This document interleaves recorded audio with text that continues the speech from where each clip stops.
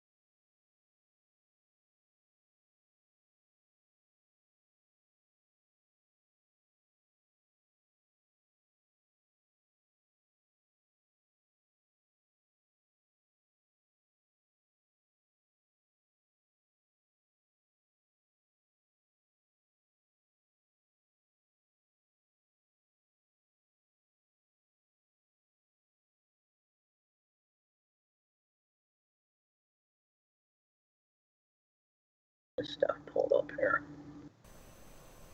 Okay.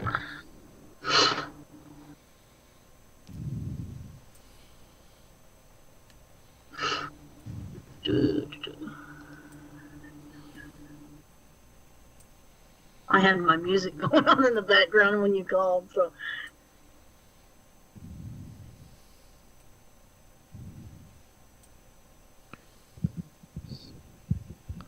Not that I'm giving any, publicity or anything like that, but Reed Timmer is trying to put a drone up in the air to see if that tornado is actually there. On this one? Yeah, I'm watching him right now.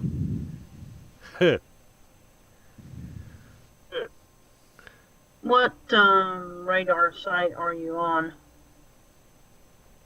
I believe Seidel. Yeah, I'm in Seidel. He's having to walk around in circles and get his GPS set up. His dog is barking her head off. So you're watching it live? I'm watching it right now. Back up. Well, he's got it in the air. He can actually switch the camera and let you... Wow, boy, that is some major lightning he's seeing, too.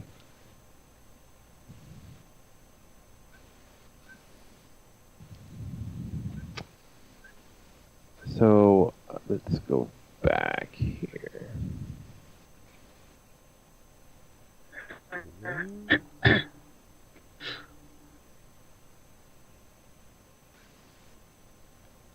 Yeah, we got two offices with tornado warnings. New Orleans and Mobile. Okay. Well, let's see here. Let's see. Yeah, we've got more Mobile. I've got 5 warnings on my screen. Tornado? Mm-hmm. 1, 2, 3, 4. You are correct. The one we're covering right now. Yeah, but there are only 2 radar sites that have warnings going. They may have multiples, but the New Orleans and Mobile are the two radar sites that you'll have that show them. Okay, yeah, it looks like 2 dropped out, so they might have already expired. I now see the 4. Yeah, that's what I'm seeing too. And that's kind of good. It does have the expiration on it right here. So we've got one going 7, another's to 7:15. There's 2 for 7:15, and then the one for 7:45 that was just issued. So the Mobile office and the New Orleans office actually are sharing one. Because the one you're looking at is actually divided between them. Really? Well, as far as radar coverage. I don't know, as far as CWA.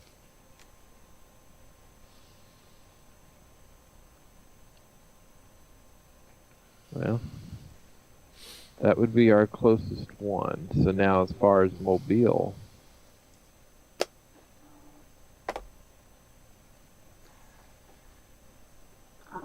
I can tell you this, though. There's a storm just to the north of Macomb. Not the tornado warned storm, but another one. And it's got a track moving right towards Laurel, Mississippi again. Yep. Yeah, that, it mentioned Macomb Airport in the first warning.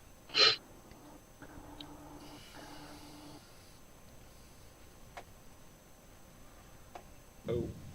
Oh. Ah, there we go. And I wish we could see the radar in both locations at the same time.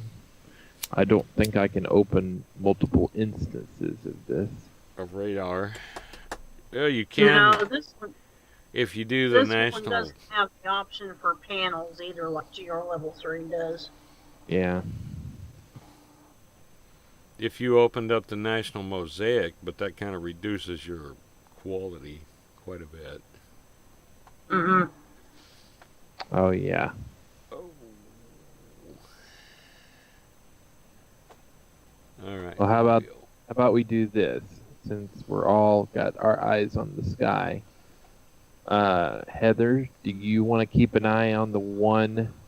There's actually the two that are up around Thomasville, Jackson, Monroeville.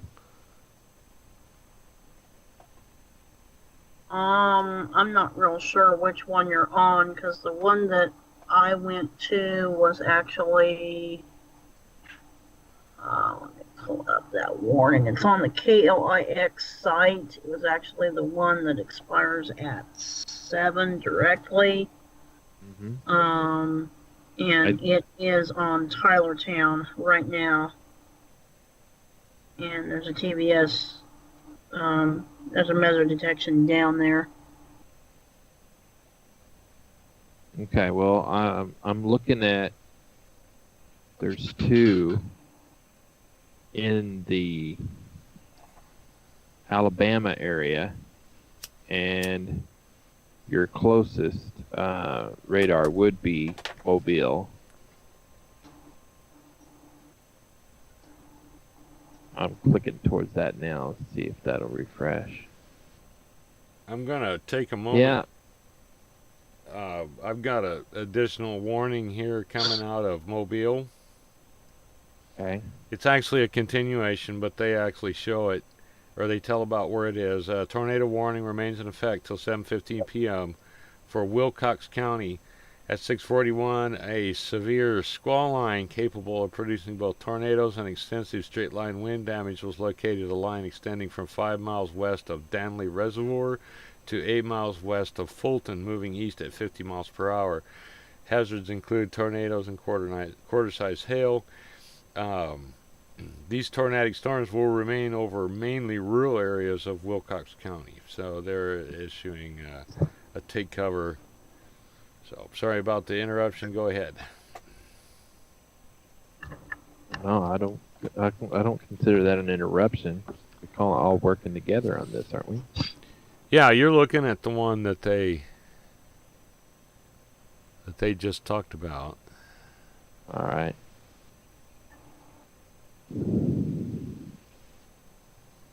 I'm trying to figure out where you're on the Mobile radar. I am. Okay. I was trying to get a view of the. I'm on KLIX radar. Okay. Watching this stream here.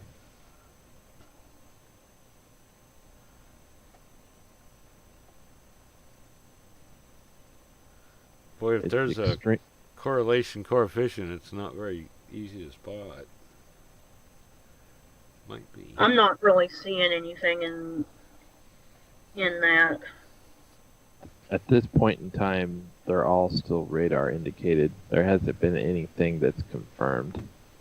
Yeah, there's not really anything that pops out in here. Storm level. Storm relative. Oh wow.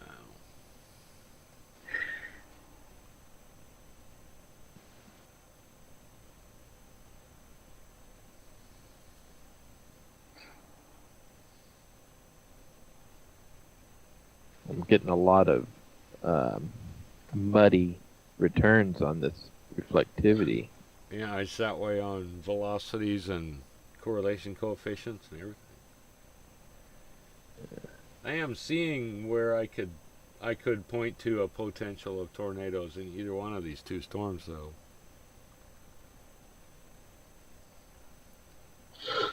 Okay, well, let's talk about it then. So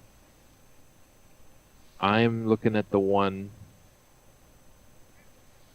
oh wait a minute. Hold on a second. He sees a tornado. Okay, hold on. Let's go back to this storm over here. Timmer? Yeah. Alright. So I need to... I may switch back to the closest, which is Seidel. Oh yeah, ooh, wow. Nasty looking clouds.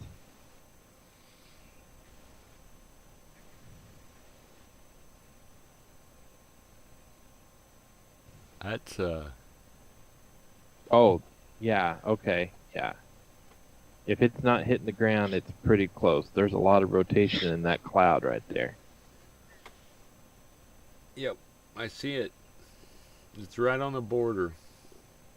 Yeah, it's in this appendage right here. Yep. Okay. Oh yeah, it is right there.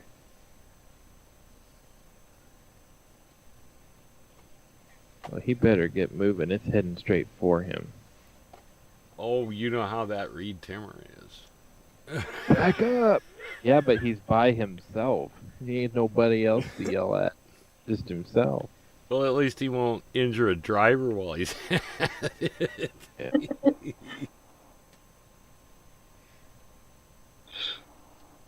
I think he's trying to put his drone up in the air.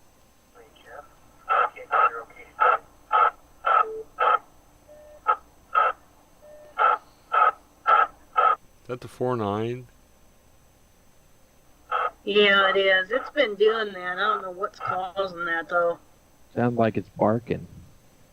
Yeah, it does that every once in a while. I don't know whether it's just interference or whether that's because of the degraded lines. Alright, let's do the correlation coefficient. It's pretty dirty up there. I mean, there's a lot of goo between them. If there's a signature, it's going to be hard to see. Yeah. He's not seeing it real well either. He got into a rain flank or whatever, and he's having a hard time seeing. Yeah.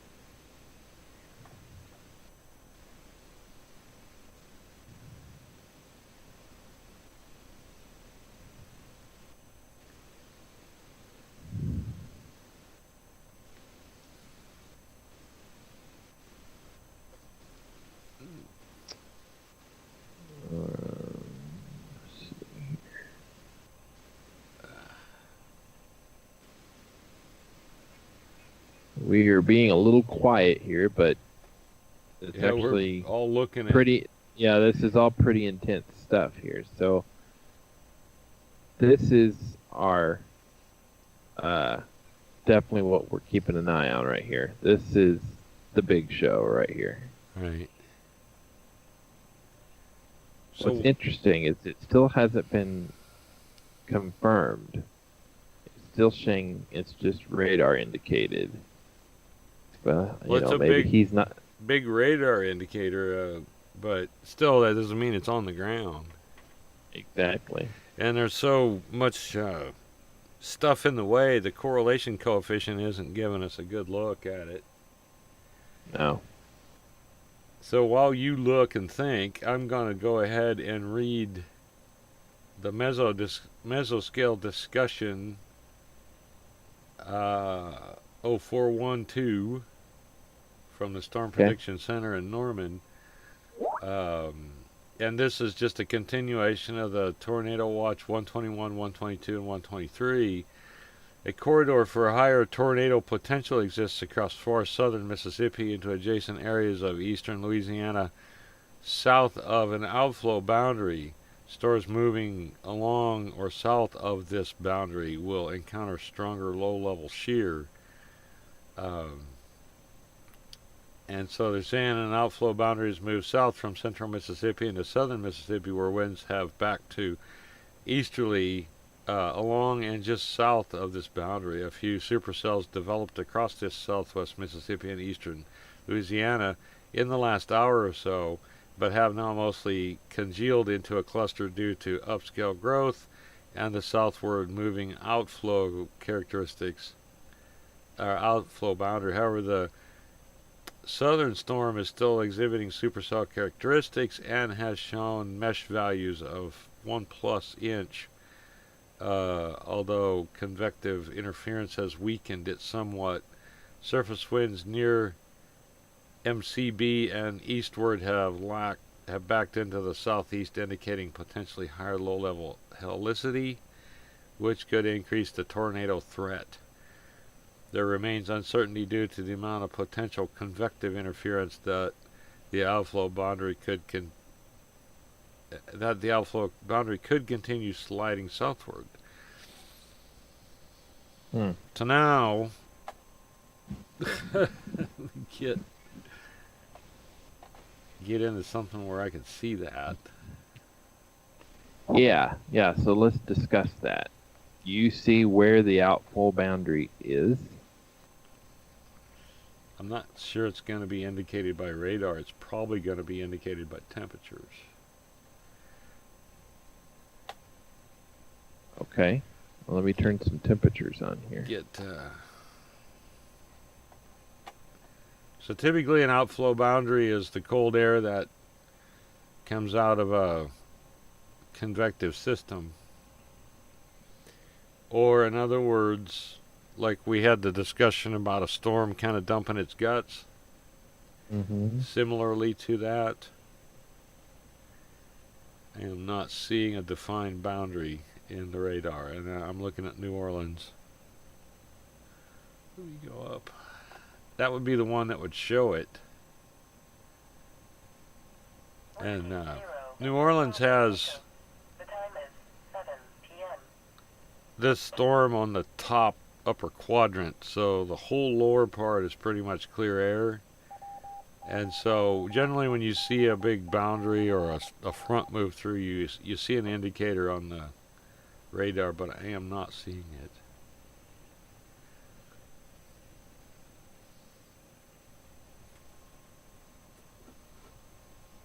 I am not seeing temperatures from. Oh, there we go. The METAR. 79, 81. It is relatively warm down there. Yep. Yeah, but heck, we're 60. 66.1 here.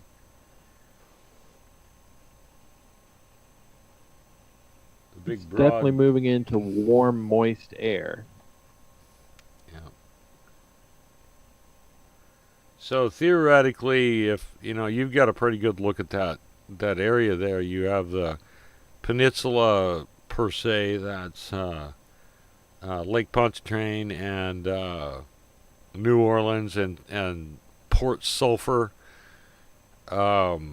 If there is a chillier air that's moving from these storms where it's pushing colder or drier air down, it'll interrupt the convection from this.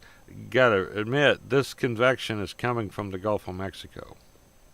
Mm-hmm. And it's coming from a high pressure area located in the southern part of the Gulf that's pushing this up towards a low pressure area that's existing in the mid south. So Tennessee and such. Similar setup to what we had last weekend, except the low pressure area is closer to the Gulf. And so this warm, moist air, if a storm comes in and creates a a disturbance in that really warm, moist air coming out of the Gulf, it kills storms. It is definitely a storm killer. We saw this last weekend up here because we did not have the heating that they expected, so it did not develop the convection. Well, this case, it's actually counteracting the effects of convection and killing the energy.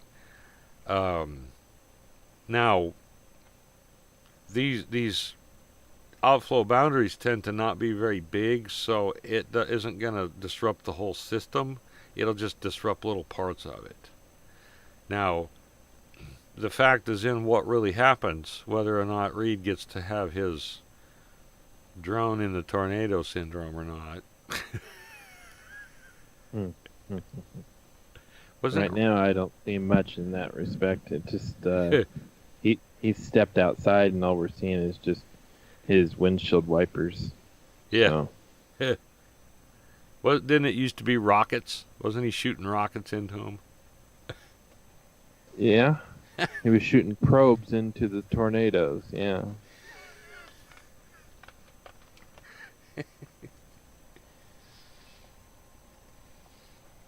Yeah. I've got a question for you on the side chat there, Steve. On Facebook? No, on Skype. Open the chat box. I can't. I'm doing a screen capture of Skype. I can't open it. Okay. So send it on Facebook. Okay.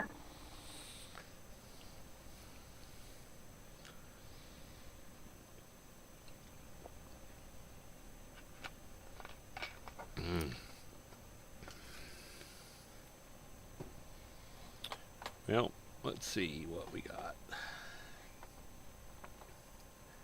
If we're having updates on that storm.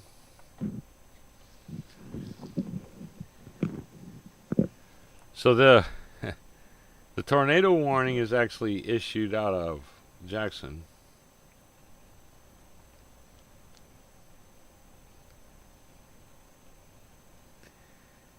Let me check the timing. Okay. So the National Weather Service in Jackson has issued a tornado warning for Marion County and Lamar County in south central and southeastern Mississippi. And this exists till 8 p.m. Central Daylight Time. At 6:54, a severe thunderstorm capable of producing a tornado was located over Tylertown, or 11 miles southwest of Kokomo, moving east at 55 miles per hour. Tornado and ping pong ball sized hail. This is a radar indicated rotation. So I don't know if you can see that town on the map. This dangerous storm will be near Kokomo around 7:05. Columbia, Sandy Hook, and Pickwick around 7:15. Pine Bur at 7:20. Baxterville at 7:30, Hattiesburg, Purvis, Pine Ridge, and Oak Grove around 7:40, and West Hattiesburg around 7:45.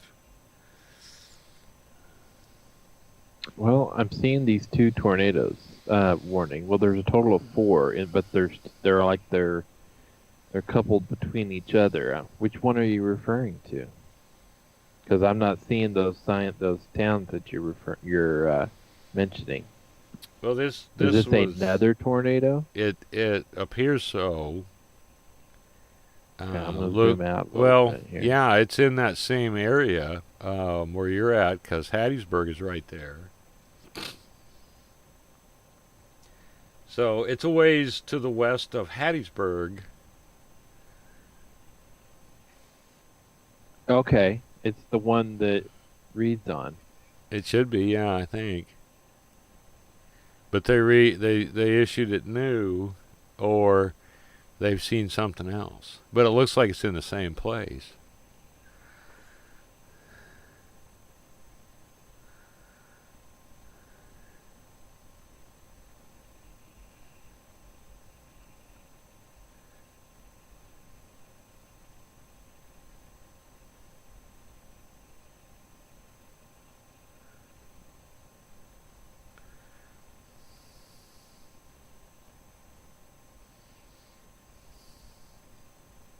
tornado vortex signature.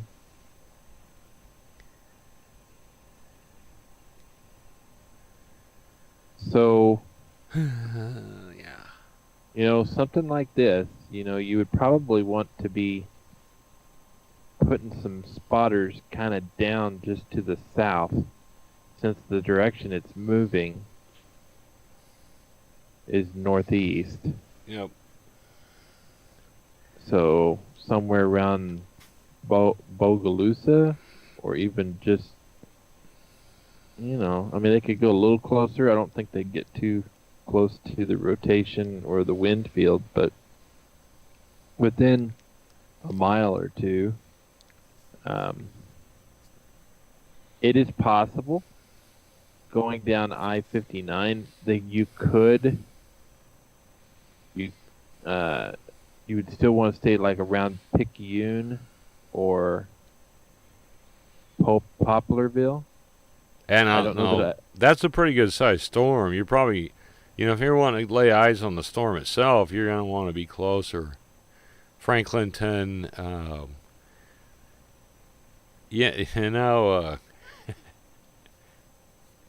being a little risky player sometimes, I probably would try to get up on the state line somewhere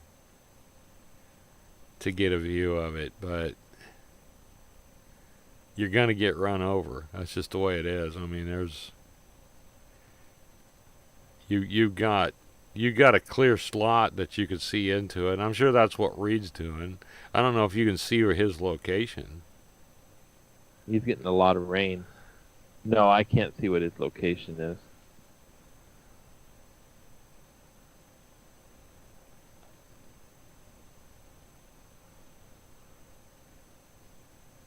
Huh. What are the triangles? Spotters? These right here? Yeah, them little green ones. Yeah, it's hail detection. Hail detection. Yeah. Yeah, I mean, if the size is 1.75 inches, that would be ping pong size.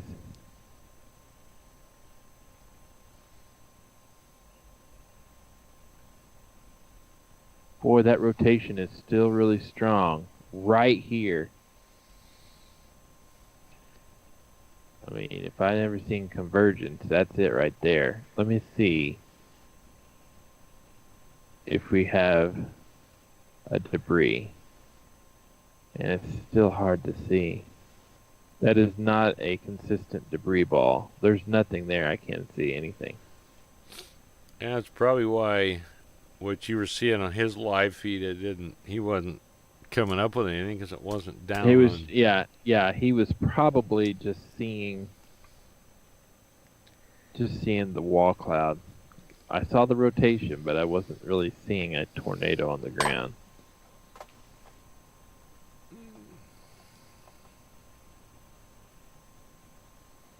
There is a lot of hail in that area.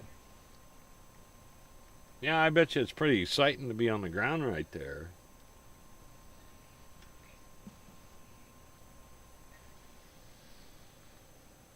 Okay, so the other storm that we're not seeing right now is the other one out of the Mobile Weather Office. Their current is a tornado warning for northern Butler, northeastern Monroe, and southeastern Wilcox County in south central Alabama. And this is until 8 p.m. Looks like we got a couple of them going there. And 709, a severe thunderstorm capable of producing a tornado was located 8 miles west of Pineapple. 2 words. I saw that. Or 12 miles southeast of Camden, moving east at 50 miles per hour. And hazards include tornadoes and quarter-size hail. This dangerous storm will be near Pineapple around 7:20 and Greenville around 7:45. So it has definitely, it's ramped not up. losing intensity, that's for sure. Oh, look at that. That is very linear. Yeah. Very. I kind of expected us to see what we saw last time, where we had those kind of almost melted together supercells with tornadoes on the rear end of them. But today is a different day, Oh yeah. as it is with the weather.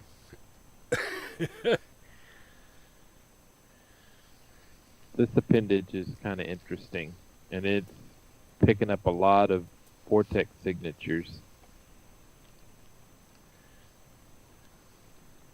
It's not even tornado warned, but it's interesting. Just kind of watch how that's. There is something in there. You see that little yellow circle? Yeah. Mesoscale. Yeah, mesodetection 6. Well, they are definitely. It's on Pineapple at 7:50. It'd be hitting the town of Greenville and then Rutledge at 8:13 p.m.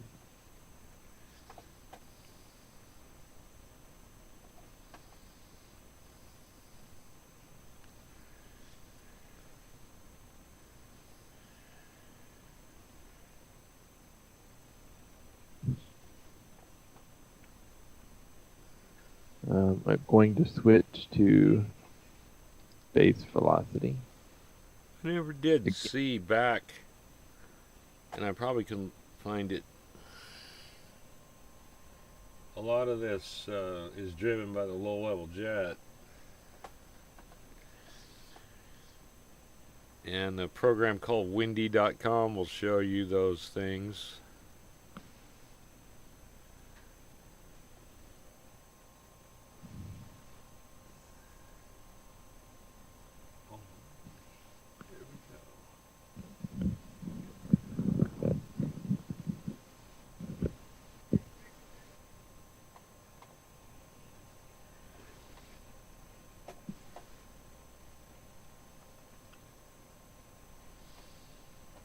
I had to log into Windy for it to remember that I don't do meters.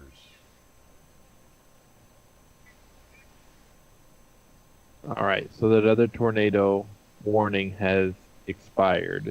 You just have the one. The one in Mississippi? Yes, the one that we're focused on right now.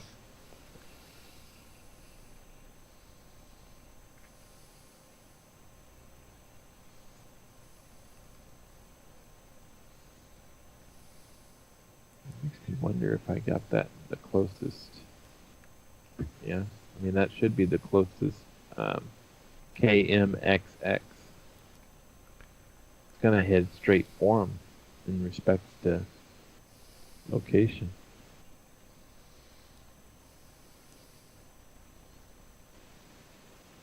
So here's maybe a little tidbit of information that's kind of interesting. We have a surface wind that is moving almost due south or due north towards a low pressure up above it in the mid-south. When you get to 14,000 feet, the wind is going almost due east at better than 70 miles per hour. That's a lot of shear. Yeah. It's nothing like it was last weekend, but it's a lot. It's almost a 90. Let's get.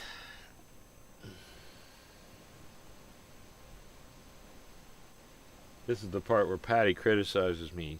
What are you going on that pivotal weather for? You could just go to the weather service. SPC puts the soundings up. And I'm like, but they don't have those cool graphics.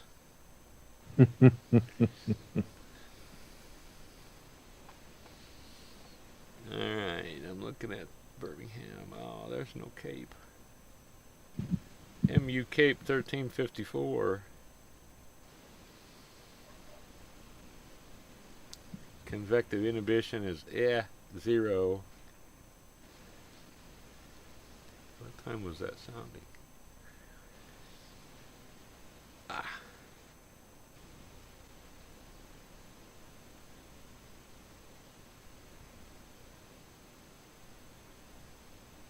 1800 Zulu. Yeah, a few hours ago.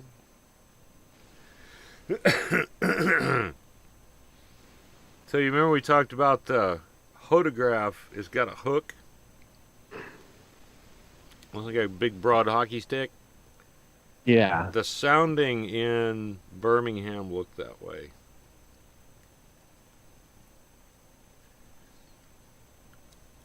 And the storm slinky almost looks like a big, like a C, like a squared off C. That's how much the actual low to high wind velocities are changing.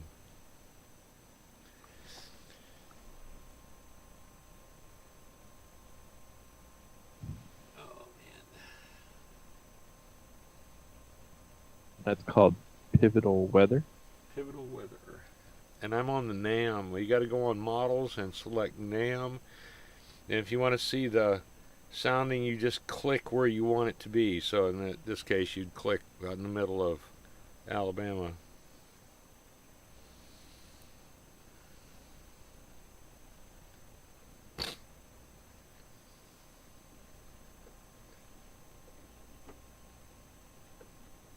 Yeah. It's not a perfect 90, but it kind of is. When you get up to 9 kilometers, the winds are almost due east, but they're kind of northeast when you get down in the 1 to 3 kilometer range. So this is the hockey thing you're talking about right here. Yeah, the hockey stick. Well, the hockey sticks are the on the square, the other corner, the right upper right corner. You see that big curve in the red? Uh-huh. So that indicates the direction that the balloon took when it went. So it went north for a ways, and then it turned and went east, and then it started circling back towards the... Oh. Cool. And then this the slinky you're talking about? Yeah, the storm slinky. I like those names. They're cool. Now the numbers that are important are down in underneath the skew T, and you're going to see the cape, and as first number at the top is surface, and then at the bottom is most unstable, and most unstable is kind of the one that everybody looks at. And the next one over is convective inhibition, and that is how strong of uplift you have that has the ability to break through a cap. Well, what's the minus 43 refer to? I'm not... See, they have various different things that they measure that by. And honestly, I'm still gaining knowledge about this as I go.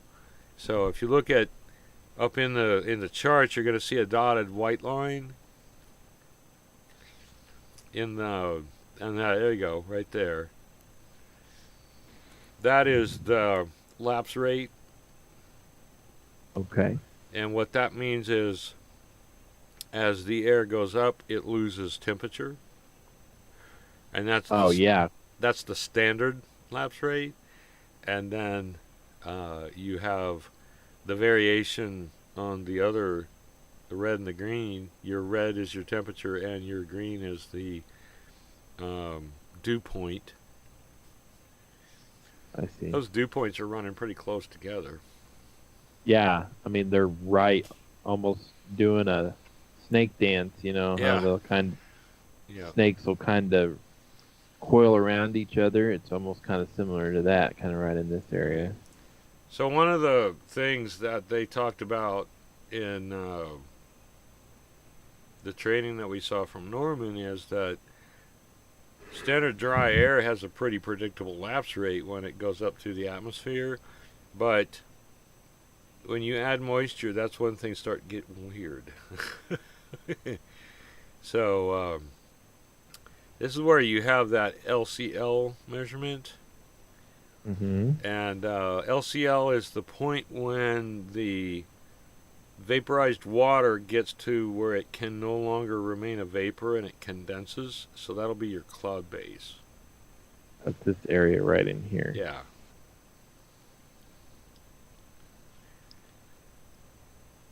Now, Patty could probably explain a little bit more about some of the other measurements because I don't know them.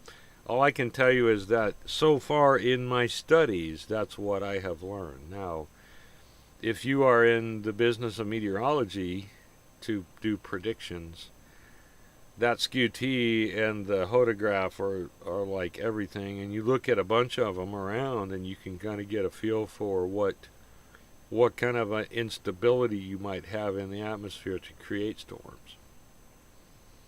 Right.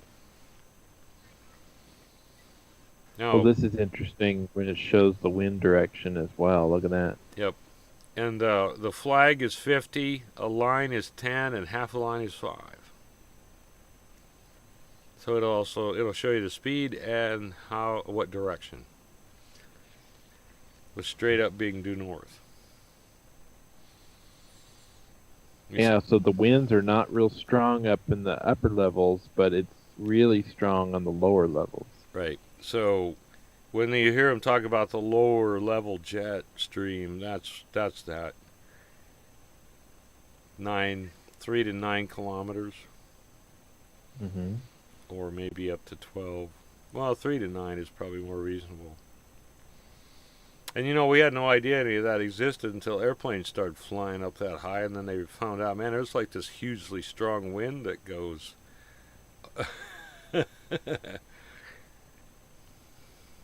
Yeah, that's why they call it the jet stream. Exactly. Okay. I mean, I'm just Yeah. I'm not being facetious, but no, that's. I mean, I'm sure there's a scientific name for it, but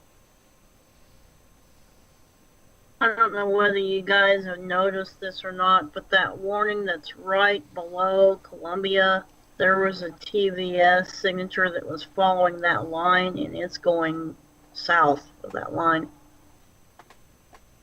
okay, let's Meso Switch. I detection haven't down looked there. at the let me current. switch back.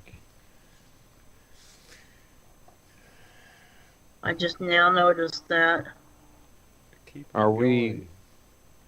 Are we talking about the same storm here on Greenville, or are we looking at something else? If you go to Hattiesburg Okay, this one and over here. Columbia, there's a warning that's south of Columbia, and it actually says right now, tornado observed, tornado damage threat considerable.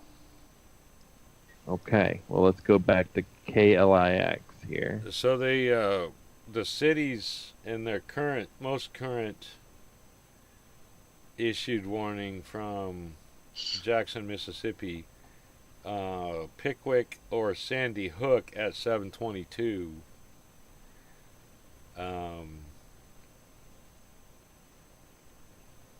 I'm trying to see if there is actually a report here that they actually saw. It's still calling it radar confirmed. So this would be considered the storm that Reed is on. I'm gonna bet Reed called it in. I can't hear what he's saying. I got my earphones on, but Yeah, I'll bet he did, or at least sent a text message over to somebody in Jackson, because it's in the Jackson CWA still.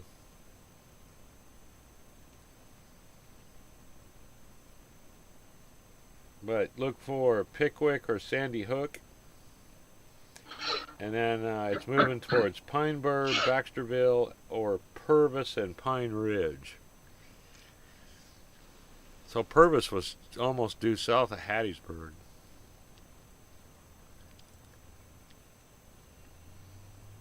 Ooh, let me have a look at. And that does have a TVS in there too. Rodney, could you switch over to correlation coefficient on yours? Because I'm stuck on reflectivity on mine. It won't let me change. okay, here it is, guys. I see it. Look, Yeah, it sure is. That's a. It is right here. I was wondering. Yeah. Oh, where are you at? Yep. What level is that? That's on the lowest. That's 0.5. You on the New Orleans? KLIX, I Yep, believe it is. that's New Orleans. There we go.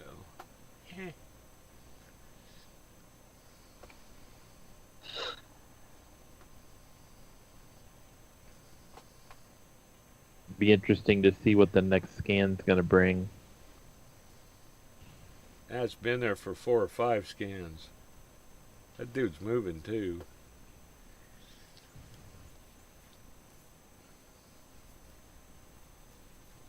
What's the website you use that shows the lightning? Lightningmaps.org.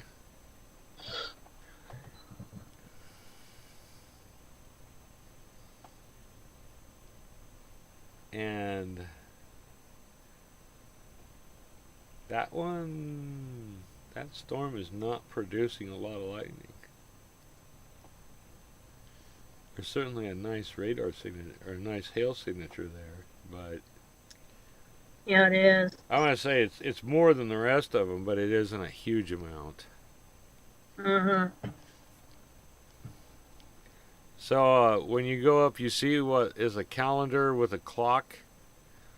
If you hit that drop down, you can actually make it so it's real time only, so it doesn't store hours of it. There you go. And then over on the other side, there's a gear. And if you do drop down on the gear, you can turn on rain radar. Oh, okay. It'll stay there. It's What the? kind of stubborn. Oh, hold on. I gotta move your window. Okay.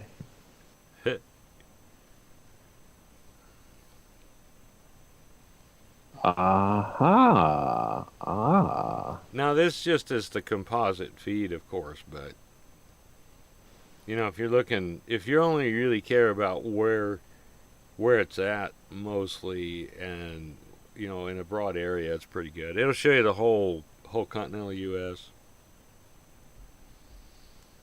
That's really interesting. Okay. We will go back to radar. So that has not updated It hasn't. in just a minute here. I've had an update. You'll get one in just a second. Can tell that I put it on in motion on College and DuPage. When it updates, it messes up the speed. Have to reset it because it goes so fast. It's like it's not what I want to see. I want it to move slowly. Yeah, that thing is definitely persistent. Yes. So if you're in the towns of Purvis or New Augusta, you need to take cover now. Yes. It doesn't appear that debris ball is as defined, which means it could have easily raised up.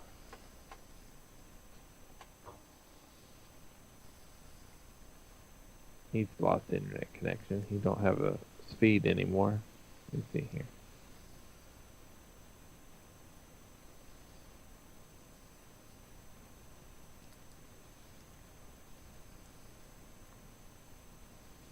And Oh, his feed is over. Okay, so yeah, he's not live anymore. yeah. So the updated mesoscale discussion on this particular kind of goes like this. Skull line continues to move eastward across the lower Mississippi Valley with a co-located meso-low, and so the map that they provided for this shows the low pressure area just slightly to the west and north of where you are on that map. Well, that is now it's telling me the meso strength is 14. So it's still rotating. Mm-hmm. Let me go here. Oh wow! Look at that, Steve. That's a real beast.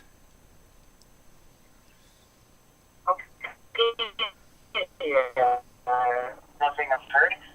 We are now opening the net to ready in all hands, regardless of location. Line on all repeaters and all VoIP networks with limited time. We'd like to check in and out. Please slowly give me your call sign normally, then phonetically, along with your first name. I know that voice. I was gonna say that sounds like Caleb. It does. Oh yeah, it would be. He's doing the YouthNet right now. Yep. It's that time.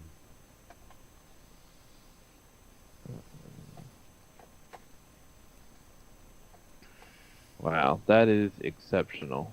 Let me take a look at the probe here. Get an update on tornado warnings. Okay, so the Weather Service in Jackson, Mississippi has declared this a particularly dangerous situation. Take cover now. At 7:30 p.m., a confirmed large and extremely dangerous tornado was located over Pine Bur, or 7 miles northeast of Sandy Hook, moving east at 45 miles per hour. You are in a life-threatening situation. Flying debris may be deadly to those caught without shelter. Mobile homes will be destroyed. Considerable damage to homes, businesses, and vehicles is likely, and complete destruction is possible. The tornado will be near Baxterville around 7:40, Pine Ridge about 7:50, and Purvis around 7:55. So I think I would concur on that being a very large and dangerous tornado. So take cover. Seek information for your local sources of media, Skywarn and the National Weather Service. But take cover now. That is a beast. Rodney, I don't know if you saw the videos that came out of last week's tornado activity, but they're in the jungle down there like we are here. Yes. And it mowed down swaths of trees, like mile-wide swaths of trees. Oh, yeah. I saw that. It is amazing how much the destruction is. And quite honestly, this is turning into that same type of situation. All right, guys. So Reed is back on his live feed. Okay. And the lightning flashed, and I saw it. Oh yeah. Just briefly. He's still driving down, I guess, towards it. Him and Pecos Hank, man, they got no fear.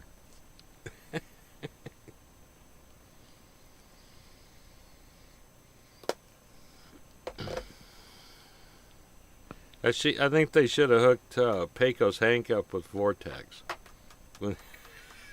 Oh, yeah. Although those college students in Vortex probably wouldn't be able to handle some of the stuff he'd lay on them.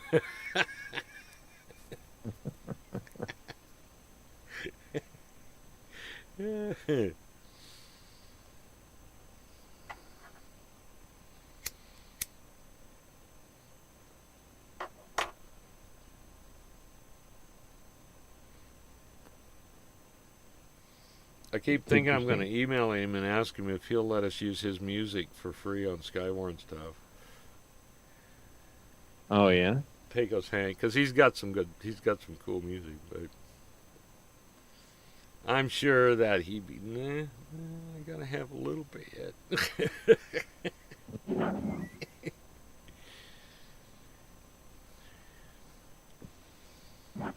Ooh, I gotta check on our other little stepchild out there in Alabama. That's no longer, is it? Marion and Lamar counties in Mississippi. That tornado is still on the ground. And get this, the tornado. Nope, I got the wrong warning. Get out of here, Geet. Try this again.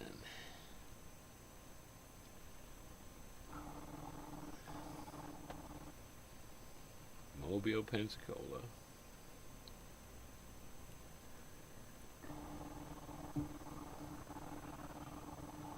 I'm looking at 2 TVS signatures here. Is that 2 different tornadoes, or is it one tornado?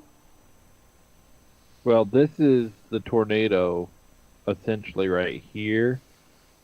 But a vortex signature basically means that there could be additional rotation.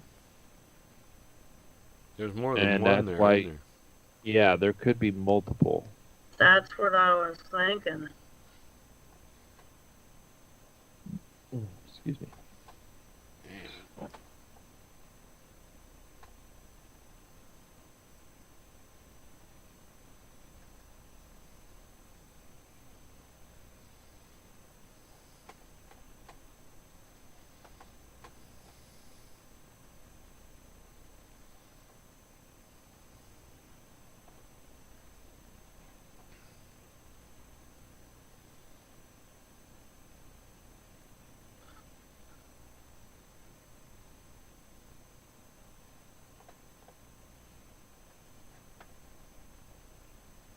Yep. Our other tornado warning has dropped off. All right, let me zoom out here and let's just get a good picture of what's going on right now. So our big show of the night is this storm right here. This Yep. is a particularly dangerous situation. Yes.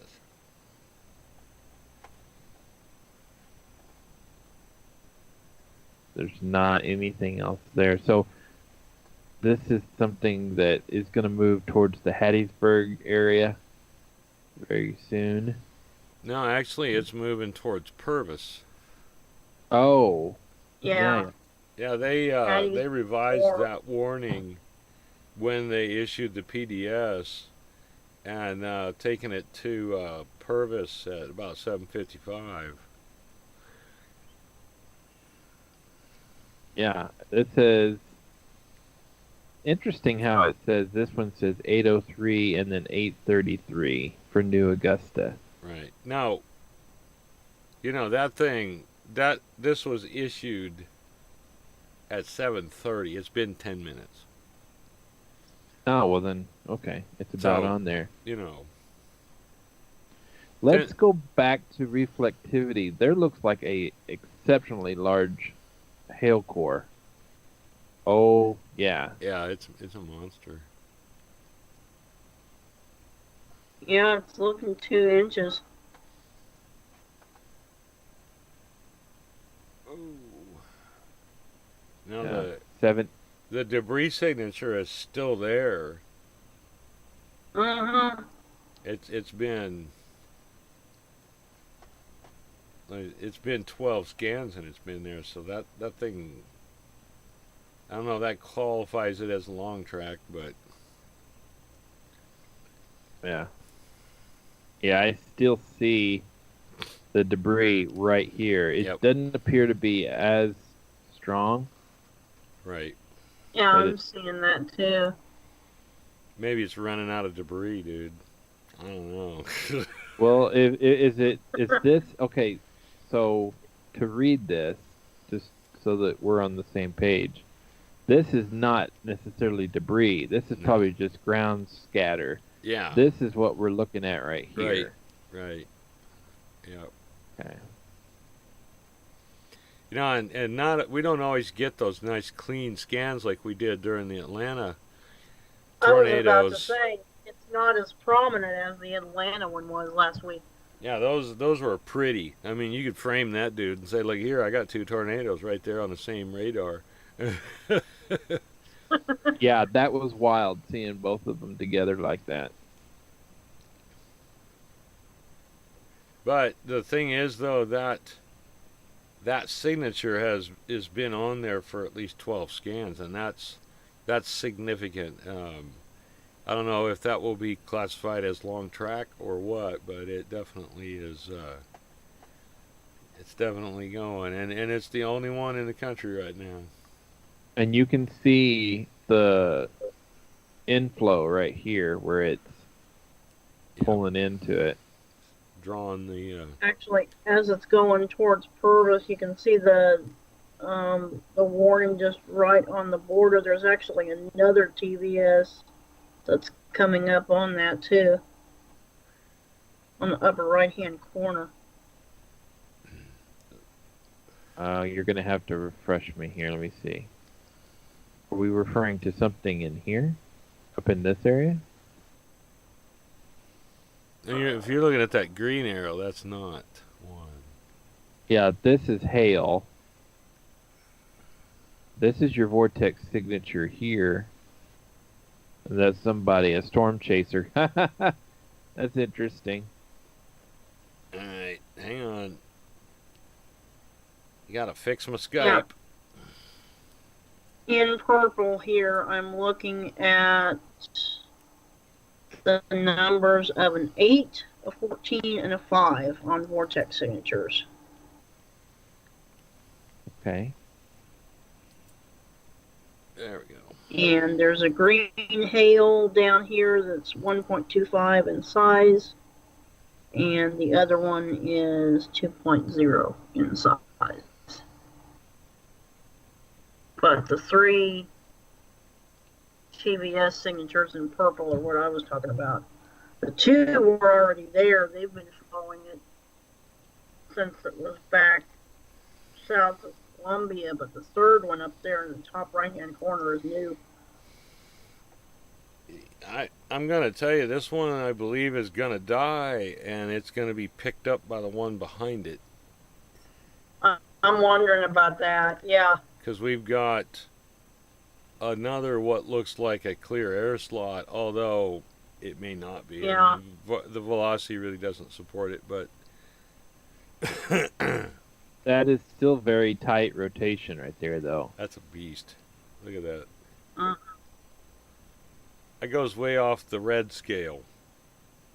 It's going Mhm. back to green, man. That's that is a beast. I don't know. Have you ever seen anything in the white and yellow? I've never That would seen be- it go that far above and beyond. What does it say when you mouse over it? What does it say for velocity in that area? On the TVS, No, on the display, on Rodney's display. the tornado Oh. itself,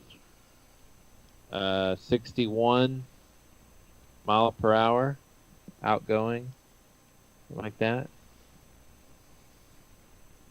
In that that vortex area. Over in the 61. where it turns kind of greenish in the white. What is that saying? Further out. Yeah, there. That's not very fast, is it? That's almost like non-measured. Okay. 50 at the most. Yeah. So back during a training session in Grapevine, Texas, when you were looking at the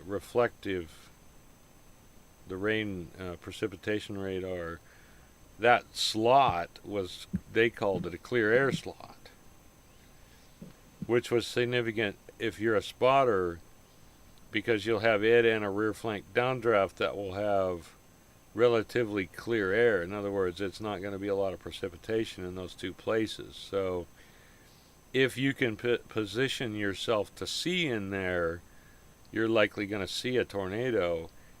However, the problem exists that here we are in the Ozarks, and Mississippi appears to be about the same situation.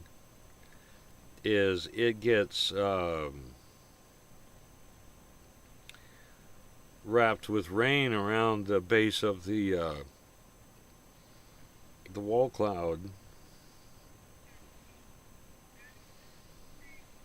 and then obscures the tornado, which is a dangerous situation for us chasers because if you are Can't see anything.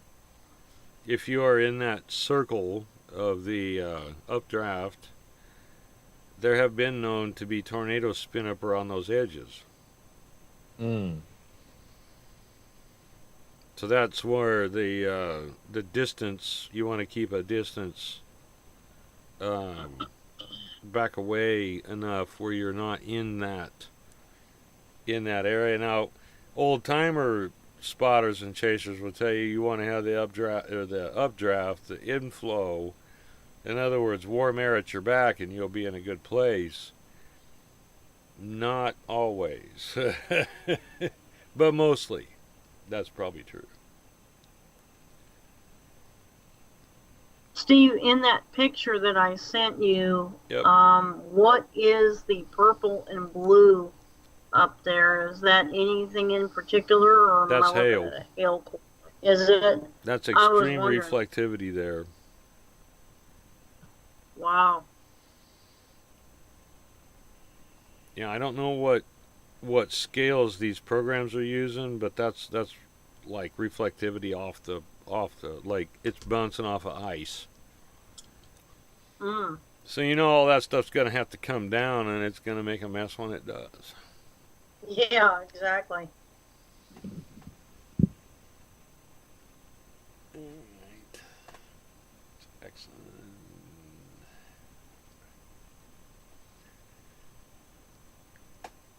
So the current update on the tornado warning is for Central Forest County and Central Lamar County in southeastern Mississippi until 8:15 p.m.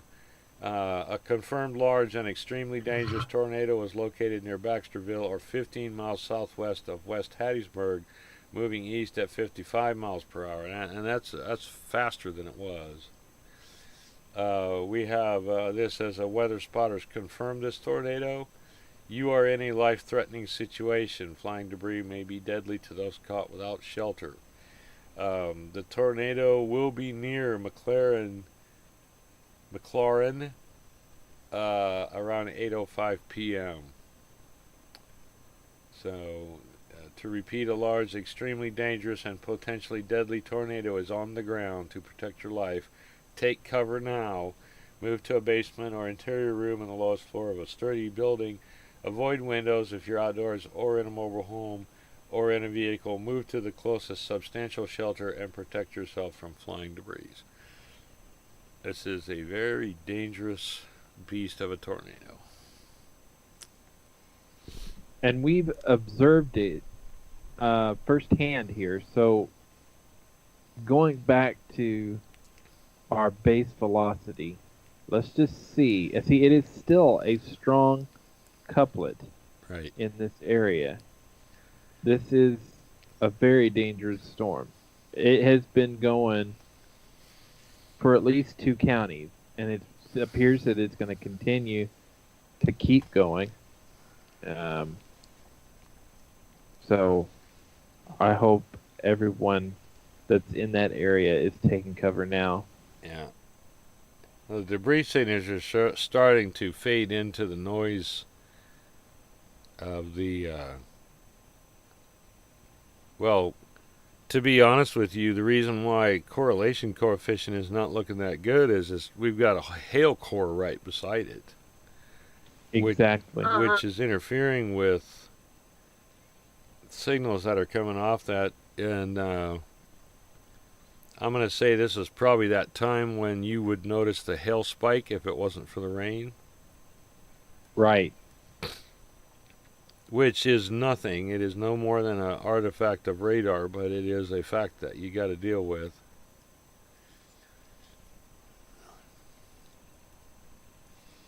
I think Mobile might be looking at it a little better. Let me look over there.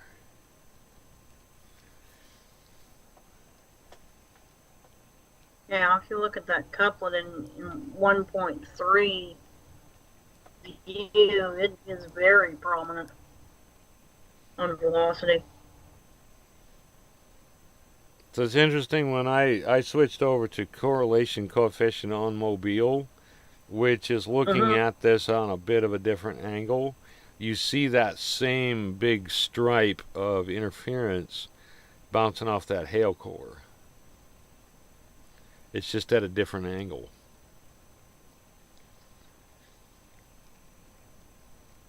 And it's actually worse case, making it so it's much more difficult to see a debris signature.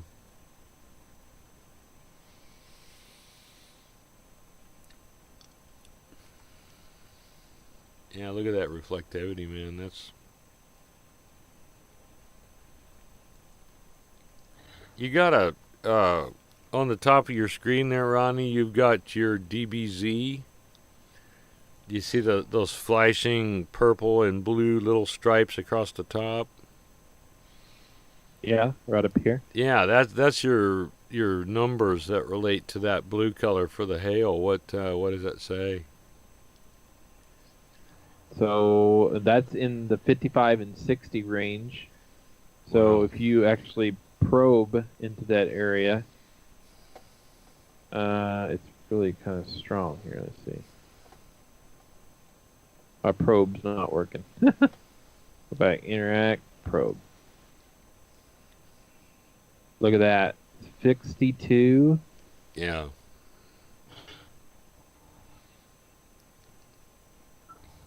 Now, 63 is the highest I've seen.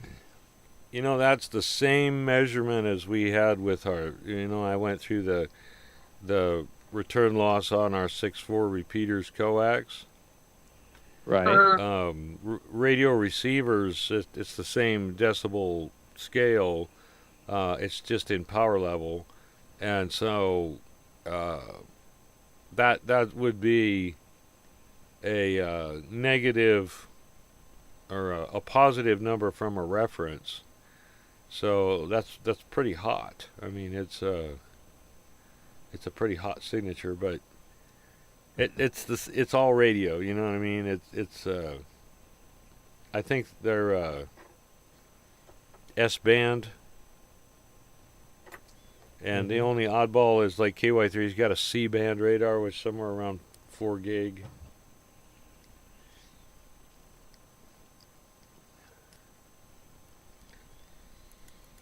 I don't think there's any advantages to that different frequency. It's just that KY3's was located out there at their old tower site, so it gave them a complete view of Springfield as opposed to having the radar close to town.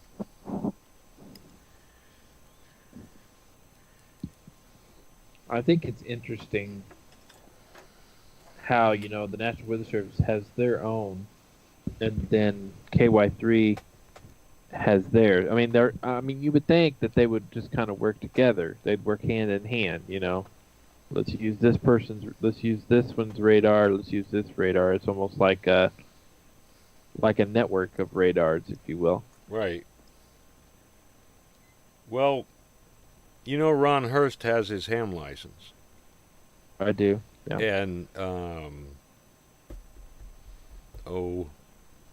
the guy that left that was at 33, he has his as well. I have heard them... oh, you mean Leidy? Yeah, Kevin Leidy.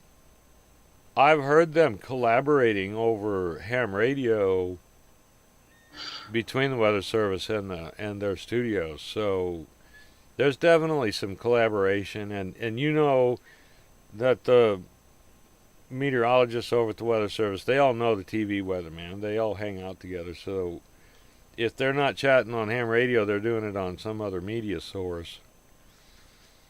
Because there's a lot of times when Springfield's kind of blind because of the location of the radar, and KY3 can pick it up. Mm-hmm.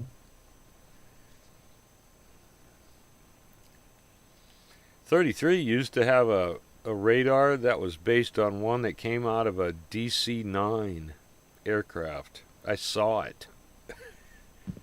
Wow. I used to, work for cable, so I knew, and I worked in the head end, so I knew all these guys that were TV engineers, so I could walk in the back door and have a chat at any time. And the head chief engineer for 33 was also a chief engineer for several other stations around the country. But when he was there, he always had something cool on the bench, and he was a ham. So we could talk common ground. And then the former engineer at 3, he was a ham. He used to be a SMARC member. Oh yeah. Years and years ago. It ain't that way now. I was in there with Lighty 5 or 6 years ago, and it's all fancy, and they don't even have camera operators. They got robots.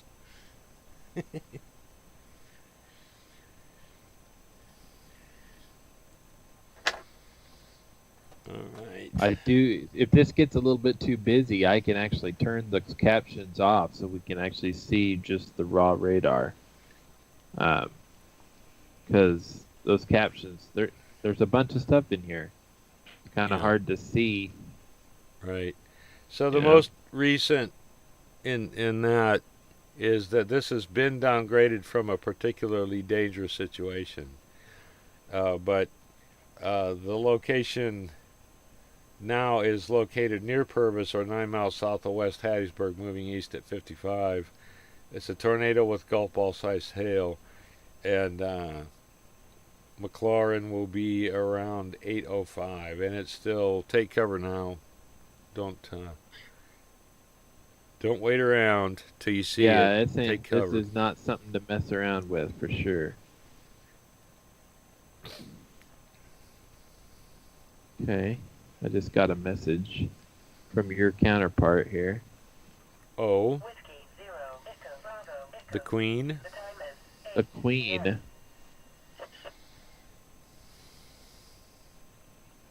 Okay, well, she was basically reaffirming what we're looking at right now.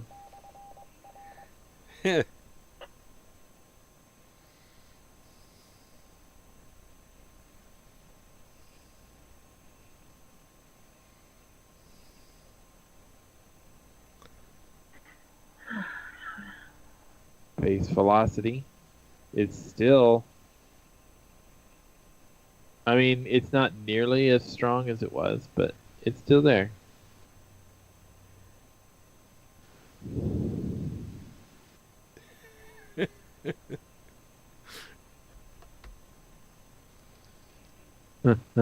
So that person definitely was doing what we were doing. They just don't do it live.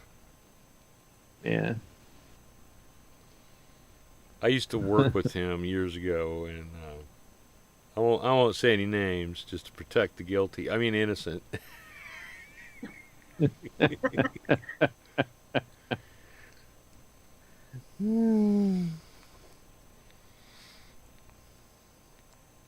That's funny. Just be aware that there are some people in this world that drama follows, and that would be one of them. Oh, okay. You ain't happy unless there's a whole bunch of it. They really reduced the size of that polygon, didn't they? Mm-hmm. I noticed that. It's still the same warning out of Jackson. No change. On the mobile radar, though, it's still got hail with it. Oh yeah, that's what I'm on right now. They got a really decent hail core with it. I'm not seeing so much of a hail core.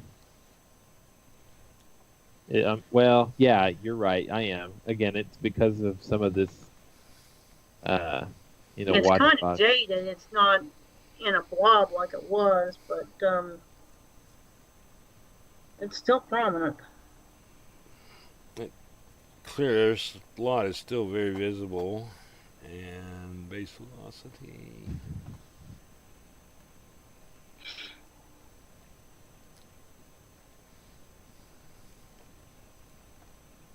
Reed is still on live. Although I don't know where he's going to be going to do this because he's just hitting the heavy rain right now. Yeah, it's the only tornado warning in the country. He's not going to go anywhere else.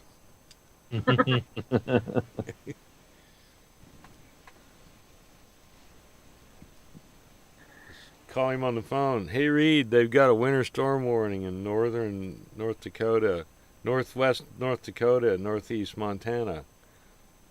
And of course, you'd hear him go. You just hear it go click.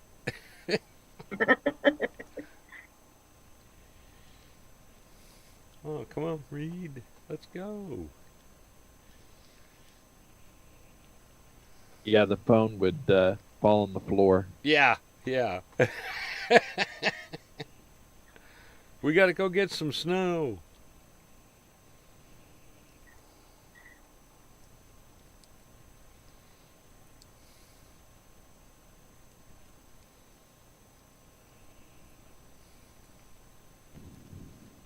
This is funny.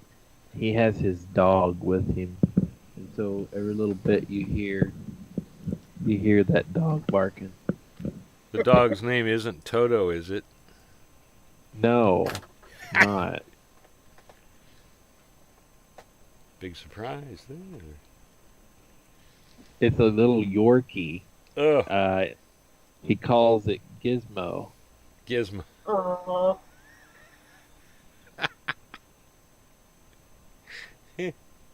I guess that couldn't be any worse than our pet husky we've got in the dash of the car. That's Sparky.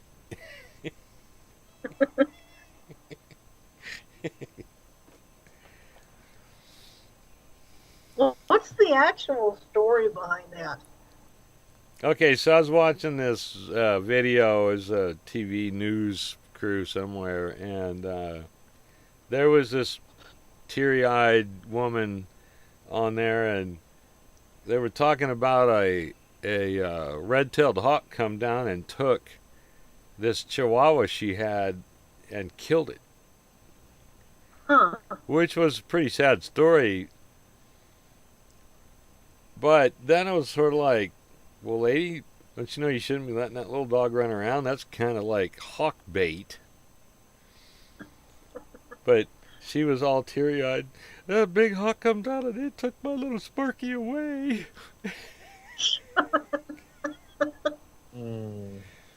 And, well, I guess that really, there was a past history with the name Sparky for dogs, because I had a picture of a Chihuahua and I added the green alien glow on GIMP to him, and I called him Sparky. Uh-huh. We called him Sparky. Uh-huh.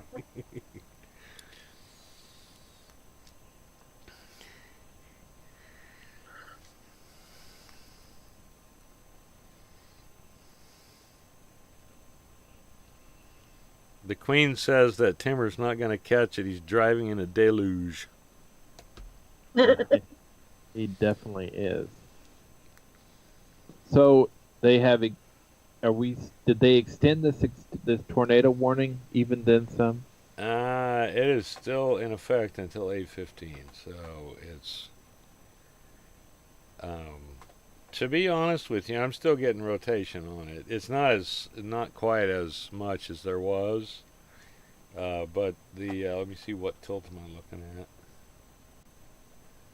at? 1.5 tilt, and Yeah, I see it. it's still spinning. But I believe that it is not as intense as it was. Yeah, it's not. 1.5 You can still seems to be the You can best. still see the couplet a little bit. Right.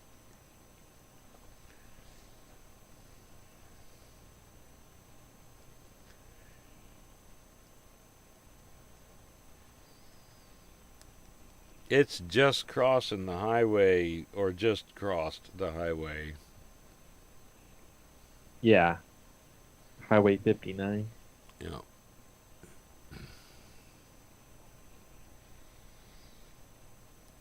So I don't know if you got to watch the video last week that Pecos Hank was in So-So, Mm-hmm. and there was a guy that had been trapped in a house. They all thought he was still in there, but he ended up coming up, walked up to him, and was like, "Hey, what's going on? We're looking for you." But yeah, he was within just a smidgen of actually getting it on video. But I think the big thing is that he was showing some of the debris and damage, and it was a mess. It was a big time mess, and It was bad. I know Reed's on this, but if he stays around the area and goes back and looks for some debris or damage, it would be helpful to the Weather Service. Yeah.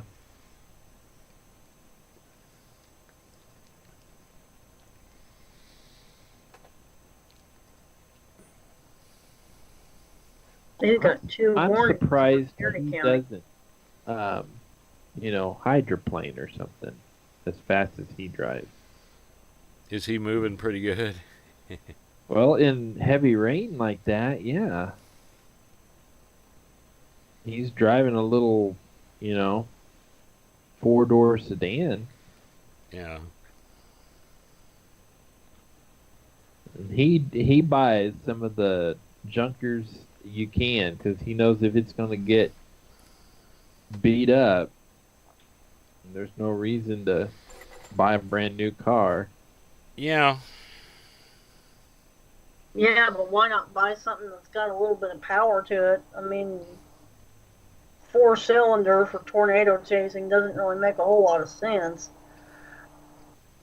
Yeah, but then if you had too much power, then he'd have no control on the road. I mean, you know what I'm saying? I mean, if you're talking not necessarily a sports car, but I mean, driving a truck is pretty expensive. And like I said, I think he's driving a car. Uh-huh. I don't know how many times he's had his windshield replaced. That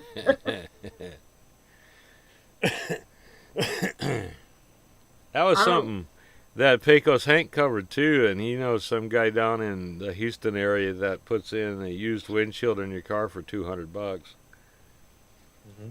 and sometimes even as low as $100. But when you go there, you have to deal with his Mexico church services on the TV. Oh yeah.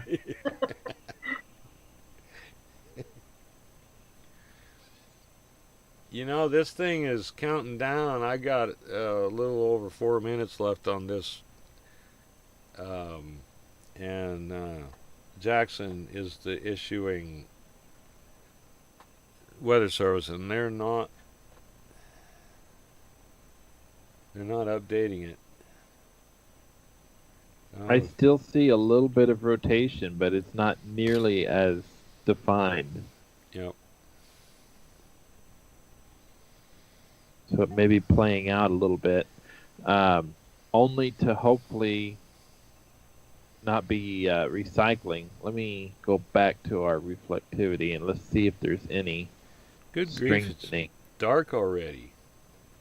Oh yeah. Ha! I can't believe Yeah, it. I am most likely in the dark here.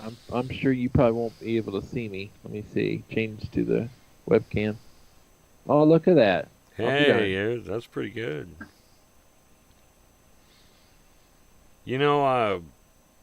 Because I inadvertently forgot about the 6 o'clock net, and I heard Gene ID, and I'm like, oh, yeah, the Sunday free-for-all. Oh no. And I think it was like 2 minutes after. It wasn't any big deal. And so I admitted to him he caught me sleeping. But I had quite a few check-ins. I really did. It was good. I did generate some contact us traffic though, and Martin's in need of some assistance on how to put up an antenna. Oh yeah. I'm just not at this time, and I'll be the first one to tell you that I'm ready for this lockdown to end. I know. Absolutely. But at the same time, I'm just not quite ready to get out there and visit a lot of people's houses quite yet. Right. um, I don't know. Call it discretion is a better part of valor here, but so I'm probably going to have him send me some photos of the expected installation location, and then offer advice then. Um, you know, it nothing personal. It's just that I'm not going to do it. And the other side is, I'm sure he probably wouldn't want me to do it. Is he wanting it on the roof, or where is he wanting it? Well, he doesn't really have much for an antenna, if at all. And he's got a new 7300 in a box, and I'm saying, the simplest antenna in the world is a dipole. Mm-hmm. And, I mean, it can be made with the least amount of work and expenditure. And he's already got coax. He just needs to figure out how to get it from where he's going to have the radio to the antenna location. I'll probably end up having him send me some photos of where he's at, so I can kind of come up with a support.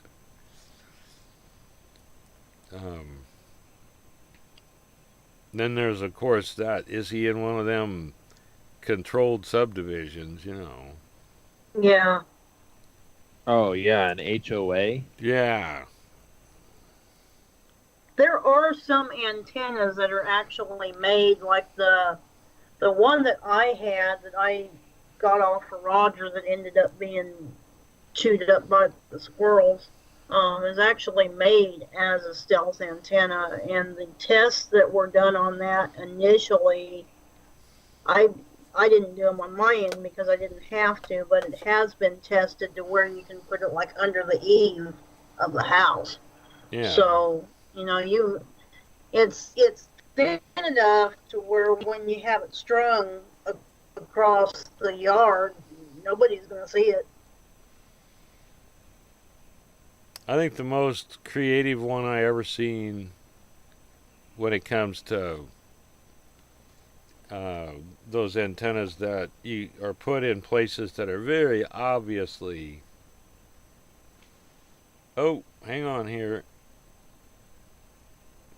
I'll get back to that. The National Weather Service in Mobile has issued a tornado warning for northern Perry County in southeastern Mississippi until 9 p.m. At 8:04, a severe thunderstorm capable of producing a tornado was located 5 miles northwest of McLaren, or 5 miles south of Hattiesburg, moving east at 45 miles per hour. And it says, hazard tornado radar indicated.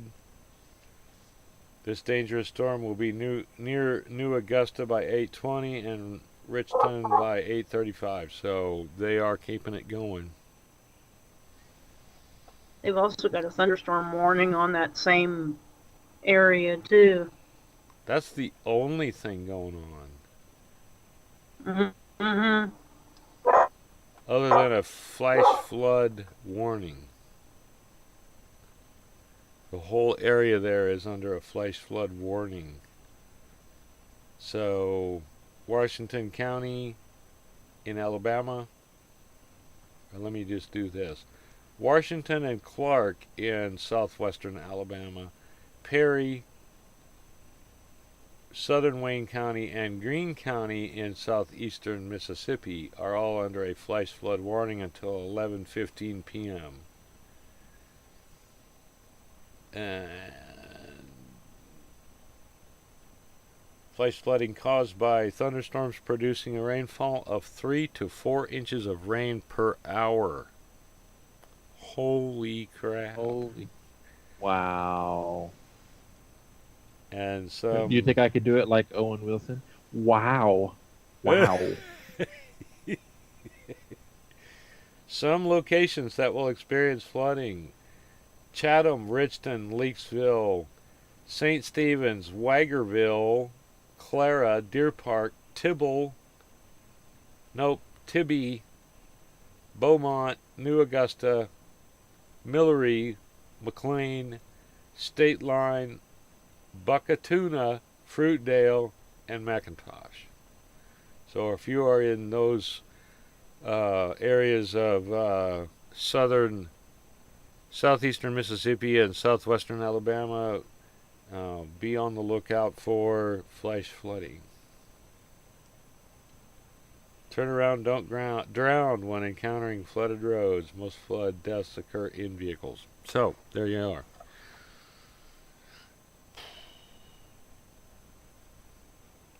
That's kind of, just to add insult to injury, we just blew your house away with a tornado and now we're going to flood it.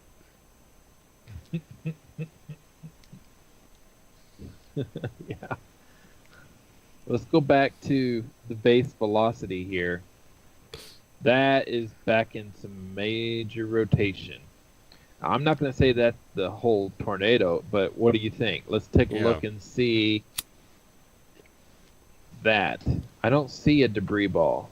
Right. But that is a massive rotation.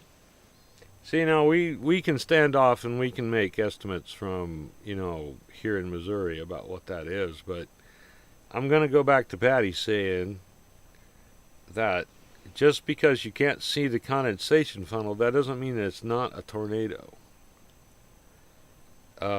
You can get winds that extend out from that tornado that will damage stuff. Oh, yeah. Drive down the road at 55 miles an hour and stick your hand out the window and see how strong that is. You're thinking, 55, that's nothing. It's just a little bit above the severe limits, right? Yeah. Oh, yeah. So, Heather, the most interesting of the ones I ever saw for stealth antennas was down in the golf course down here, Highland Springs. And the HOA fees for that place is higher than what most people pay per year to buy their house. And there was a doctor, and he's done a presentation for the club once, and he had a antenna, the screwdriver antenna, hid behind a bush with some radials run out around the landscaping, and you could not see it from the fairway that run right behind his house. And he was making contacts on that antenna. It was working. Oh, wow. Nice. And it was all banned, too, because you've got a switch and a motor that controls. Yeah, it would be. Controls it, so. Screwdriver. Yeah. Yeah. Yep, sure enough. You think this is going to hold out till 9? I don't know. I mean, that thing. It is bright. It is exceptionally bright. It's been generating tornado warnings all the way through, so I don't really see any indication of it falling completely apart. It seems like it's recycling. Is it? Like it.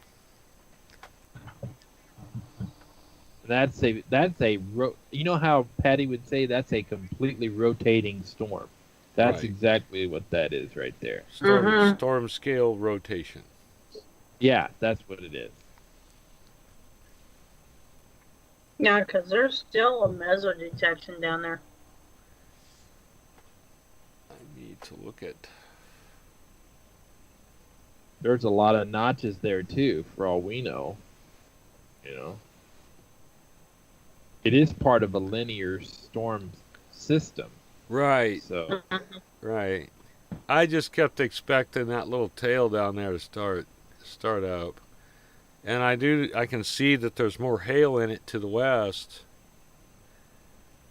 Now, the study of the Greensburg tornado indicated that they'll have a lifespan and they'll turn out and another one will take its place. And that's exactly what took place in Greensburg. Uh-huh. And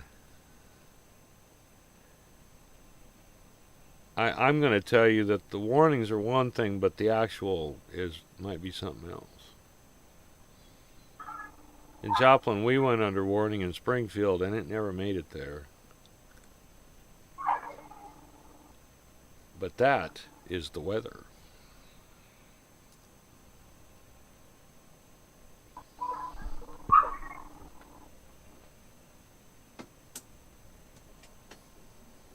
They just opened another tornado polygon. Mm-hmm. Yeah, that's the one that goes till 9.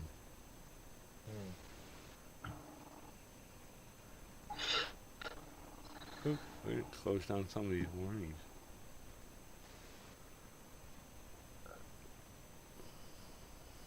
So you mentioned with that Marshall's got coax.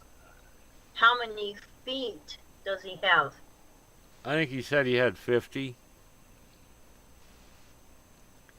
So what you saw on the polygon, that's Greene County. And that one has been extended until 9:15.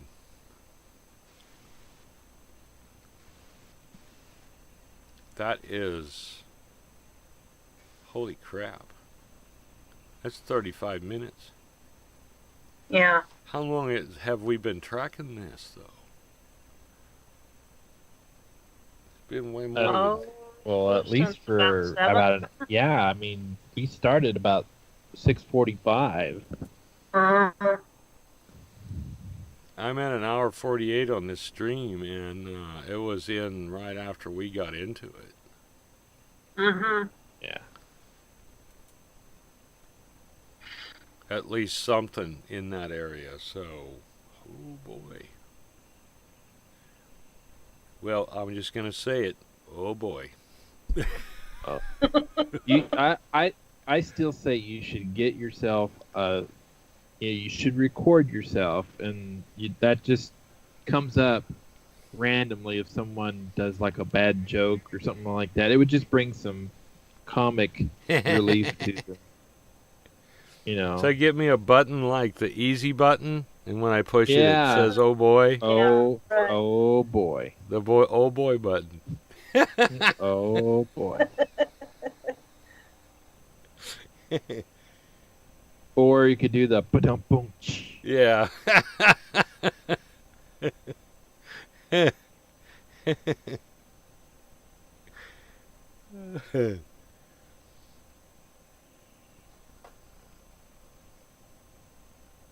tell you what, though, I'll admit it is kind of been a while. I've been using that, but the first time that I heard it, we all on 10 meters talking, and somebody told some horrifically bad joke. And I don't even remember. I think it was, yeah, they really, like, it was a groaner, and I just went, oh boy. Oh, I know what it was.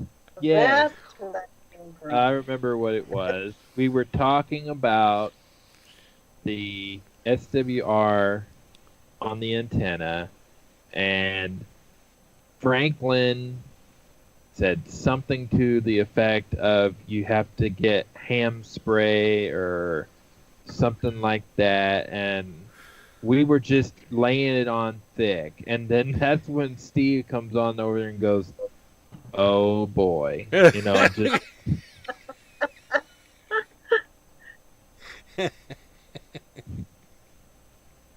I'm sure Franklin could elaborate on Yeah. that.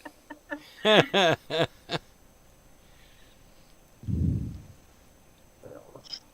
I tell you what, guys, I'm going to be real honest here. I really missed Tech Day. Yeah, I did dude. too. I do too. I'm so bad. I would be willing to trade Tech Day for meetings any day. I mean, just do Tech Day every month. Just don't even worry about doing any kind of program. Let's just all get together and mess around with the radios and talk ham radio and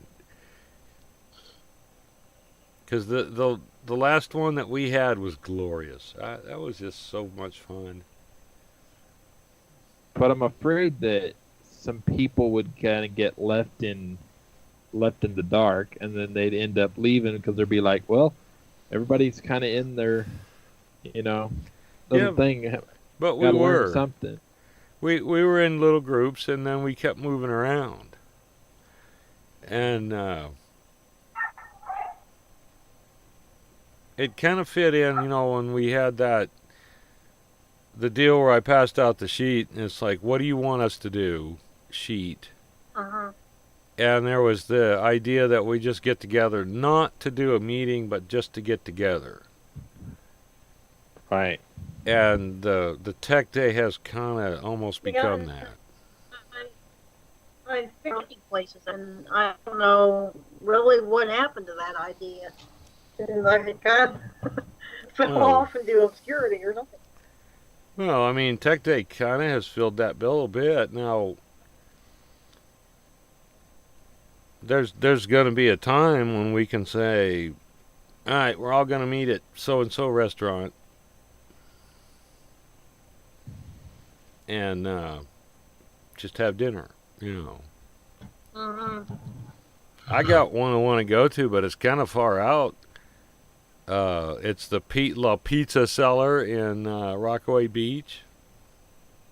Kind of a drive, but man, it's worth it. But well, you willing to take me down there? yeah, that's the problem. It is a bit of a run down there. We used to make. I know good places too, but it'd be about a 16-hour drive.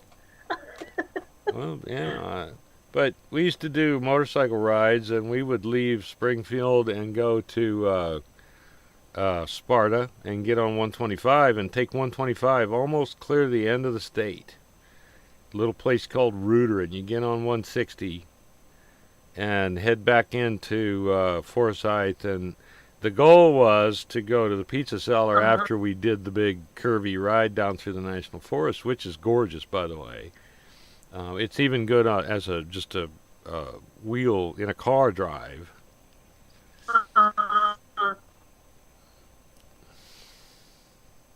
Hey guys. Yep. So look at the storm scale rotation just northwest of Purvis. It's feeding off of this other rotating storm. I will not be surprised if that throws something. I'm all in on that. I'm thinking it's kind of feeding energy off of the one in the front. Now it is a more straight up and down. It's faced into the wind, as they say, because the surface winds are coming from the south, and they may keep both cells going. Yeah.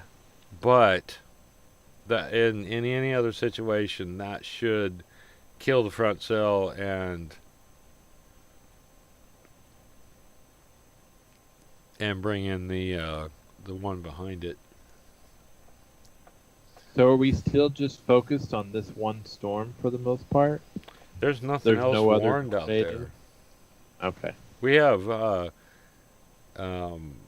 good deal of the country under a flash flood warning, and I was really kind of, if it wasn't for this, we probably would not have gone live, because this thing's sort of set up as a great big linear system, which the rain was keeping any cells from developing out there into anything important. Now, this one is the odd one out right now. Right.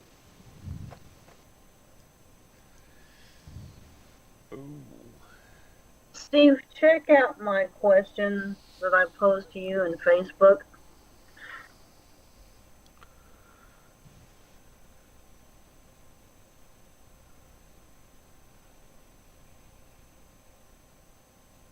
Oh, well, I don't know. The truth is, and Rodney, you can confirm me on this. Those 7300s are selling like hotcakes right now. Mm-hmm. Whether or not they're the better solution to having an HF radio or not, I'm not sure. But Well, I mean, it's a fad. I mean, I Yeah. guess that's the only way that you can really play it up.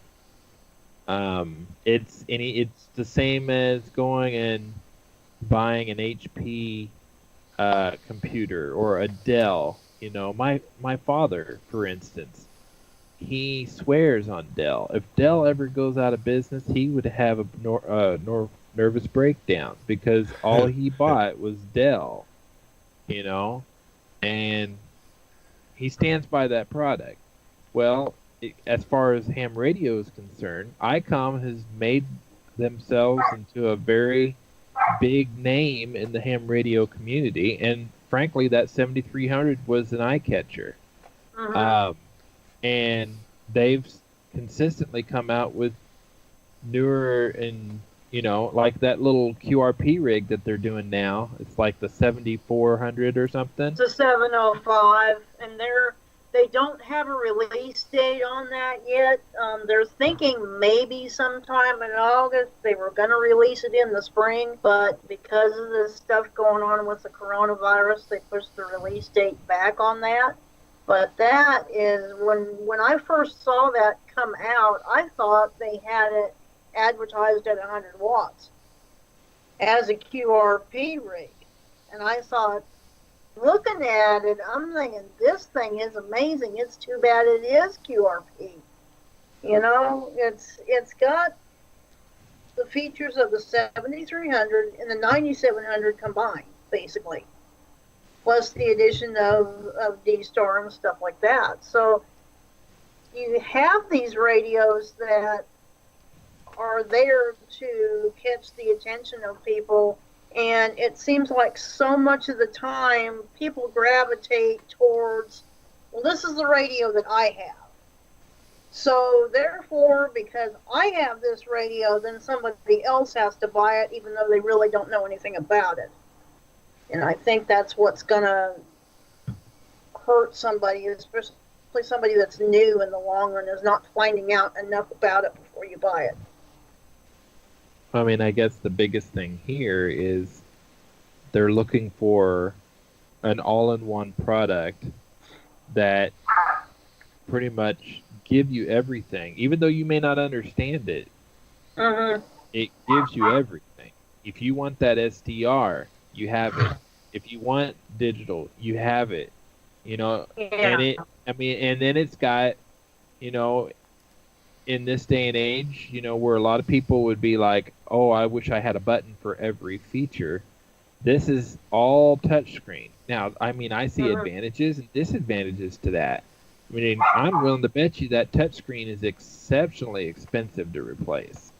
So just think about it. What happens if that touchscreen goes out? Yeah, you could fall back on Ham Radio Deluxe, but, still, I mean, anything can happen, So, one of these days we may find out that there was some flaw in it somewhere, and everybody's going to go, oh, you bought a 7300, you should have never done that. Oh, well, back then they didn't know any better. Right. So, right now I'm seeing the 7300 on Gigaparts after the mail-in rebate for $899.95. Right. For a fully functional HF radio, that's a pretty good price. That really is. Yeah, but that's not the price you take out the door. That's not the price you pay out the door. It's $999. You get a $100 rebate. Right. Yeah, you got to have $1,000 up front, and then you get $100 back. Oh. And it was funny because my dad was proud of himself. Yeah, I'm going to get that $100 back. I'm like, okay, Dad. Well, no, I'm happy. I'm really happy that he's back in the hobby, and I'm not going to patronize him or anything. I think it's really cool that he's coming back into it. I mean, he's making contacts left and right, and he's made his decision. I think the ICOM's a good radio for him, So, I mean, he started way back when, you had the TS 520s and the 580s and Mm-hmm. I mean, he showed me a picture of his, his station, and I'm just like, wow, he, he had an SB 220 that he built from the ground up. I'm just Uh-huh. like, whoa, that's so cool, you know. Anyway, So, sometime back before all this craziness took place, I went out to the park, the state historical site out there by Willard, Ash Grove, and met up with Mike, AYS, and he was out there portable set up with the Ziego G90. Zygo, yeah. yeah, say Zygo. Zygo. Um, and I'm going to be honest with you, I'm impressed with it. It's got That a actually looks like a cool little radio. Icon clone microphone. It is an SDR receiver. I'm looking at the Amazon listing is $498. Might be a little more than I would spend for that, but Well, the thing about it is you'll most likely find those radios within the next 2 to 3 years for about $200-300. yeah. Yeah, right. Yeah. Now I've got several old versions here. Two TS50s, and I've got an ICOM 725. It's the older, smaller grandpa to the 7300, and I paid around 400 each, and that was a while ago because I haven't bought a radio in a while. And they work. They get the job done. Old, need some repairing, that's for sure. All right, so the latest on the tornado warning, and from the Weather Service in Mobile, Alabama, a tornado warning remains in effect till 9:15 for Greene County. At 8:35, a severe thunderstorm capable of producing a tornado was located 8 miles southeast of Richton, moving east at 50 miles per hour. Hazards include tornado and quarter-size hail, and this is a radar-indicated rotation. Locations impacts include Leakesville. So in other words, there's not a lot of people that live in that area, I would think. Take cover now. They're not even talking about other locations. Yeah. I don't know if it's because we've been on this radar site for long enough, but it appears like we have a much longer loop than I used to. I don't know if that has something to do with it being the full version or what, or unlocked version, whatnot, but Right. it seems like it's got a longer loop. So I am. Did you notice the- they were doing I partial think the scans? longer it goes on, the longer it loops back. Did you see the part there where they were doing partial scans? Yeah, did you see how it's all kind of dirty up here? Right. Yeah. But guys, watch this. Look at all the little mesos coming up in these storms. Yeah. I'm seeing that, yeah. So it's not over. Once this one gets a flying, we're going to start seeing these little storms are going to start flaring up. So as long as they continue, we can look at the dew points and see where we're at with that.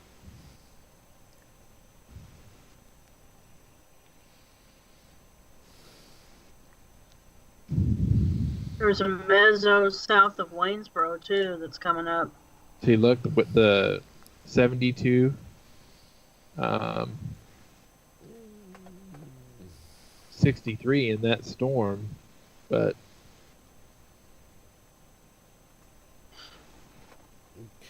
so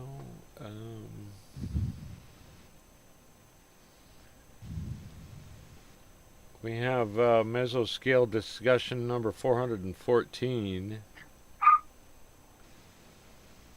Areas affected: southeast Alabama and southwest Georgia. And it's concerning tornado watch number 121. The severe weather threat for tornado watch 123 continues. Tornado threat continues across the southern half of watch 1. No, I don't know what that's. Let me get this up here so I can see what that refers to. Tornado watch 123. Alright, so tornado threat continues across the southern half of the area of southeast Alabama, southwest Georgia. And that's an area where this is all moving into. But a new watch at this time does not appear warranted downstream into Georgia, but one may be needed later this evening. So SPC is kind of still thinking that this is going to have enough energy to create storms Overnight? Yeah, I mean, I'm trying to pull out their cryptic, because the SPC can be a little cryptic as far as the timing. Alright, so That last scan, there's a lot of vortices. it's going to be going until 11 p.m. And technically, when you get to the Georgia line, it's 12 p.m. So, because that's Eastern time.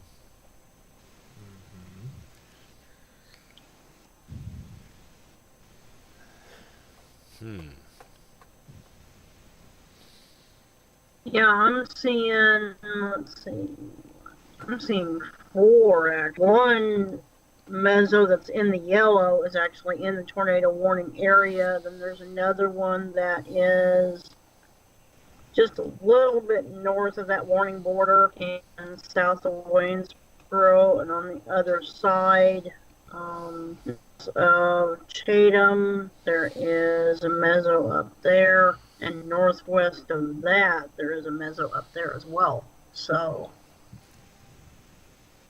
quite a few signatures out there. Little spin ups here and there. Yep.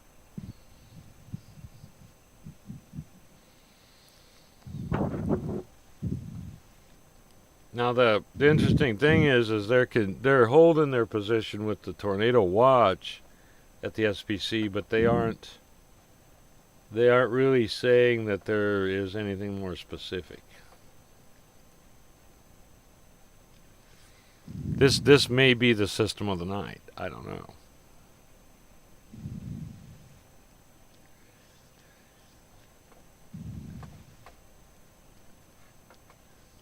Well, I guess it remains to be seen. If we continue to have severe storms, it doesn't appear to have the rotation and things like that, then, I mean, I don't see the need for us to continue coverage. Right, yeah.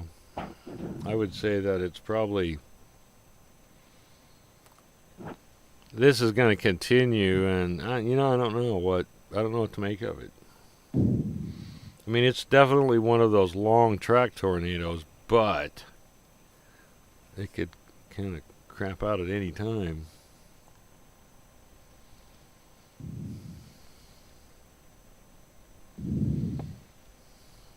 All right, I'm going to go back to base velocity. That makes me wonder, because it says, but one may be needed later this evening, if that means that the heating is still in place. Well, Heather, you got to realize these guys are down here on the Gulf Coast, and that's where the storms are developing. Yeah, right. We've got. So are they expecting new development later on? Then that's the only thing I can figure. Yeah, they're saying that the conditions are right for the development of severe thunderstorms and tornadoes across the deep south into southwestern Georgia. They're not taking it all the way to the coast like they did earlier. Yeah, right.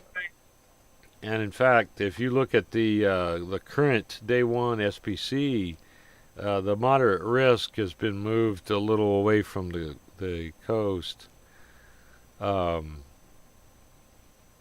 And they just not too long ago extended that tornado watch over into the western side of Georgia.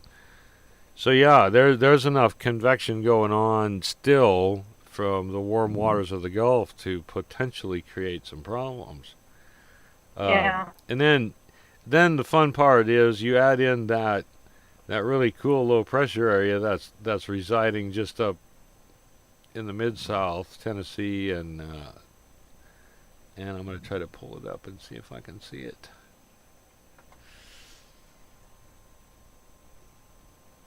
Well, that whole line's been shifting south anyway, so When you looks go like to the this, water getting closer to the Florida Panhandle there. when you go to the website Pivotal Weather under Models and you click on the NAM, it's going to open up surface and precipitation, and it's going to show you where the low is. And right now, the low is just north of this. It's in central Alabama. It's almost on top of Birmingham. So that low is pulling this warm Gulf air up on the shore. That's going to keep driving this until Yeah. the point when the Right for land that is moderate kind of done. outline. Your dew points will start to drop off in the evening, which they usually do, and so the ingredients that are always there during one of these situations that develop into tornadoes start to fall apart. And if that's what I think you're looking at, that was dew points, wasn't it? Precipitable water. If I can get the dew point, though. That's your dew point. Yeah. I mean, that's from a model perspective. I mean, if we want the actual METAR stuff, I can do that. Well, I mean, if it's now, the models are gonna should match what's there. But yeah, you got, if those little green circles are meso potentials, they're all over out in there, and there's a fair amount of precipitation. But as we've lost the solar heating, it's gonna start to work its way back. I think if we were to, and we're probably going to have Kate help us on this one, because if we were going to analyze the two storm systems that occurred, why was one so much less severe and so much later? He's our resident meteorologist. He would know.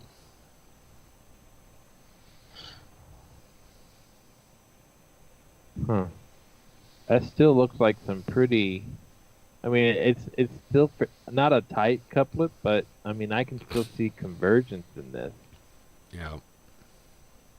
Oh yeah, it's definitely holding together as a tornado, although it probably not as much as we had just a little bit ago. No, I don't see anything indicating a debris signature. But, both of you know that sometimes these warnings go for a reason, that they can spin up a little tiny tornado real quickly, that if the storm is rotating, they're not going to, it could happen between scans of radar. Yeah, right. We had one like that happened over here, right across the road from St. John's or Mercy, and blew across the intersection at Sunshine and National, and then took some shingles off of a apartment building down the road a little bit. And the Weather Service had to go back and dig through radar signatures just to see it, because they never saw it happen. And it was there and gone so quickly. There was no time to issue a warning.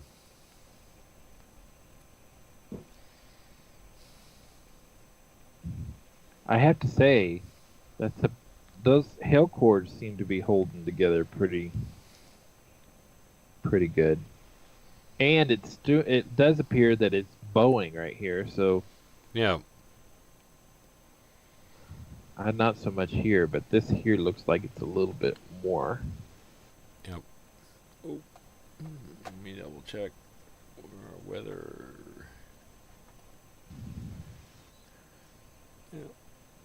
Okay, so it's currently 8:53 Central Time, and this tornado warning is going to be in effect until 9:15. They're going to drop that little polygon off there, though. The one behind, on the back side, west side. I find it interesting that extreme hell core has just maintained a distance from the indicated meso. Right.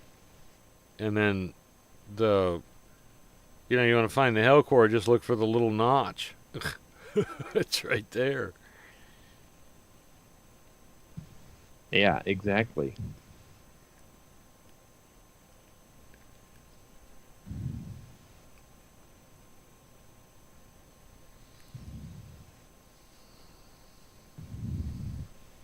Well, I have to say that this storm has definitely given us a run. Yeah.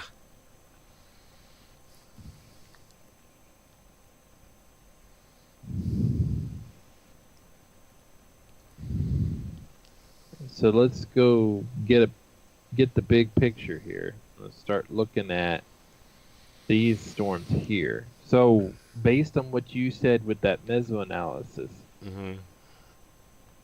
are they anticipating this No. to still, or is it more to the stuff that's over here? More to the stuff that's over there. And now, the reason that SPC is not thrilled about those areas is that there was a front that pushed through in front of those little storms that are building that cut off the cold air, or cut off the warm air into it. So they lost their energy, and even though that they are developing as small storms, they'll never be able to have enough energy to develop into a big storm. Okay, so is it kind of like a cap situation then? No, just a cutoff of the warm air coming in from the Gulf. I see. Which I heard this story from Ron Hurst, that's what happens in Springfield quite often, is that the storms build off to the west out by Joplin, and as they develop and come up the plateau, which it's a significant amount, it's several hundred feet. Rise between Joplin and Springfield. The air that normally would be warm, moist air gets cut off by the mountains. And there you are, yawning. Yeah, sorry. It died. I'm gonna have to get it back up here. Oh, your program? Yeah, WSB3. Core dumped. Cur dumped.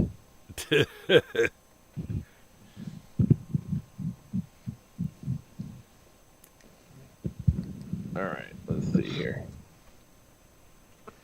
Cur dump, cur dump, cur dump, cur dump, cur dump. Here we go. Well, we've had an interesting night so far. At least we haven't had to resort to explaining and pulling up graphics as to the difference between a watch and a warning. We have not had to do that. I've noticed. Yeah. You mean watch, warning, in an emergency? Yeah, a tornado emergency. Because there's been, I've had some discussions with the Queen about what should we be doing? And she's like, run it like a Skywarn net. So that's what we did, kind of. Uh-huh. So Except we didn't keep the traffic down. Yeah. Yeah. Yeah, the last thing you want is dead air, because you're you know, if you're radio silent for the most part on a net, that's one thing. But if you're radio silent on a stream like this, your viewers are going, what the heck are they thinking? Or Right. what's coming up next, you Right. know? So you have to almost say what you're thinking. I guess that's the hard way to say it, but Well, think of it this way, guys. At least we don't have anybody calling in. Well, it's raining at my house. shit. Oh, I bet that it'll happen. It does to Cade. And Hockey Boy Nate, I've seen those. Hey, what's it gonna? You're looking at Mobile, Alabama, and they're like, what's it gonna do in Ohio? You're like, I don't even know. Is the sun shining there? I don't know. you're gonna be okay, bud. You're gonna be okay.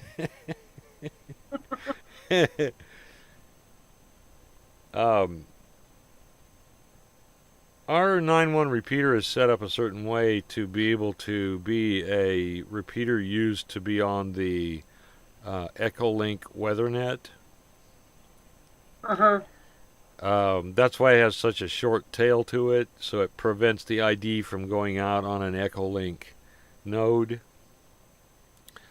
And I did that because Jim Sellers was in net control on the Hurricane Watch Net, which was done on Echolink. It wasn't the one done on HF. So I have witnessed this because you can usually monitor without checking in. There's a Broadcastify feed or something that'll get you there.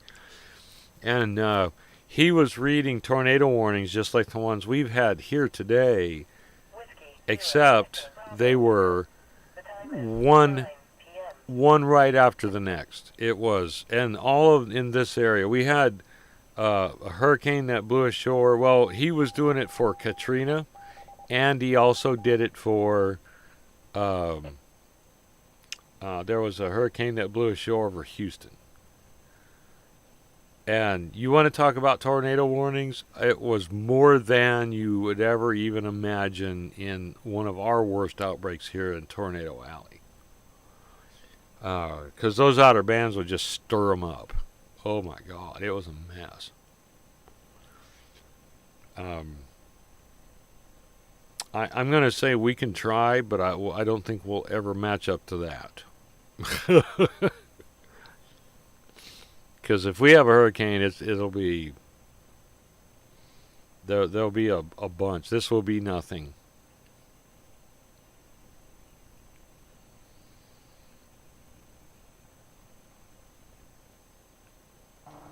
I mean, you gotta hand it to Jim though, with the stamina that he had. I mean, to do what he did, to be able to handle the severe weather net down here, and then turn around and do the hurricane net within, 24-hour time frame. He did.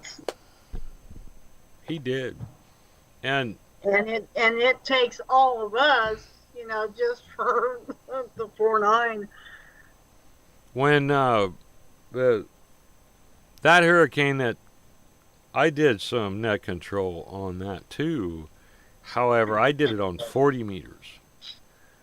And what happened was the Lake Charles office lost communication with the rest of the world. And I'm not real sure why. I mean, this was quite a few years ago. And they passed their duties up to the Fort Worth office, and they were on HF, and they were saying, well, we don't have any way to get these warnings out to the parishes that are involved in the hurricane tornado warnings. And just so happens Springfield's the perfect distance from there on 40 meters to do 10 over S9. Oh, really? Nice. So I jumped in there and I'm like, hey, and it's one of the rare times when it's okay to jump into a hurricane watch net. I jumped in there and I said, you know what? Are these on the Weather Service? Are they accurate? Are they ready to go? And he's like, yeah, do it. I read on 40 meters Skywarn reports like they were local to the parishes in South Louisiana. So Mhm. that was my very first time ever, besides locally doing Skywarn, that I felt like I really did something, because I got tornado warnings to a South Louisiana parish from Missouri. You know, it was something. I was just like, wow. Yeah. Patty Right. had just licensed, and I was sitting right beside her when I did it, and she was just like, "Oh my God, I can't believe that." You But started it. yeah, oh, I kind of create. did. You created her. I She'll did. probably never admit it, but you created her. Happily did, and in fact, I never pushed her either. I just kind of I introduced her to Just the kind of right nudged her in the people. right direction. Yes. Yeah, the little scanner that I have that's painted like American flag that I did in the body shop.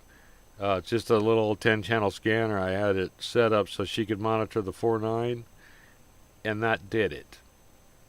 That did it. And she's like, she kept telling me, I'm gonna get my ham license. I'm like, okay, cool. And she'd ask me questions, and I would answer. I'd never ever held back. And she had trouble with some things, and I took her outside and showed her, like this antenna, this is what it does, this is what you're seeing, and oh, okay. She walked in and she tested from tech to general on the first setting. And Nice. Yeah, probably an inside job. No, I'm just kidding. no, in fact, to get this, I had been so far removed from the club. When she went there, I didn't even know who the VEs were. And she went on her own. So she come home, she said, I passed. And I'm like, what? Not only did I pass, but I passed. Yeah. Well, and see, that was just it. They didn't tell her because they gave her the free option to test. They didn't tell her she passed the second test. Or at least not where she knew that she did. So we thought she was just a tech, and she's like, well, I need to get prepped and get to general. And I went on and looked her up on QRZ, and I'm like, wait a minute.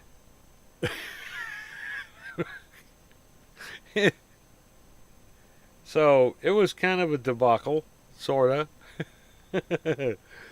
So how soon, from the day she tested, how soon was her call sign in the database? Oh, it was a normal time. I mean, it took. Well, I know what it was. Back then, you could not go in even if it was in the database. You had to have the paper in your hand. Uh-huh. So it was a couple weeks that she had to wait. But,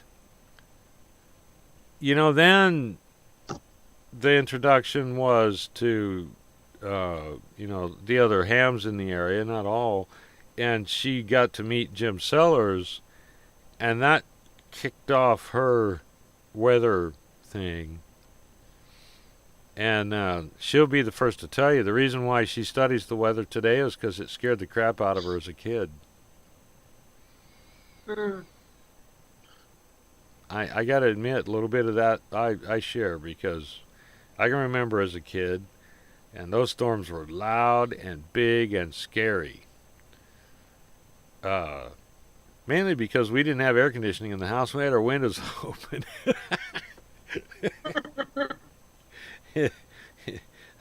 Those lightning strikes hitting the big cottonwood tree in the pasture would wake the dead. I was hooked on this stuff from the time I was in the second grade. And that's why I say, and I wanted to be a chaser from soon as I could think about it, pretty much. When I say that I was monitoring, like with the tornado we had was the Pure City tornado in 2003, um, I, I used what I had, and I used what I knew at the time, and most of it was just through the Weather Service outlooks. And watching, I was hooked on, of course, at the time, I loved Brandon Beck when he came in to KY3 and watching him on the weekend forecast because he got so much more in depth of what was actually going on with the storms and with the dew points and stuff like that than Tom Dye did. And everybody else in the family liked Tom Dye. I prefer Brandon and Ron, but you know that was me. But take a moment there, Heather. Yeah, let me get this in here because we've just had a new tornado warning that's been issued by the National Weather Service office in Mobile, Alabama. It's a tornado warning for central Washington County and southwestern Alabama that extends until 10 p.m. Central Daylight Time. At 9:07, a severe thunderstorm capable of producing a tornado was located near Fruitdale, or 12 miles southwest of Chatham, moving east at 50 miles per hour. This is a dangerous storm that will be near Tibby around 9:15 and Wagerville around 9:35. So it's going to keep right on going right over in Alabama. And so, okay, go ahead. But like I was saying, you know, those were the years where when we had something really big go on, we had an update on the NOAA weather radio. So Steve Reynolds would come in on the weather radio and announce, this is what we've got going on for this afternoon and evening time frames. And I miss that. I really do. I don't know whether they would still do anything like that or not, but I miss hearing those when we have severe weather outbreaks come in. And I miss seeing the web briefings, you know, where they were at the Weather Service. They used to have them on the website. Now everything's through Facebook, but I preferred them on the website myself. Yeah, I think we got 4.5 minutes on the big square. I think it's going to disappear because everything's moved. I don't know. You can confirm that, Rodney, and see if that's what you see on the velocities.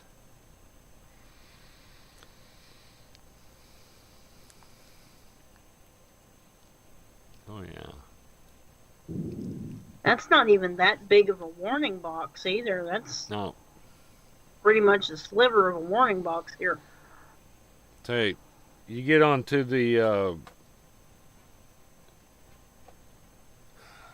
I'm looking at the Mobile precipitation base reflectivity, and this thing is starting to do what the other one did, and that was build into a great big linear rainstorm because it's filling in behind it, and all those little popcorny cells that we saw a little bit earlier that had mesos on are starting to kind of lay together and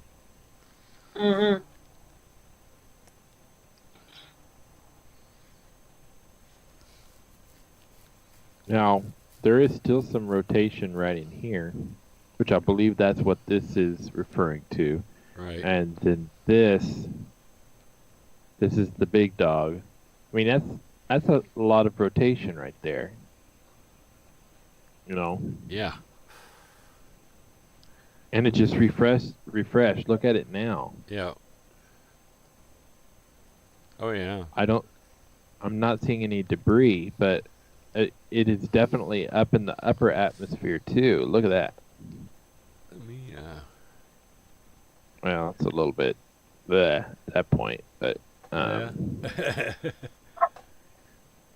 It just refreshed again. Now it's moved. That thing's booking it. That increased its speed to 48 miles per hour. Ooh.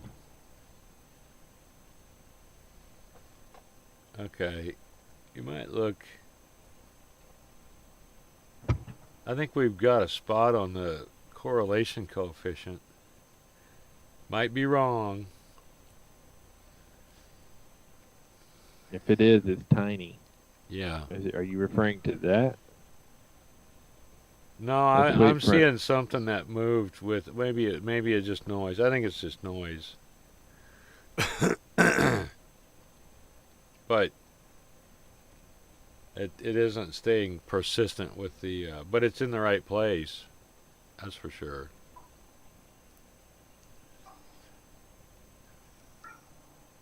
A little bit of a mezzo that I'm seeing that's north of Thomasville. It's actually colored in yellow on this one. A little bit northeast.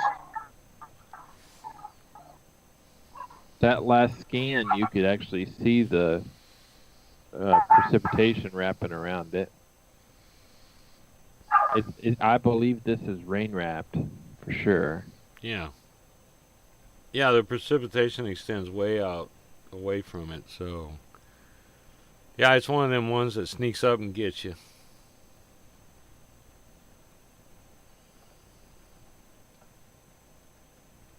You see the notch kind of right in here.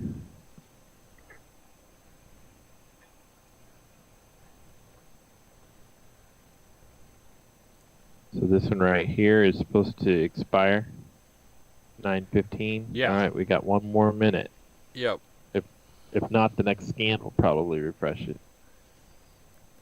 Well, even I'm looking at a kind of a broad view of the storm relative velocity, and there's definitely a couplet there. It's definitely staying relatively constant in its speed and as it's moving. It just crossed the border on this last scan.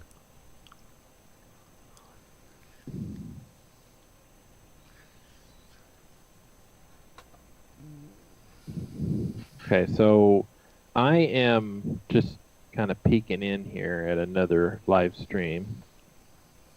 Not ours, someone else's. Yeah. They're kind of focused on the same thing here. I'm just kind of seeing, I want to kind of see what they're saying or what he's doing exactly. Yep.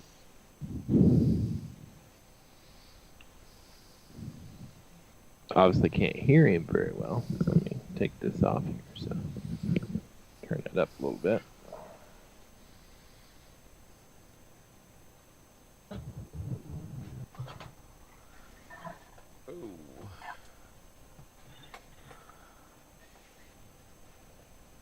What?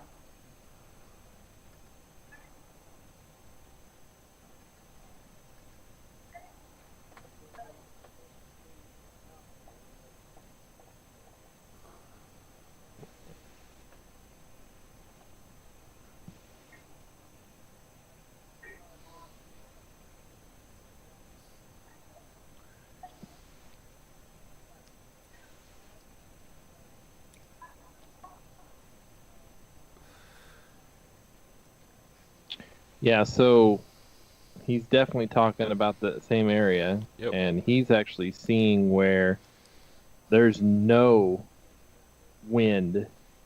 So that's a big enough storm that you're not even seeing any of the wind, blowing towards the radar. It's being completely, Right. Oh, now they're talking about something else. Oh, I don't know what he keeps switching back and forth to, but I'm looking at what you're looking at. He's looking at hail intensity in that area.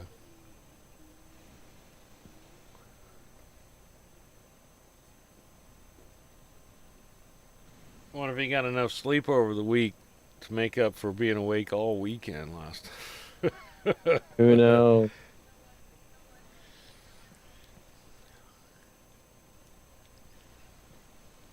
Go back to reflectivity. There's the notch going in.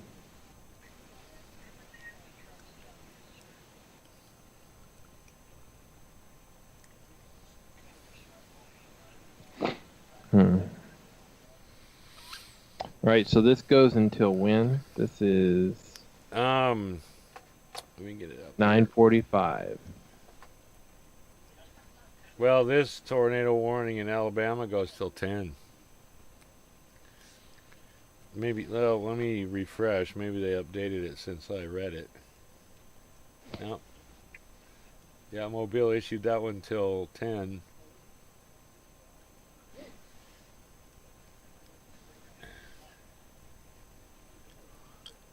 Yeah, it is. It's 10 p.m. Dang. That's going to be crazy if that...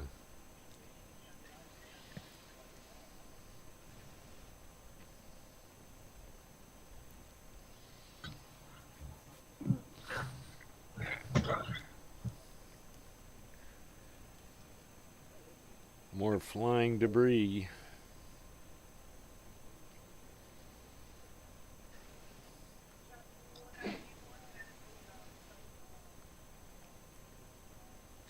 Hmm. I don't know what will... I don't have no idea what to expect out of this because this thing could go all the way across the whole state. Mm-hmm. Now, here's something to look at. You see this little appendage kind of dropping down in here? Yeah. And now we're seeing a little bit of a mezzo. That is indicative of maybe some supercellular formation in this area. But again, it could still be on the leading edge because look at the mezzo here. Or not the leading, I'm sorry, the back edge, not Right. the leading edge. Yeah, I mean, if we're talking about a structure that includes embedded supercells or the classic quasi-linear convective system, Mm-hmm. which, especially that, you're going to have a leading edge that's going to create some little spin-ups, and they don't last long generally. That's what we mean by quasi-linear. It's basically in a quasi-line. That's exactly what it is. It's not a straight line. These storms have no way of being completely a straight line unless it was a squall. But that's exactly what this is right here. I don't know what the exact meaning is in the original Greek. I'm sure we probably stole that one from the Greeks. Quasi, yeah. I'd have to look that one up in the dictionary to see what that means. But I have a feeling it means it's sort of like a straight line. Because we're fancy and we use fancy words.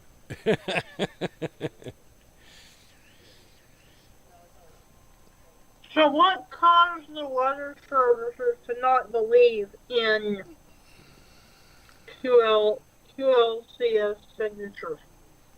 Say that again?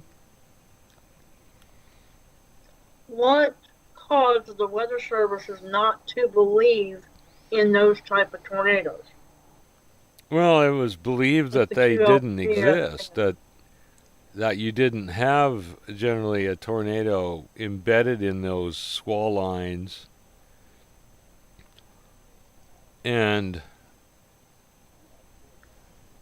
I guess, the truth is that probably they don't so much. Not enough that that they would have seen evidence, and they would write off damage in those squall lines to straight line winds, where here now we've got much more detailed weather radar that allows us to see what's going on inside of those squall lines and bow echoes and whatnot.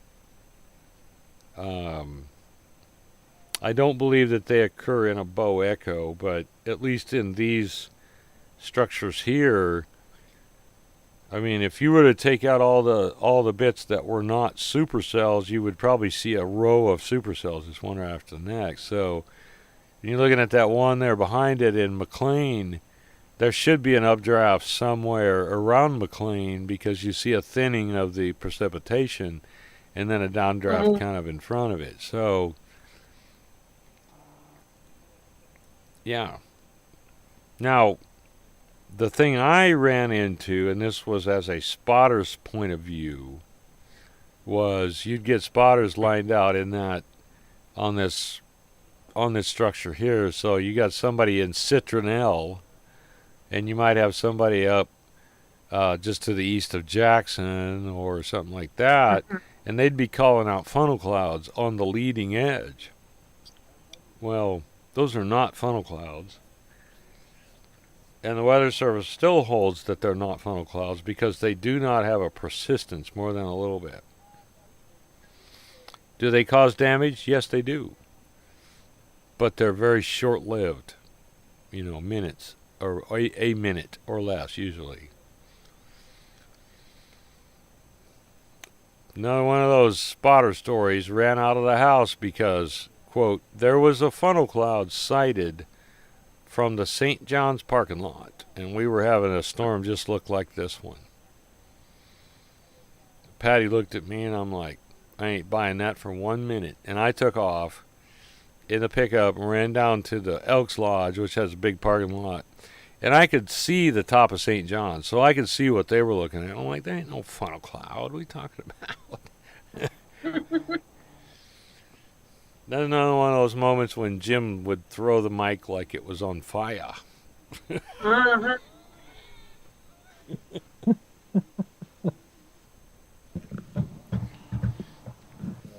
Oh, Good. hey, they just continued that tornado. They extended it again. They did. They moved it, but it didn't get. Moved it southeast. They didn't. Okay, so they moved it? They It's moved Uh-huh. no longer in that direction. It's actually moving to the southeast, which means it's strengthening. it. Yep. And so basically, they changed the polygon, but they did not change the warning. Because the warning is still. This one's coming from Mobile.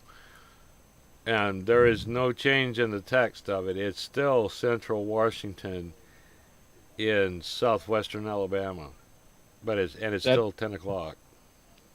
That is wild. So now it's moving towards Castleberry and Bruton and all these areas. It's strengthened in order because again, we had this discussion earlier with Franklin. A lot of times your tornadoes are going to go from, basically northeast, right? I mean, Yep. they normally track that way. But in some situations where they strengthen, you are going to see a little bit of a turn, and I believe that's what we're seeing. Is that what you're saying here, Steve? Yeah, it's still the same area in Washington County in Alabama. It's just that it took a change in direction. There's also 2 new counties that are issued in that. I'm not seeing it out of the Mobile server site. It must not be in there yet. Here we go. National Weather Service Got in it. Mobile, Alabama has issued a tornado warning for north central Baldwin County in southwestern Alabama, southeastern Washington County in southwestern Alabama, south central Clark County in southwestern Alabama until 10 o'clock p.m. Central Daylight Time. At 9:23 p.m. Central Daylight Time, a severe thunderstorm capable of producing a tornado was located 7 miles southeast of Tibby or 13 miles north of Citronelle, moving east at 55 miles per hour. So Yep. those 2 Yep, are it, new in that plan. it just took a little bit longer for the warning to get to us. Mm-hmm. So, Dangerous storm will be near McIntosh around 9:30 p.m.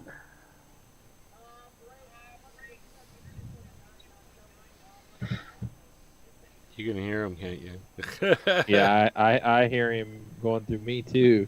I need to turn it down just a minute. See, I'm sitting there looking at, because tornadoes will change their angular velocity because of an increase in rotation. And I'm trying to figure out what way they do it because they're from the top down, they're spinning counterclockwise. Mm-hmm. Yeah. So what way would that? It's sort of like throwing a baseball with a spin on it. What way will that cause it to turn?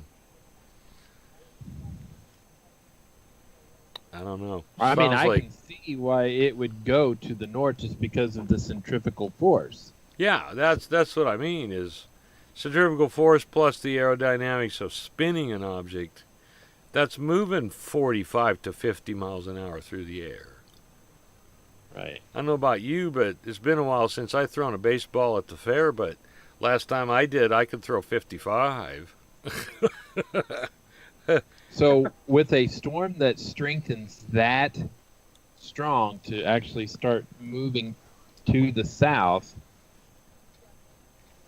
what actually causes that is the fact that it has so much spin that it's grabbing itself and pushing it the other direction because of Yeah. that, or Yeah, in a sense it almost becomes its own low level, it's kind of moving on its own. I don't know. Maybe there's an aerodynamic effect that it has that causes that, and also centrifugal force. Now, here's what happened when the Joplin tornado came through Joplin and almost out perfectly on the outside edge of town. It reduced from an F5 to an F3 and immediately started curving to the south. So I don't know, what the expectation that the Weather Service has on these, if what direction they go when they intensify or go the other way. Gonna be another Google ninja. Google Ninja. We need to have something like that, like a sound effect. Google Ninja. Yeah. Yeah, don't lay a term on me and then expect me not to look it up, because I'm gonna. I was about to say that would be a question either for Patty or the Weather Service. No, Google. Because the truth is, my last question was about on the SKU-T. It was the it wound up being about because air loses, as it loses pressure, it also loses temperature. And so I'm like, light bulb goes on over the top of my head, and I'm like, just like compressing air in an air compressor. I got a 60-gallon tank in the shop here. I compress air, and then I turn the compressor off and let it sit for 2 days. And when I use the air, it comes out freezing cold because I have taken the air in a small space and I expanded it to a large space. It still has the same energy, so it becomes colder. So lapse rate's the word I was looking at on SKU-T. When you take a parcel of air and you move it up through the atmosphere, it loses barometric pressure, therefore it loses temperature. And that SKU-T has that line based on the temperature it starts, and it shows where the temperature is. So figuring about 10 C per kilometer it loses.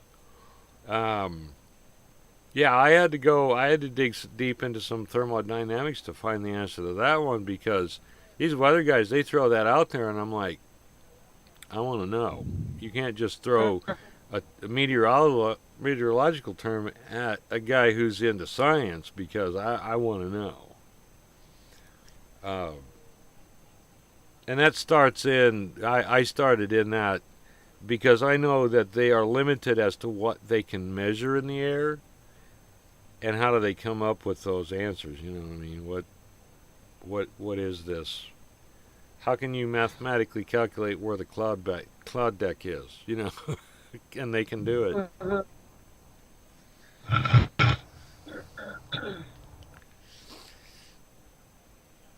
So was it as they came out with better radar programs that they started, like what we see now with the counties, where you're not warning an entire county, you're warning part of a county? Because years ago, when we would have like tornado warnings, we would have it for the whole county. Oh yeah. Yeah, in mid '80s, I remember Greene County going under tornado warning, and KTTS was playing the tune, Yeah. and the tornado sirens are going off. And I lived in an apartment building that the pole that the Thunderbolt 1000 tornado siren was mounted to. Mhm. And if you watched our feed the other day, the first tornado siren you hear is a Thunderbolt. It'll throw you out of your chair. Uh-huh. Me being a rather young person, not knowing exactly, I should have just left. But I ended up closing the door and locking myself in the bathroom because that siren did not stop for like 4 hours. Wow. Ugh, it was horrible.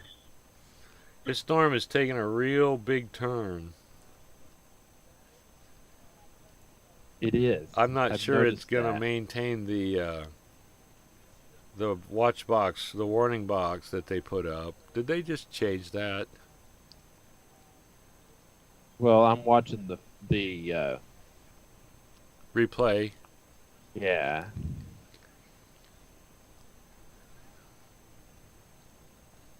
Yeah, see, watch it. It was moving. Oh, see, look at the development at the bottom. Yep. Yep, it moved. And there comes the tornado warning box. Yep. So, yep, they were just anticipating it at that point. Yep.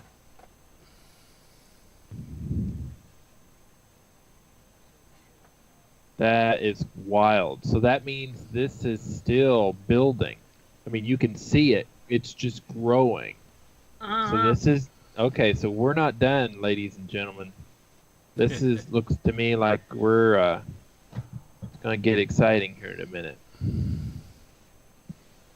Well, we may be done, but the storm's not done. Yeah. We may be sitting here spouting off gibberish in a little bit because we're so tired, but the storm is going to keep doing what it does, you know, because storms are like that. You can't reason with them.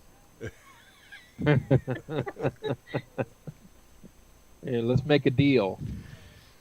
Yeah, if there was, spotters would be out there making deals, you know. Start a Patreon page. You got a deal to make with the storm. I need some cash. Wouldn't it be something if you could just talk to the storms and have them go out of this area so I can go to bed? They used to accuse me of that. They don't so much anymore because, well, there's two extremes. There was our little spiky-haired tornado magnet, Kittleman, Rod Kittleman, and they followed him because he was the guy that got hit on that story I told about the little tornado at Sunshine and National. He was in the car when that got hit. And when he was operating the radio with the Weather Service got hit 2 or 3 times. They had to go in the break room, which is their hidey hole shelter. Me, when I went out, the storms died. They did. And Sean McKee will tell you about it. We were working on the tower. There were thunderstorms in the area. We had to quit. As quick as I got in the car and started out going, hey, Sean, you know, we could do a little storm spotting on the way back. It was like you turned the switch off. And they went away. Now, I don't think that's true anymore because Patty and I have gone together and chased some pretty amazing thunderstorms. And, you know, I think when I asked her the other day, how many... Patty can talk to the storm. I asked her the other day, how many actual tornadoes have you seen? And she said 3. And I can be certain of 2 that I've seen up close and personal. Closer than you probably want to be for cameras. One of them ran over the top of me, which I didn't have any choice. It just did that. And there wasn't no reasoning with it. It just went through and lifted over the top of me, luckily. Because I would have been in the bathtub with a strange woman. Yes, I did. South, that was the Morningside tornado back in '83. Pulled off, had car trouble. Left my 78 Firebird sitting there with the hood up. And the tornado sirens went off. Well, what I do? I went and picked an apartment and knocked on the door. Hey, there's a tornado coming. We need to take shelter. And it was some woman. She goes, oh my God, really? Yes, that's what this is. Where? In the bathtub. I could see it. And it lifted up and went over the top of us. Wow. And after that, I was like, well, thank you, ma'am. And I thought, you know what? I'm going to go find my car with the hood plastered over the top of it. You know what? Nope, it blew the hood shut. I was like, yes! And I got a couple of guys to give the car a push, and it started, and I drove away.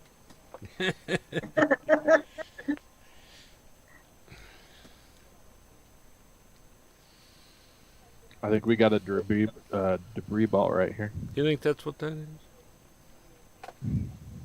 Well, I'm cheating. You're cheating? Yeah, that's what he says it is. Oh, that's what... Okay. I see what he's looking at. All right. Yeah, I'm cheating. Just a little Okay, bit. then. Maybe. He could be wrong, you know. It could be.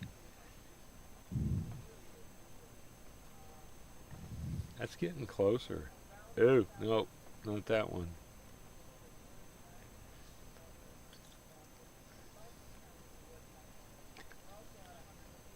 Oh man, I gotta turn it down again. I'm hearing him through you.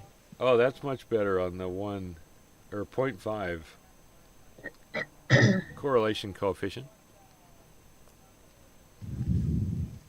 That's going to overrun that box before 10 o'clock. Oh, oh, oh.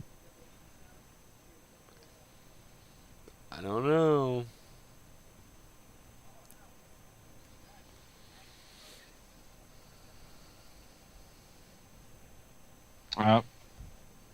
It's not there anymore.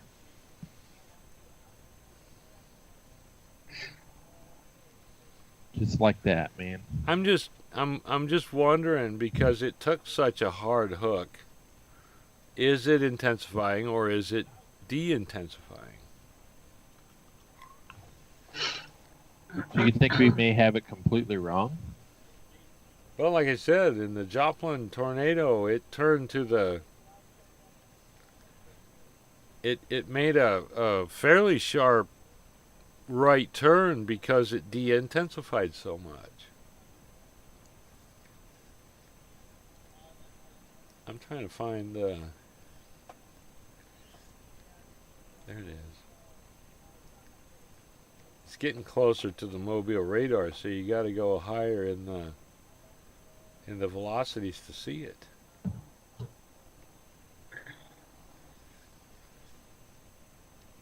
I think it's gone too far, though, to turn and go to Mobile Bay.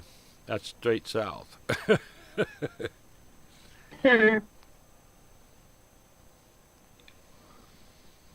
So how about we do this, Steve?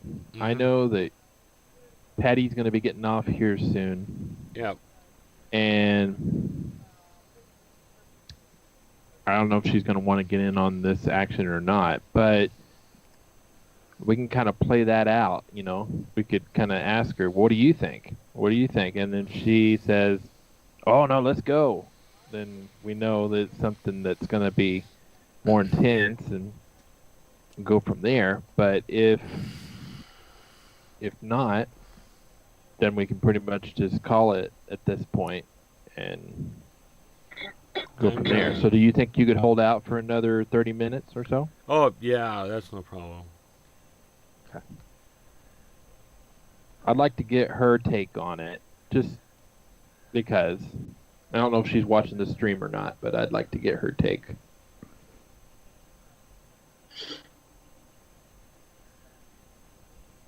You know, it kind of grounds me to know if I'm actually seeing the right things or whatever, because she can go back and Right. look at it and go, no, that's not right, Right. you know? Mm-hmm. Yeah.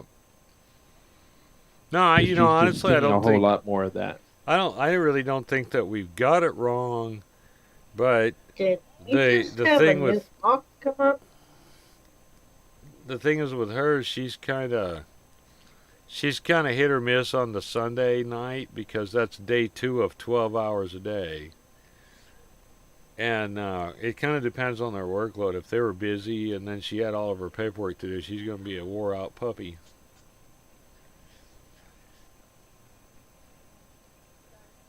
Yeah, that's true, and I respect that too. But I know her passion sometimes getting in the way of exhaustion. Sometimes she's like, "Bring up a pot of coffee, let's go." No, I think she, after watching her run the regional for a good long time, she's pretty passionate about it. She can make this stuff happen. I hate to say it, but these either base or storm relative velocities are just falling apart. I can't tell where it is for sure now. Should We we just had a new move? thunderstorm watch that was issued south of that too. But here's the thing, Steve. That is a very strong couplet still there. Whether it's a tornado on the Right. ground or whatever, that's still a very high velocity couplet. You know? So, and if you do go look up, excuse me, in the higher atmosphere, you can definitely see it right in here. That's 1.3. Is it? Okay. That's 1.8. That's on- 2.4. You're on base mean- velocity, right? Base velocity, yeah. Okay. Storm relative velocity. You could definitely see it then. Yeah, I'm looking at a more raw version of the data than you are on College of DuPage. It's got no cleanup.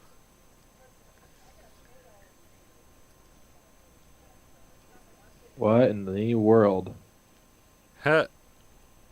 What did I click? You got differential. Oh, it's derived. Hold on. There. Whew. I was like, Differential's did all I- blue. what the heck did Now- I do? Now the fact is, if you go to differential, you can really see that thing.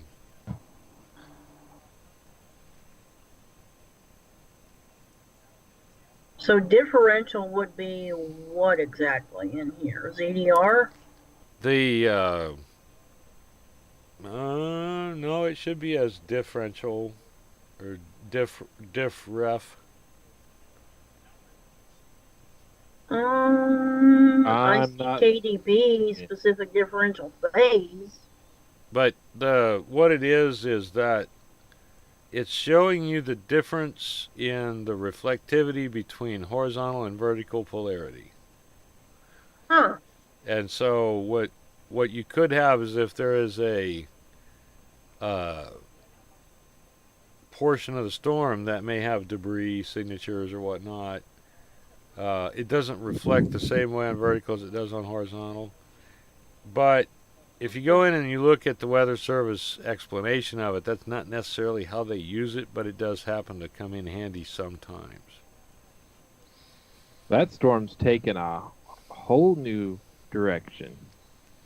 Yep. Going after the riverboats on the 10 Tom. That's cool. Let's watch the loop.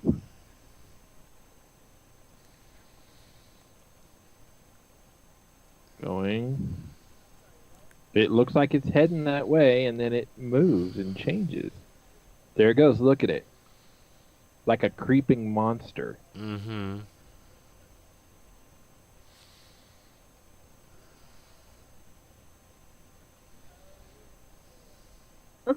looks like you've got a slower speed on your radar than I do on mine. I do. Patty showed me how to slow it down so you can see a lot more frames. Where do you slow it down at? If you go into program settings and you go where it says loop speed, she changed it to 555, and that's what I did. So I went ahead and tossed it right in there. By doing that, that slowed it down and allowed you to really see and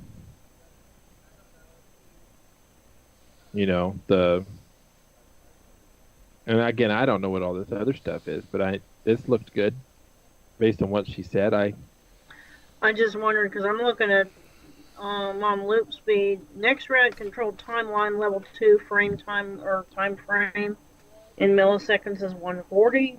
Level 3 time frame is 70. MR 145 frame time is 100. General timeline frame line in milliseconds is 140. Maximum loop time override is a bunch. Yeah, so she did 555 just for fun. She even said that she might even do like 600 milliseconds, just, to slow it down just a little bit more. But that was pretty cool. She was looking for a way to do that, and it definitely worked. All right, so that tornado warning has dropped. So let's see what happens now. Is it done? It appears to be. I don't see it on here anymore. Yeah. Hang on. So did they cancel it? Is that what happened at this point, or did it expire? It's done. It's expired. They canceled it. And I don't get cancellation texts on my stuff. Let me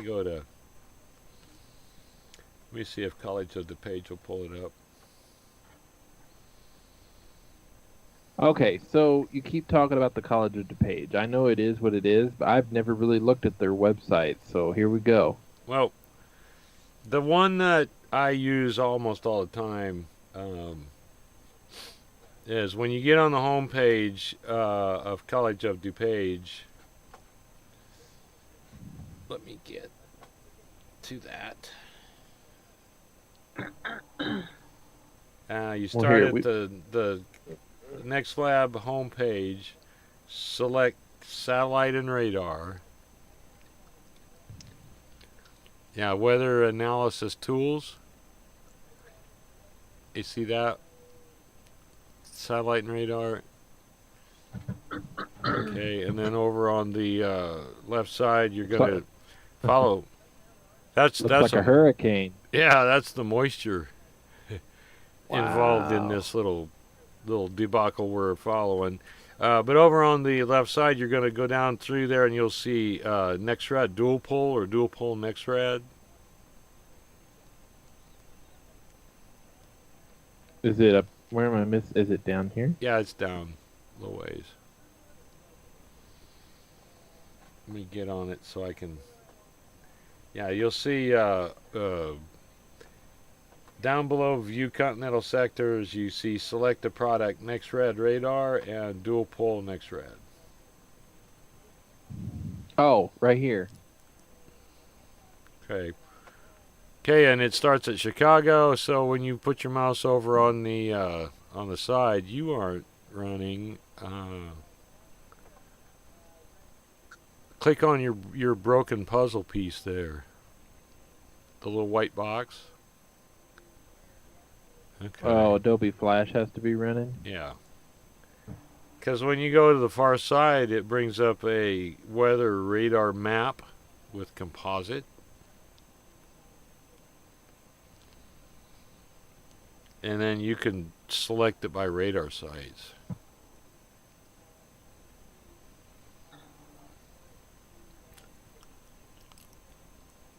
So after I click it, should allow me to reload it. There you go. And then if you put your mouse all the way over to the right, a map will slide in from the side, way over. Oh. Right here? No, Well, if you have at the top, you see radar site map right above that. I see return to satellite radar main page. Go up a little bit. One That says more. return to next lab homepage. Oh, radar site map. Okay. There you go. So there's your composite radar map, and you can select where you want to be. When you go to the other side, you can select product menu. The top left corner. Left. Other side. Up. There you go. And that'll give you all of the various products that exist from the radar site. Oh.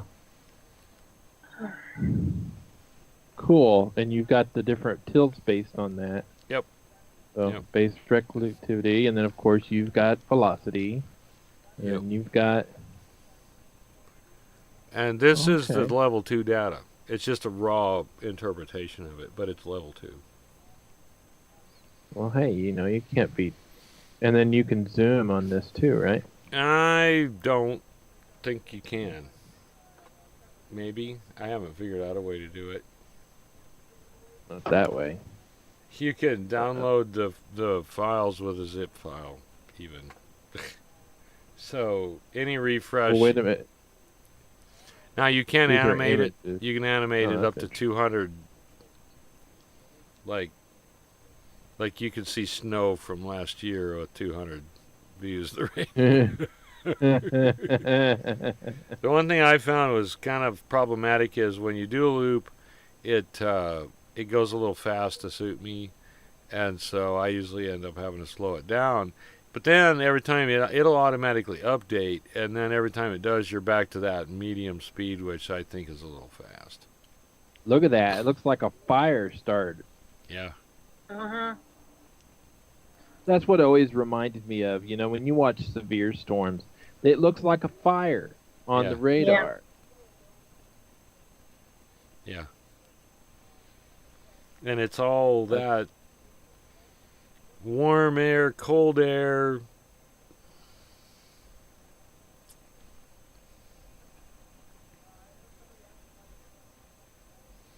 That's just cool.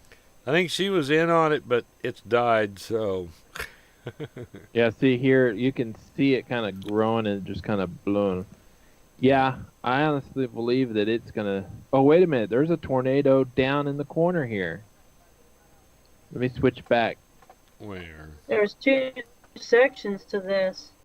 There's the main section that we've been following, but the one that's closer to the east has a more defined line as well. Okay, so I've got from the Weather Service office in New Orleans, Louisiana, tornado warning remains in effect till 10:15 for northeastern Hancock and southern Pearl River counties. So that's Alabama, or I mean, Yeah. Mississippi. Yeah.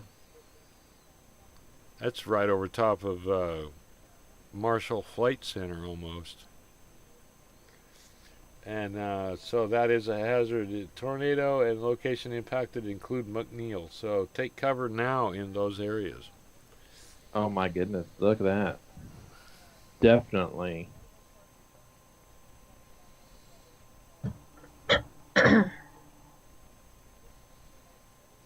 Well, again, this is a quasi-linear deal, so we've got to look at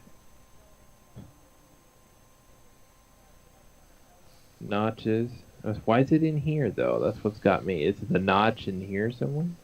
Because this is bowing. We obviously see the bow, Mm-hmm. and there's a meso detection.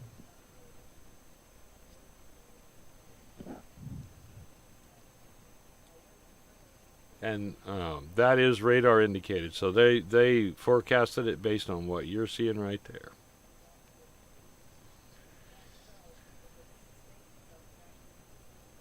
And that's enough to, make it do that. so. Well, That's so cool with that College of DuPage thing. I gotta save that to my stuff.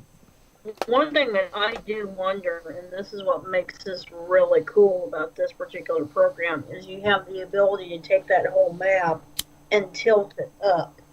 What does that do as far as the storm itself? I mean, do you see more if it's tilted up than Is you're it seeing it completely flat? is it making it look like it's three-dimensional? Yes, It it does. it does.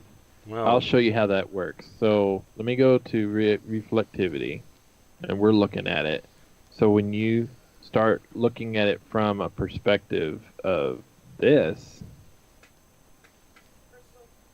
and then start kind of zooming in, and you can kind of bring it over here, look at it from different perspectives. You looking at it from the, I think it's more of just for presentation. right. So I think that some of that pseudo 3D is based on reflectivity, so the higher parts, the more reflective parts exist higher, which I don't think Uh-huh. would give you an accurate point of view of the actual storm. I don't think this even changes much other than you're just seeing some shading and kind of way it is laid on the ground or how it would, you know. But to me, I haven't really found any real benefit to this yet. I mean, it's cool, Mm. but I haven't truly. You'll see them do stuff like that on the Weather Channel a lot, so it always makes me wonder. I like the fact that this has that feature, but doesn't allow you to see any more in the storm than what you're already looking at when it's completely flat. So, Well, here's the thing. I think he's, if anything, it's probably being developed, and it's just since it's created that type of experience. I think once they start releasing more and more, um, features and whatnot, we'll probably start seeing that more often. I think one of the mhm. things about it is there are some, um, I should say, trademark. You can't probably go and do the same thing that GR Level 2 Analyst does because um, that company, if I can't remember who they are, but basically they developed that.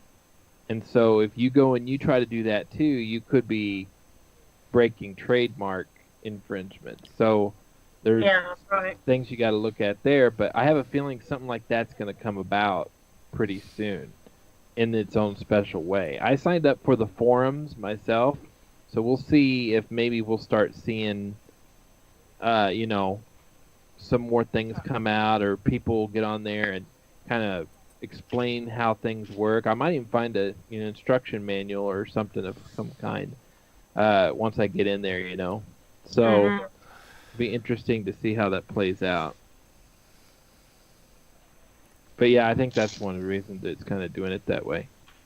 Let's go Yeah, back.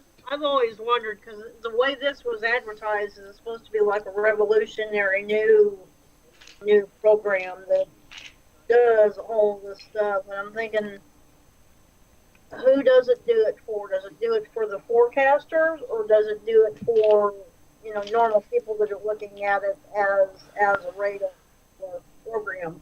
Because this can be used for broadcasting as well.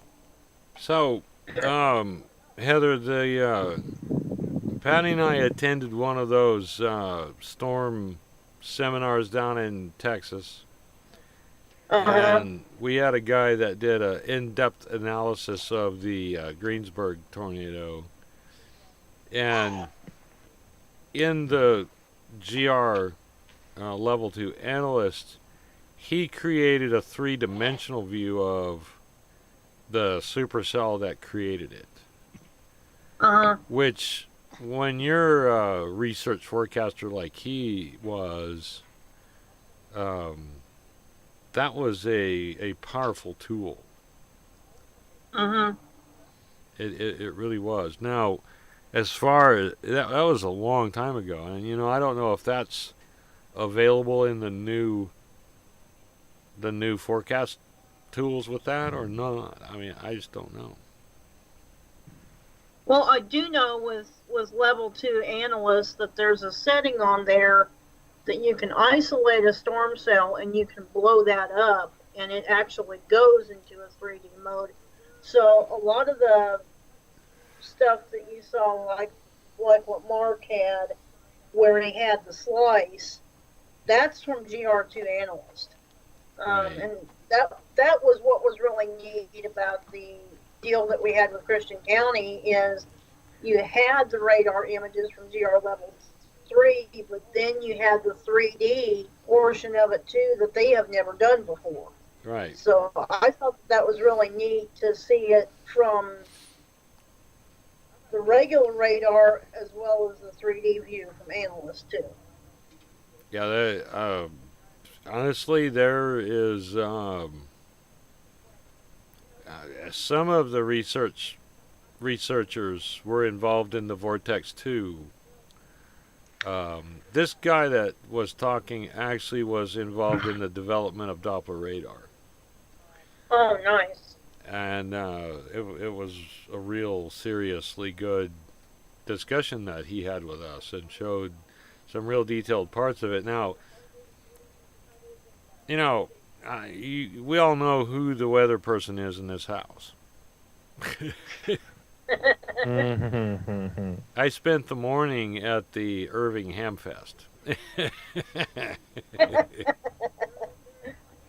I wasn't born yesterday, and it was the same day. I was like, sorry. And they still do it. Whenever they set it up, they set up the Tessa on the same day as the Irving Hamfest. And I'm like, well, baby, see ya. Priorities. Well, it's the cheap nachos that really gets me there, right? Yeah. Yeah. Let's all go with that, shall we, Steve? Nachos will get you every time. I really enjoy going to that because the guys in that club are just awesome dudes. And other than the fact they tried to convince me to be club president, I'm like, dude, I don't even live here. What are you talking about? Don't let you telecommute, Steve. Well, back then it wasn't it wasn't much of a thing. Today I could be president. I'm like, okay, guys, do this, do this, do that. Yeah.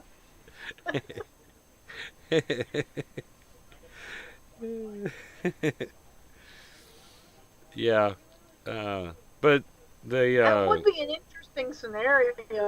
How you can president of a club when you're in a completely different state. You know what? Oh, wow. I am gonna bet with the new world that we're entering that's probably not gonna be too far-fetched. Oh yeah, absolutely. So, Franklin, Yes. I guess we can give you kind of a recap of what we've been experiencing. Cool. For the most part, there's been anywhere from, I want to say there was like 4 to 5, tornado warnings. We did have one long track, probably lasted, what would you say, Steve? At least 45 minutes, realistically. Oh, wow. At least that much. It crossed the whole entire bottom of Mississippi and partway into Alabama. Wow. Yeah. And of course the debris ball was very defined, and we could also see the rotation and everything else. So I mean it was definitely something there, and I was like, oh man, this is gonna blow up to everything. And then just out of the blue, it just stopped. I mean, and then we had another tornado, and this is just kind of not too long ago. It was going really well. It was moving in a northeastern direction, and then all of a sudden, it starts moving to the south. Well, we didn't know if it was strengthening or what, but it seemed like the whole storm just shifted. Wow. And so that was pretty interesting. In fact, I think I can show you. Well, I don't know if I'm on the same radar as I was before. No, you're on New Orleans. And Yeah, that so was that may Mobile. not work. Anyway, like it was up here. That storm's kind of, it was right up in this area here, I believe, or maybe it's further down. I don't know, but anyway, yeah, this is the only little tornado warning we're dealing with right now, and as far as velocity is concerned, we're just kind of looking at it the fact that, you've got this right here, so. That's about it. So we were kind of seeing, well, if we hold on a little bit, see what Patty thinks, and then we can kind of make a decent decision. She may just say, "Hey, I'm going to bed, guys. You're on your own." And if that's the case, it's probably going to call it. Yeah. She was surprised that we were still following that tornado that Timmer was on, and I think she's going to jump in for a moment. At least. And I'm going to wait till she gets here. I'm out in the shop, and so I need to send an invite to her so she can join the call. But, or one of you can, either way, but I'm gonna, when she gets in, I'm going to jump out for a bit because I've got domestic duties to attend to around the house here, as in the trash goes out tonight. I gotta pay the trash. Now that I think about it. Well, we won't be having any trash coming out, so I need to remember to do that for sure. We got rid of that, the blue one, whatever they are, and went to an Ozark one, and it's a third less money. I can't think of who the blue one is. Oh, it's everybody seems to have it. It's over there off West Bennett.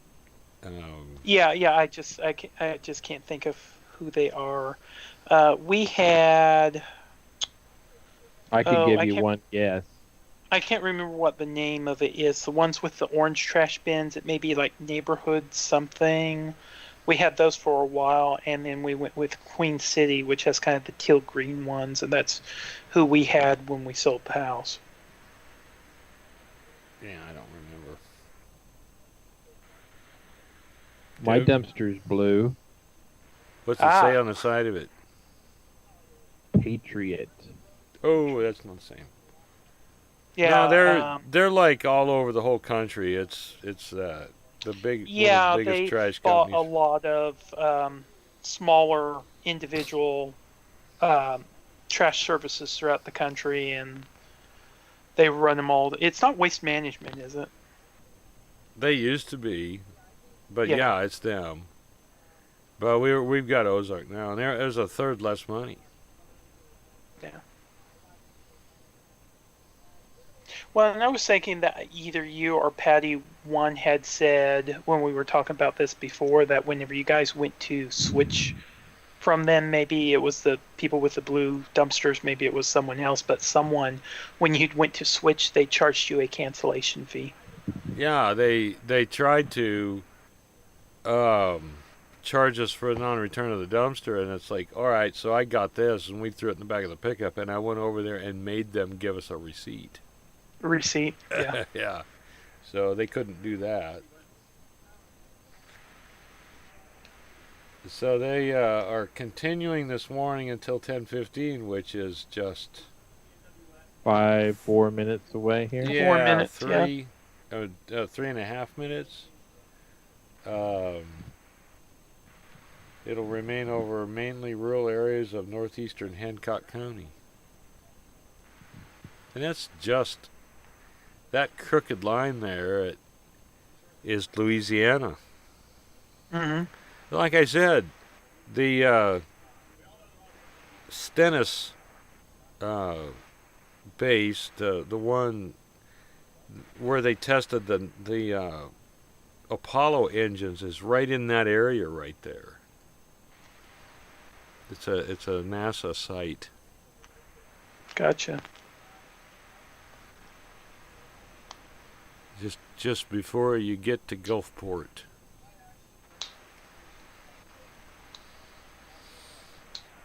Well, it'll be interesting to see if they're going to carry this on, because I don't see anything Oh, look, now just a severe thunderstorm just now developed right here. It Yeah, just you're doesn't not. want to. You're showing velocity. You're not showing the. Well, I'm still seeing the watching the warning boxes though. Right. Right. Yeah. That. This is all a part of that same cell. Same. Well, there's quite a few meso detections in there, so we'll have to kind of see. And it's also on top I'm of noticing that Seidel. too. Yeah. Seidel is right. It's right on top of the radar, so we may want to look at it from another perspective here. Let's see. Look at how many TVS signatures, though, as well as mesos, are in the line that completely fell apart. There's TVS signatures. I had Yeah, one What earlier, I'm looking at, but Monroeville, I think it yeah. went away. Huh? Minute 15. Weren't they up here in this area? Yeah, I had one earlier that was actually just north of the warning polygon, but after a frame or two, it went away and it was just replaced by a mesocyclone icon. That right there. Could be. Okay. It was kind of southeast of Poplarville. We got another minute. We'll see if that tornado warning continues. Gotcha.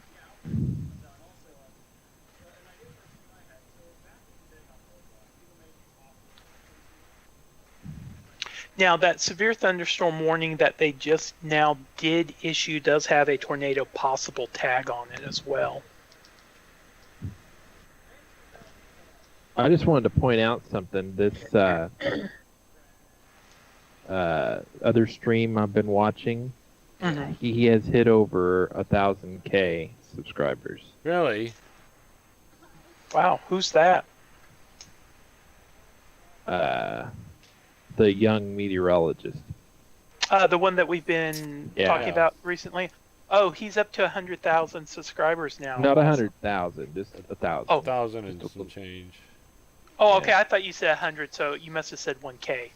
Sorry. I did. I thought that's what I said. I may have exaggerated a little bit, but yeah. Well, even still, just in a week to go from what last week he was up to like 855 or something like that. It Yeah. canceled. It was canceled. It did not get extended. Yeah. I think the show's just about over. I think so. Well, I guess we could get some closing remarks from Madam Skywarn, and then we could probably go ahead and close it down. What do you say? Yeah, she's. I'm sure she's probably in the house by now. It'll take her a little bit to get her stuff, but I am a little surprised at today. Not that we had tornado development, that it didn't develop into more. Yeah.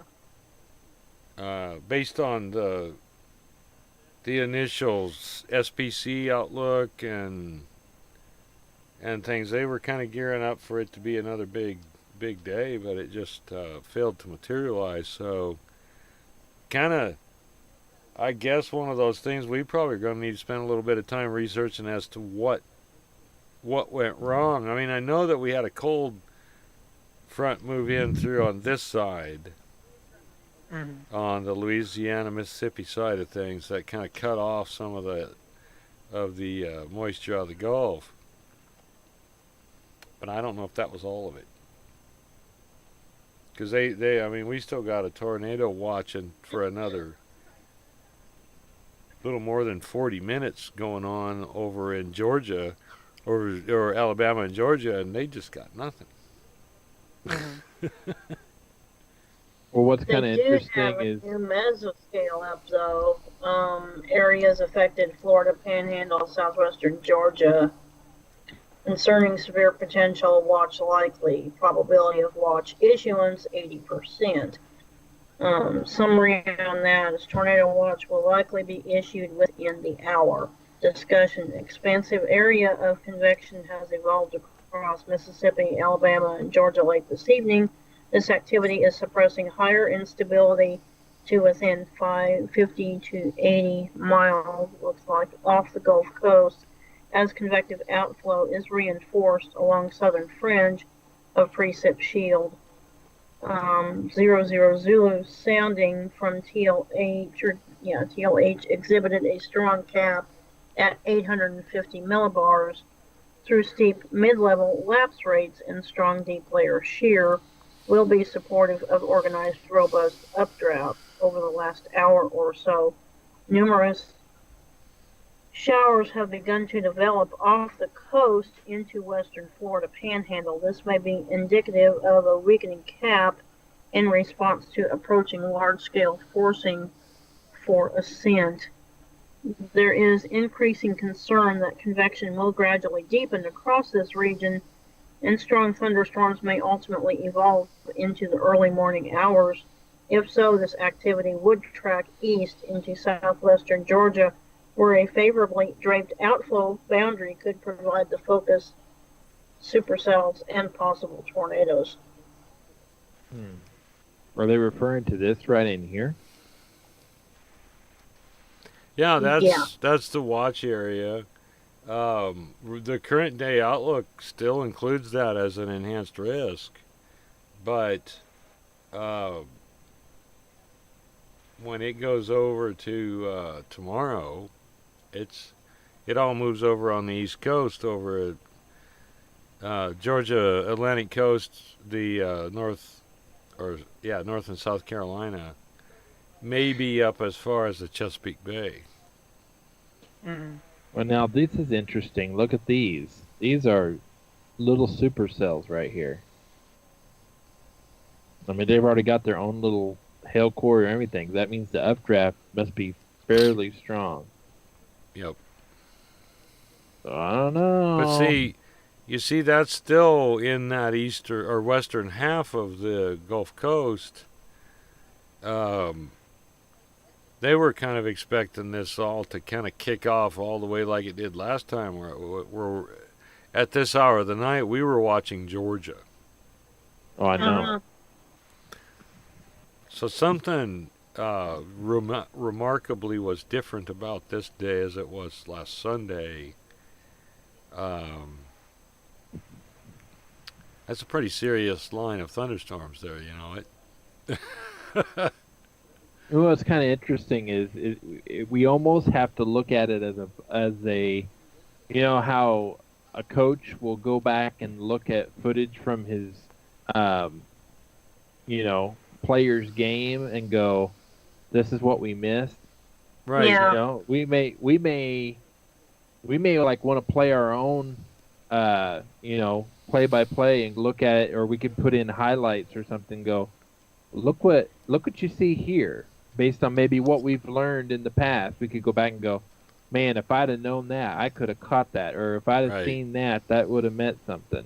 You know. Yep. So that might be something we might do down the way, just kind of maybe as one of our discussions or whatever. So as an improvement of our coverage. Yeah. Just let people know we actually learned something doing this. I'm actually quite happy with the change that Patty recommended, that we run it like a Skywarn net. It did bring a lot more awareness to things, I think. Because, well, not only that, we had a little bit more engaging things going on, because we were talking about places in the Weather Service, what they do. We brought what they do in and talked about it, because it's important. I think we all kind of like the idea that we'll educate the general public, but well, a lot of us education is going to go towards Skywarn net controls, and it'll probably start in our area, but it will go for much bigger areas as we get better at this. Yeah. Of course, we're going to have that inevitable. Somebody says, "Oh man, I want to be on your channel," and they join us on Skype, and they couldn't tell a hailstone from a raindrop. Well, then that's a real good opportunity for someone to get schooled. Yeah. We may run them off for all that comes down to it. You mean you Yeah. can't tell what DBZ is over velocity? You know?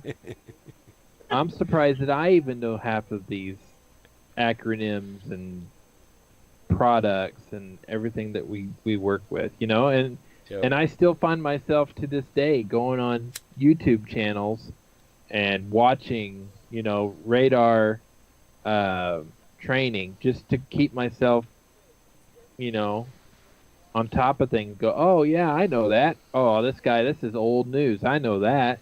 But I could watch that 3 or 4 months ago, or 3 or 4 years ago, for that matter, and go, I had no clue. So it's just kind of one of those things where it's amazing how much we've matured just in the last few years. Right. Something that you mentioned, Steve, is there a way that if you, and you mentioned this as well, Rodney, is there a way that we could maybe compare, like, what the conditions were like earlier today when they were anticipating this stuff that didn't evolve into anything, as opposed to what they were like last Sunday when they had the severe weather outbreak within this same area? Oh. I know one point, Rodney and I were looking at the SKU-T of, say, Birmingham.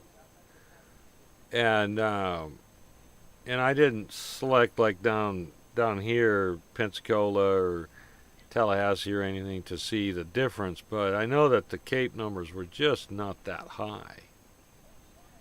Mm-hmm. They were just not as high as the MU Cape that we were seeing last weekend, and which obviously that's going to be a contributing factor as to why this was all different. And now, opinion on this one, I think it rained a lot of it out before it got going good. However, by the looks of this storm, something's going to develop out of this before the night's over. I just don't know if we're going to want to stay into it that whole time. Yeah, and it may come down to whoever's ambitious enough to stay up and see it and go, "Hey guys, guess what?" And they'll and it'll be like, "I'm already in the house. I don't want to go back out to the shop. You know, I'm not going to the shack. I'm done. We're good." So, you know, it's one of those things. I don't think we lost any opportunity, and frankly, I mean.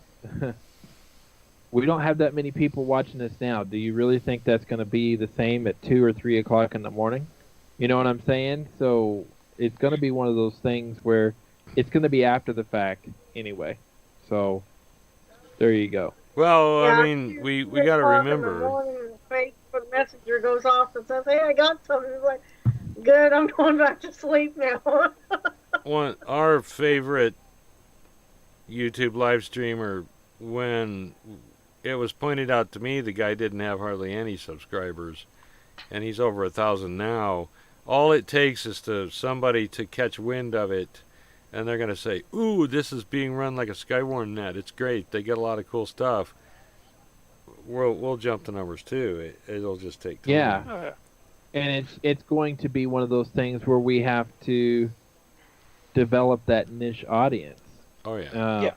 And that's just like the same guy you're talking about. He has videos going back about 6 years, I think. Now, not all of them were weather. Some of them were some other content. But going into whenever Rodney pointed him out to us a day or two before the Easter outbreak last week, I mean, he only had like a couple hundred subscribers. He was making a big deal out of that he had just got up to 200, and he was so totally appreciative and loving that fact. And then a couple days later, boom, he's up to 800. Now a week later, he's up to 1,000. Yeah.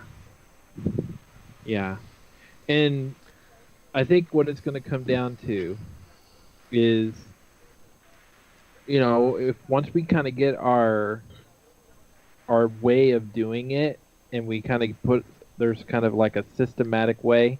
Like, Mhm. I know we're not saying we're doing it haphazardly, but in my mind, I'm thinking, okay, well, we can always you turn it into more like segments. Okay, uh, Steve reads the warnings. Franklin monitors the chatter from NWS chat. Mhm. I'm pretty much running the radar. Putting all that together, that's something that we'll start seeing kind of a consistency behind it. I think that's what Oh yeah. you know. So anyway, And once we figure it out, we figure out what works, what doesn't work, what people who watch and come back and watch like, what they don't like. Once we get all that ironed down and get that more or less finalized, the views and the subscriptions will pick up. Oh yeah. Yeah. We'll get it. I have Yeah. every And, faith. and I hope no one thinks that this sounds rude or anything, but I kind of, with my own photography, I kind of got to the point where I came to the realization I'm doing it for myself. I do what I like. If no one else in the world but myself likes it, I don't care. I'm doing it for myself. true. So, kind of in a way, most projects, I think, if you just kind of take that point, hey, if other people like it, that's awesome. If no one else likes it but myself, I'm not going to let it bother me because I'm ultimately doing it for myself. Now, this is slightly a little bit different. We're wanting to let people know about weather, make them aware of weather to be safer. But, if we have 5 subscriptions and 5 viewers and it's all us, I'm not going to let it bother me. Nah, this is the way where you do it and they discover you. Yeah. They're like, And oh that'll my god. Then they binge watch all of our live streams, and I'm like, and all the old videos. yeah, what? Wait, what? I can't figure that out. And I'm still a fledgling YouTuber myself. My channel is just a few over 100 subscribers, and I've got 10 times that to go before monetization, if that ever happens. And I've been having to leave it behind because I just haven't been doing those trips that we've been. It's conditions. I've noticed a few YouTubers picked up their pace. Quite a number of them have dropped off in the pace. So yeah, we're going to be in a new world. It's not going to be something that's going to be easy to deal with. The changes, but all it takes is some weather person somewhere going, "Oh, those guys are awesome." They That post would our be link. cool. They post our link on some website somewhere, like I did with my Big Brutus video, and I got 12,000 views. It's like, wait, what? That's cool. Hey, that was an interesting video in and of itself. I watched that one. That's the big, huge crane, right? Yeah, the big electric shovel out there in West Mineral, Yeah. Kansas. And all I did was I read the walking tour. It was just read it and showed the parts. And I did add a little bit of my own personal take to it because I know a little bit about machinery. But it was the walking tour. So,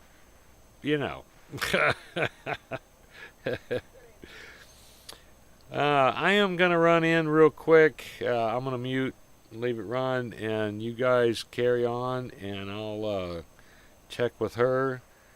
Cool. Because I never did get my domestic duties done, and she's probably thinking that she's got to, but she don't, so I'm going to make sure she don't. I'll be back in a few. No problem. All right. Thanks, Steve. Now, I am seeing here warnings and stuff. It doesn't look like there's a whole awful lot out there near the radar site there at New Orleans. I've got it looks like 5. One of those is a marine advisory. 3 of them are flash flood warnings, and one's a severe thunderstorm warning. Then nationwide, besides that, all that I've got are flash flood warnings in Georgia. Well, 3 now of here's them. what's interesting. Just during the time that we've been talking, Mm-hmm. we had 2 little storms, and then this one developed, and so there's still lift there. That may Oh, be sure. why they're talking about, additional stuff. So like if we go back and look at the loop, look at it. Mm-hmm. 2 becomes 3. So They've actually just had a new watch issued 23 minutes ago as well on this. And that was on that Florida Panhandle into Georgia. Gotcha. Storm Prediction Center has issued a tornado watch for portions of southeast Alabama, North Florida, northwest Georgia, and coastal waters, effective this Sunday night and Monday morning from 11:10 p.m. until 7 a.m. Eastern Daylight Time. Primary threats include a few tornadoes and a couple intense tornadoes possible, scattered damaging winds likely with isolated significant gusts to 70 miles per hour possible, isolated large hail events to 1.5 inches in diameter possible. Summary: organized storms will spread generally eastward into the region late this evening into the overnight with damaging winds and a tornado risk, including the possibility of a strong tornado or 2, given the increasing low-level shear. The tornado watch area is approximately along an 80 statute miles north and south of a line from 55 miles west-southwest of Dothan, Alabama, to 10 miles east-northeast of Valdosota, Georgia. For a complete depiction of the watch, see Associated Watch Outline Update. I'm in. We use, hey Patty, 64 KNWS. No, I'm good. I'm listening to Cost Heather read ad fairness nauseum actions. stuff she doesn't Remember, need to be reading, but anything that's in print, she's going to read on. They just issued a new tornado watch. So, That's what we've been doing, because it's that slow.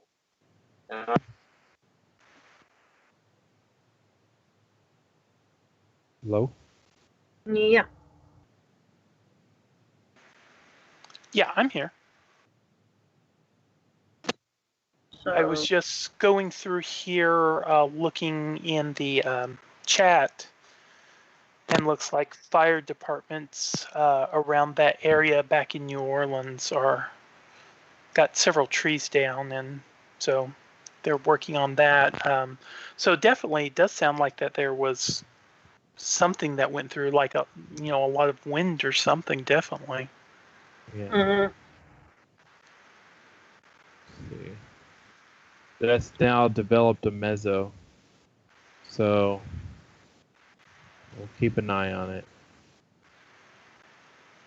Okay, And this yeah. is really not even something. I mean, based on the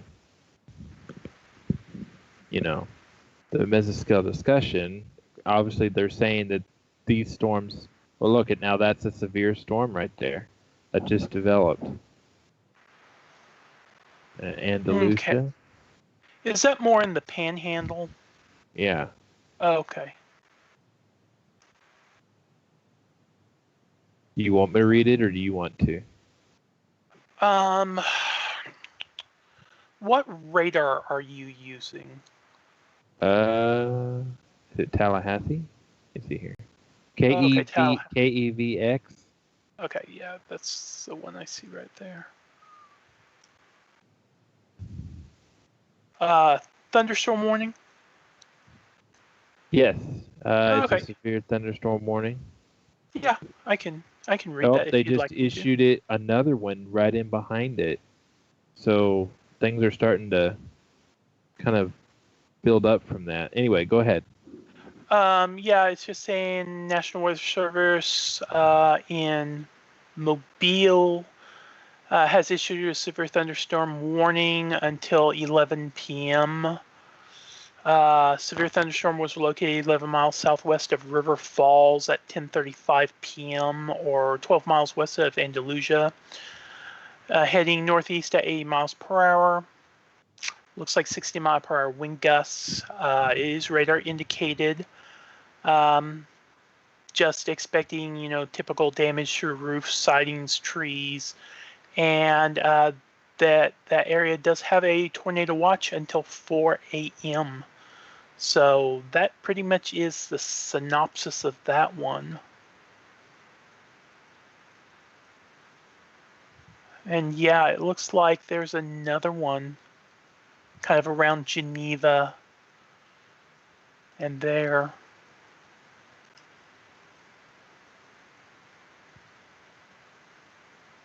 It's going until midnight. Pretty much very similar thing, 60 mile per hour winds, typical roof siding and tree damage. Looks like Elgin Air Force Base is in the possible path of this storm. And that's about it.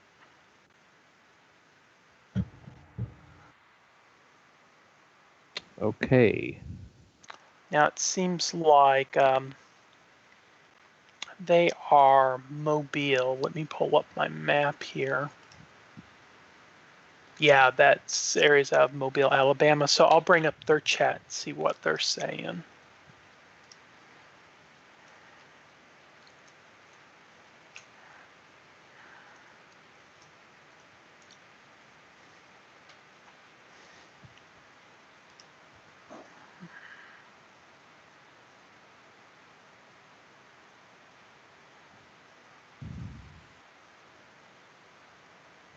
Hey, Franklin, I'm going to step away for just a second. I'll be right back. Oh, okay, no problem.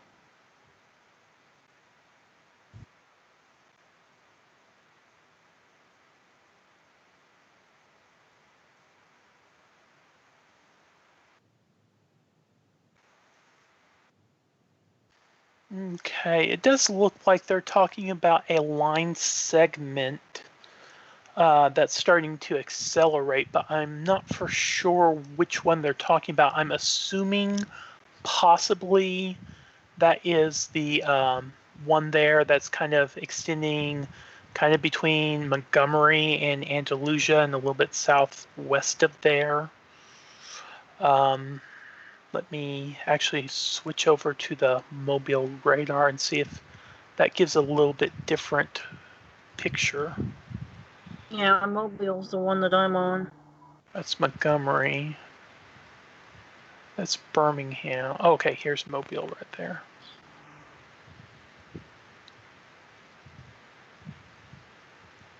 Okay.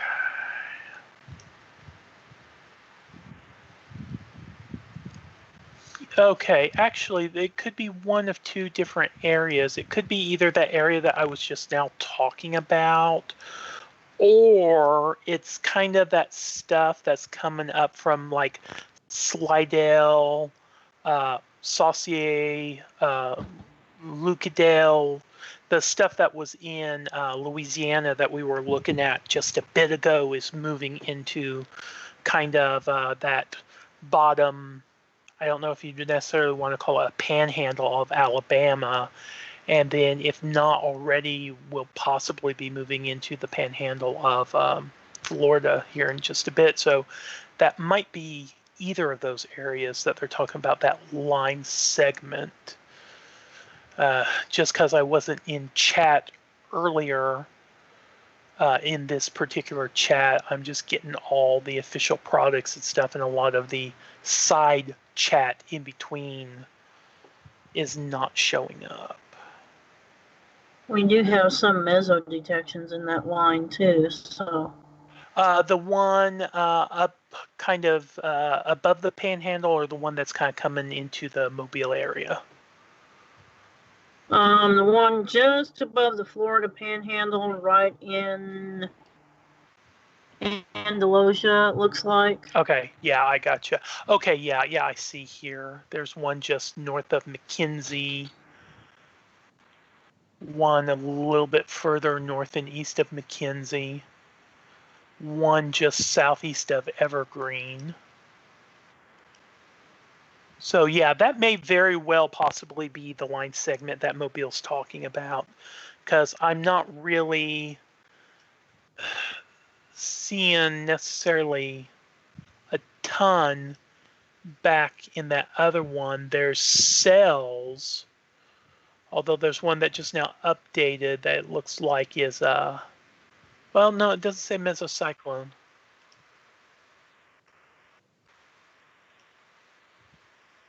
So I would be willing to bet that the line segment that they're talking about is that one just above the panhandle that is kind of going through the panhandle and moving up into Alabama. I think it is too.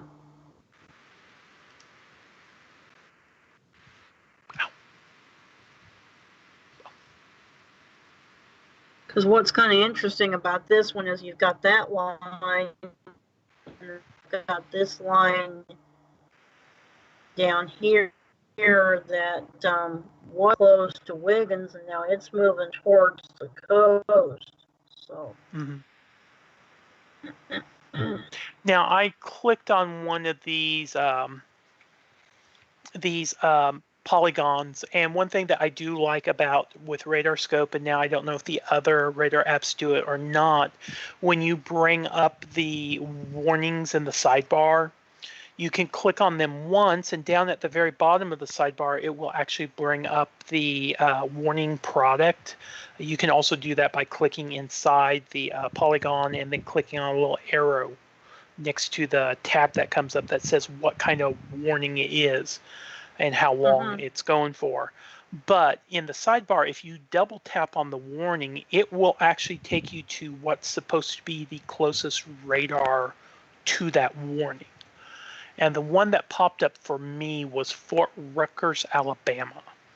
And you can kind of see up into that storm as it's kind of going up northeast a little bit better, and you can kind of see a little bit of the coverage of the panhandle as well. But Tallahassee would be another good one as well. And Mobile covers a lot of that western part of the panhandle and the stuff that's coming up out of Mississippi.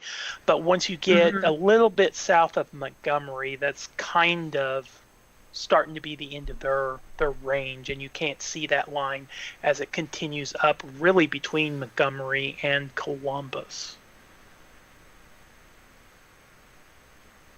Yeah, I've been back and forth between KMOV and KLIX tonight, so. Yeah. And Yeah, we I do that a lot. Have an option with WSV3 when you bring up the warnings window, and the watch window is the same way. It brings up the window a lot like it does with GR level 3, and that allows you to see all the warnings that are there, and then you can actually zoom in to a particular warning, which will take you directly to that particular area. Nice. I didn't realize that at first whenever I first started using Radar Scope, and I think I was getting frustrated because I didn't think it was selecting it, and I accidentally double-clicked on one, and it took me and zoomed in right on the polygon and took me right to the closest radar, and I was like, that could be helpful. Yeah. I'm guessing that was pretty short-lived.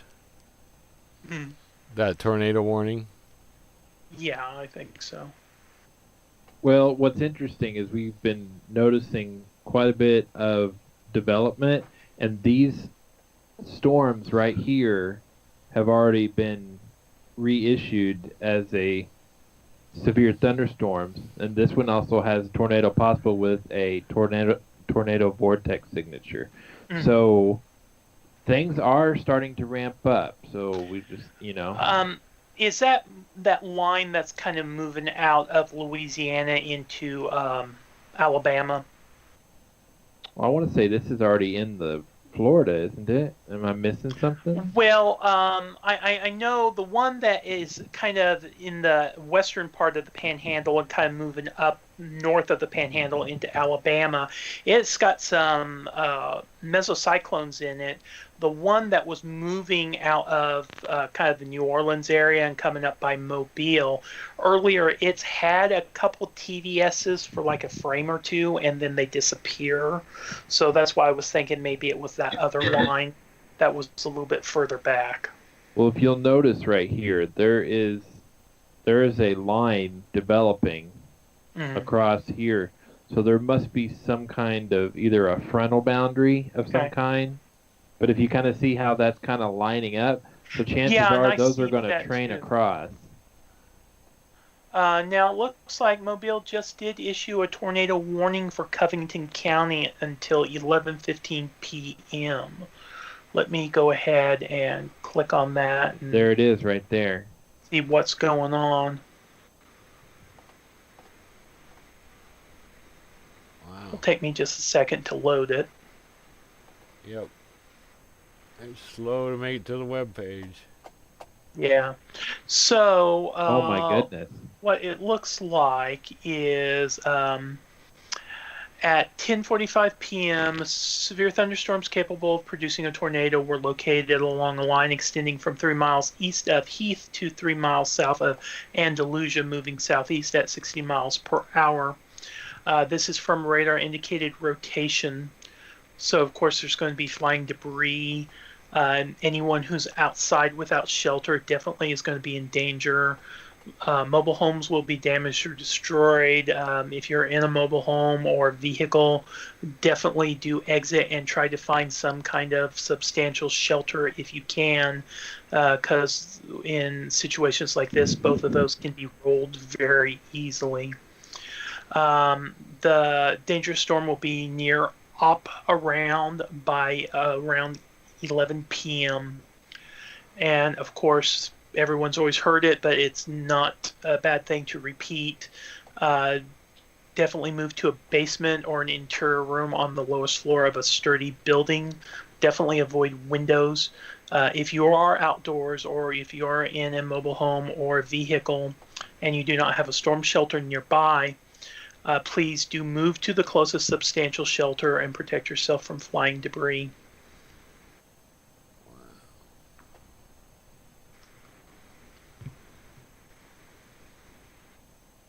That's a very large area of rotation. I'm just going to say that right now. And that's really high velocity too. Whoa, what did I do?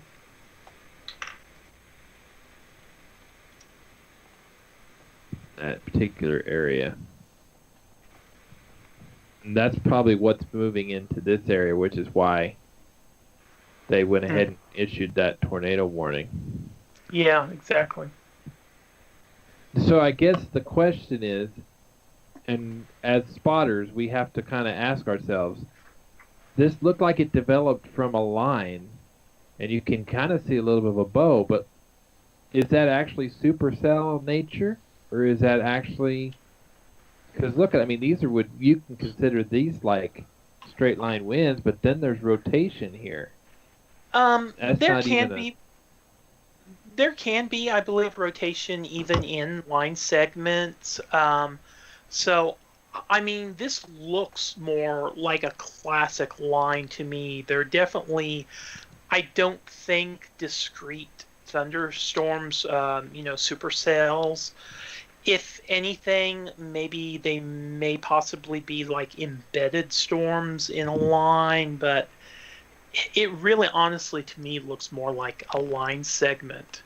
And it definitely does have some heavy winds, particularly where that's kind of bowing out there, like around Laverne and Glenwood.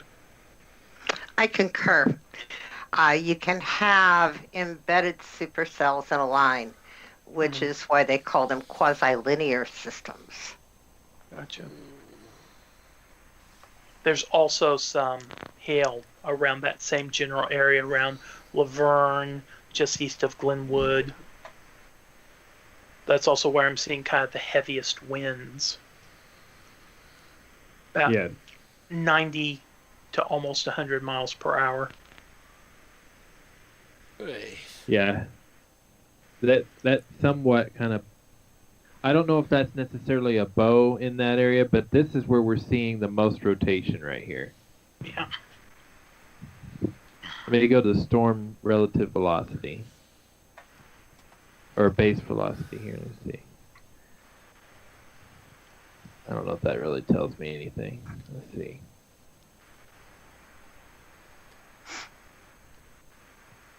Yeah. That definitely shows some right in here. Right where the polygon's definitely setting. So we're getting ready to refresh now. Let's see what it looks like now. It's moving really fast.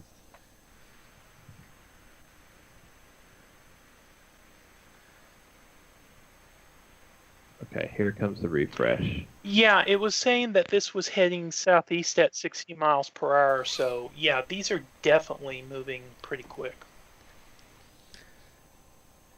Let's see here. I'm going to clean up some of this stuff. What did I do here? That's not it. I can click some of this stuff out of here so we can kind of see a little better. There, I got that out of the way. We know they're tornado warned, so we don't have to have that tell us right at the moment. Right in this area. I'm going to go back to velocity because that seems to be the most important right now. We'll see if that even tightens up even more. I don't believe that this would be a tornado. I'm not saying it can't be, but that just to me looks like it would be upper level. So let's go up here. I mean, you can still see even bits of it in the 1.8. Mm-hmm. And there's even some rotation in the 2.4. So that's a very, very strong storm. It's amazing how it built up as quickly as it did. Oh no, wait, look at right after it did that, it changed. Now, did it get more intense or did it change the rotation slightly? Let me see here.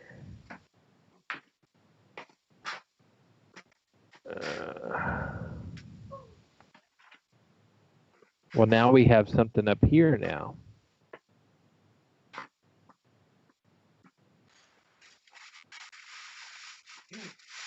That's the fastest in wind speed I've seen in quite some time.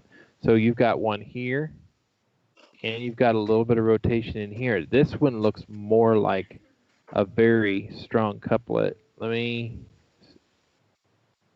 didn't get refreshed. So it must be in the process of doing a scan on that level. Yeah, it's in the process of scanning, so it hasn't got there yet. So this is the initial scan. 70 mile an hour incoming, 60, roughly 60 going. So yeah, let's look at. I am seeing on my radar just northeast of Heath, which is just north of Andalusia, a TVS. Yeah, I think I agree with you. It's right here. Yeah. Kind of in that, almost not quite near that northern point of that polygon. So these are the these are the towns that can be affected. Mm-hmm. Let me see here. Oh, looks like maybe someone issued a new one? A new tornado? Yes. And I'm not too for sure that this was out of... Okay, this is actually out of Tallahassee, so it's starting to move between offices. Tallahassee has issued a tornado warning for northwestern Dale County in southeastern Alabama and Coffee County in southeastern Alabama until 11:45 p.m. At 10:45 p.m., severe thunderstorms capable of producing a tornado were located in a line from near Goshen to 11 miles south of Andalusia, moving east at 65 miles per hour. It's radar indicated rotation like we've been talking about. Flying debris, mobile homes damaged or destroyed, roofs, windows, vehicles damage will occur. Saying that the storm will be near Mixon's Crossroad, Curtis, Carl Folsom, Girard, Central City, Clintonville, some of the areas close to that. They're urging people to take cover now, of course. And that's about it for that. So definitely, if you live in those counties, even if your city was not one of the ones that I read, I would very seriously consider, moving to your emergency shelter areas at this time.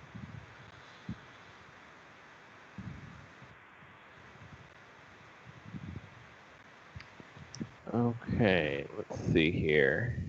Now, if there's any specific place we need to point out, please let me know, because we're looking at a fairly large area, and we need to see how this is all going to develop. So,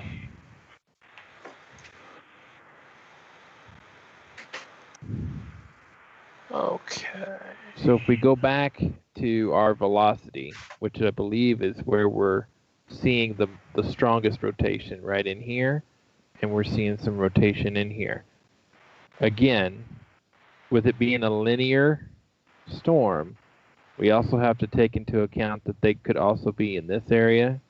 Based on the notches, we can't always assume that that's what that is. But there's a lot of rotation in this front part, so it just kind of makes you wonder.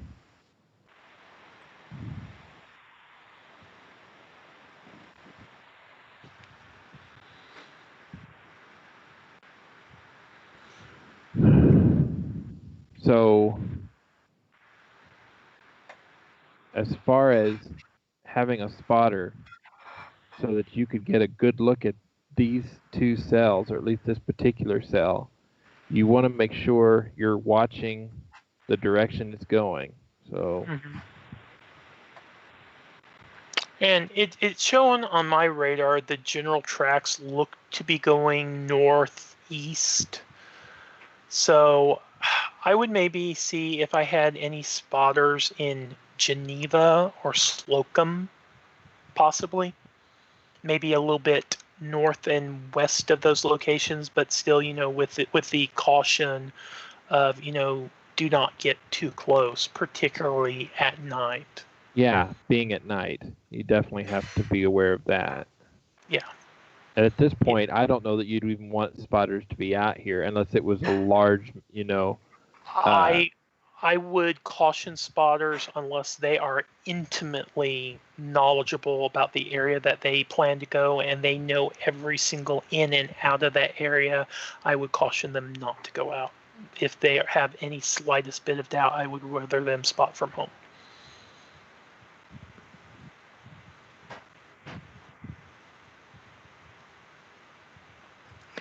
These being high precip storms too tonight, you're dealing with potential for flooding. Yeah. You're much closer to the Gulf here, and where we've got, you come down off a crest down into a low water crossing can be dangerous. Down there, everything's low. Yeah. And flooding potentials, I'm sure, are very high. Yeah, and that could potentially cut off your exit. So that's just another reason. I would strongly caution someone, if you have any doubts at all, I would rather you stay home. And this appears to be bowing just slightly too, and that may be going back to the strong winds that we're seeing here. Yeah, and it may just be me, but back up that section up by Troy that just went kind of through Glenwood and Goshen, it looks like to me part of that is bowing out to the east, but kind of where I'm getting some of my reds, where I mean that almost looks like that's almost coming together as a couplet. It looks like part of that line is south of Troy is bowing back to the west, maybe into the line. Are you referring to something right in here? Because I can't see where Goshen is, but Do you see where Troy is? no, it's not showing up here. So Okay. It's kind of more up towards the northern part of that line. It's kind of that area where I was talking about where it looked like it was bowing earlier, and we had some hail. There's still hail to the west of the what looks like the edge of the line. this looks suspect, though. I don't know if anybody's looking at this the same way I am, but why would a little appendage like this come out unless there was some rotation pulling that rain into a vortex of some kind? I'm going back. Right, that you're looking at an inflow notch, no doubt. There is a lot of notching. You have to look on out. Yeah, the inflow notch on that goes Now this is interesting. pretty significant. There's a lot member of notching across that line. Just Yeah. A member of media in the area was asking about a weak TDS north of Elba, Alabama. North of Elba? Correct. Oh, wow. There's tornadoes up here, too. Yeah, and they replied possibly. They said they'd like to see some CC values a little bit lower before confirming it as a TDS, but they are continuing to monitor for further rotation. So each one of these notches, see how it's bowing and then notching, and then bowing and then notching. Notching. so that's pretty classic of what I'm seeing on reflectivity is pretty classic of individual supercells within that quasi-linear system. And just about everything on there from Florala north of Troy is tornado warned. Right.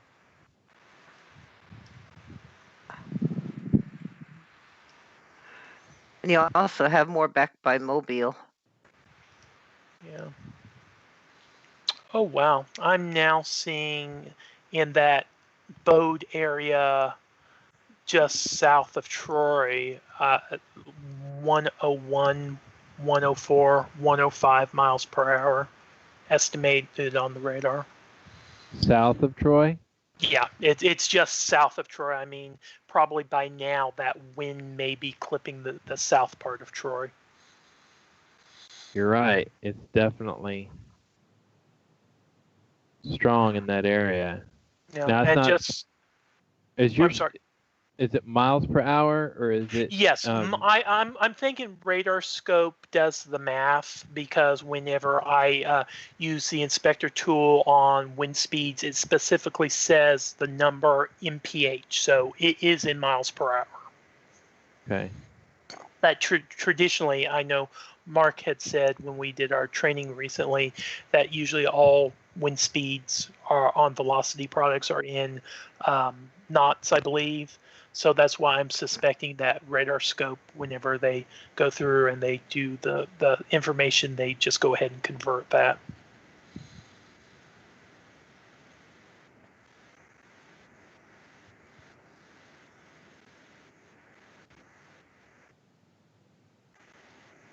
Okay, so now, I don't know. Okay, I do have from National Weather Service in Tallahassee, updated to confirm tornado in Coffee County, tornado indicated by tornadic debris signature. So is that what I was just seeing right there?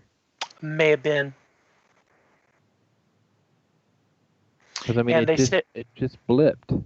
Yeah, and they said it will continue moving east and head towards northwest Dale County near Ariton.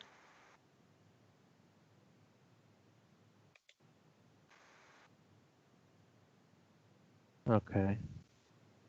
I don't know if we're looking at the same cell. Again, that's kind of that area kind of around Troy, Glenwood, So it is this cell. Brundage, Elba.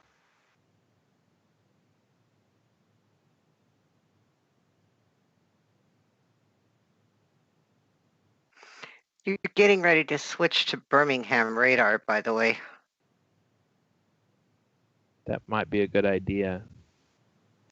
Yeah, that top cell by Troy is issued out of, the warning is issued out of Birmingham. Okay. KBMX. I am seeing, I'm using Fort Rutgers, Alabama, but that's going to be going just kind of north of that radar site. So Birmingham might be a little bit better because it's going to be pretty close to the radar site. This helps me find it better. KMXX? KBMX. KBMX. And KMXX, I believe, is the one that Franklin's on. KBX. Okay, yeah, that's definitely a little bit different picture of that. Oh, right there. I'm not seeing as high a wind speeds there around Troy, but that's probably because that's much higher up in the storm at that point from Birmingham. Is that hail core getting bigger? Could be. Yeah, that's about 10,000 feet up in the air at that point. Right in here? No, KMXX, that's Montgomery Maxwell. No, the one that I was actually looking at a moment ago, Patty, the Fort Rutgers, is actually KEOX. Oh, okay. Sorry about that. Oh, that's no problem. And it's the one that's showing the real high wind speeds. That is approximately about 30 miles from the radar site, about 1.8 thousand feet. So not quite 2,000 feet up in the air at that point. So what would be the best radar to be on in this situation? You don't want to always be the closest radar. Yeah, because sometimes you can't. You shoot see right over it as well. Yeah, definitely. Okay, so in that case, we need to look at it from, I guess where we're looking at it is where we need to be. I mean, where I've got it connected to, KBMX. Oh my. Or Okay, KMXX would be closer, but then again, you're still in the same situation similar to this. Got a couple different things from chat. So apparently, confirmed by Facebook pictures, a house was hit in Babie, Babbie, by a tornado. It was near the airport road. Let's see. They're updating significant weather, severe event underway. Tornado warned storm continuing to move across Coffee County, heading to Dale County. Air mass ahead of the storm is unstable until crossing the Chattahoochee River. But the warm front is surging northward. Expect storms to continue into South Georgia after 1 a.m. Additional development being monitored back southwest of Pensacola. This is still a couple hours away from the forecast area. And then just a heads up, severe thunderstorm warning extended eastward, winds in excess of 70 miles per hour expected along the line, tornado possible. So just a sum here, we have back by Mobile, we have tornado warning. This is a tornado, observed tornado in the Mobile area. And it says Tillman's Corner, Daphne, Fairhope, Point Clear, Silver Here, Robertsdale, Summerdale, Foley, and Alberta are in the path of this storm. To the south and east of that is another tornado warning, and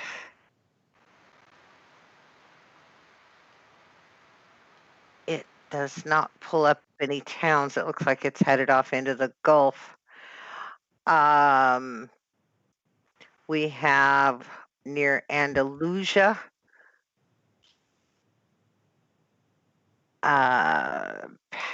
severe thunderstorm warning for Sampson, Geneva, Enola, Unola, Black, Esto, Noma, Gracefield, Jacobs, and Cottondale. Oh, wow. And the big storm that y'all have kind of focused on is going to be in Brundage by 11:22, Clio by 11:35, Blue Springs by 11:41, Abbeville by 11:58, and Fort Gaines by 12:10. Look at the mesovortex signatures on that line. All those little notches we were looking at earlier. Yeah.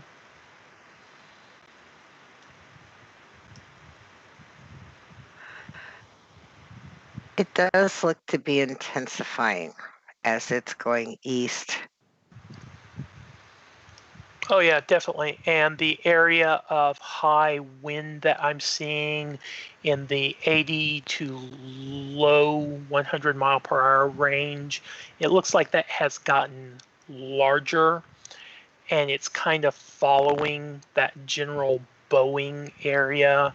Now it looks to be going through Banks, just coming into Brundage, will be in Arlington before long. Clio, Louisville, Blue Springs will probably also be in the path of that. Now, so just an observation, this is kind of interesting.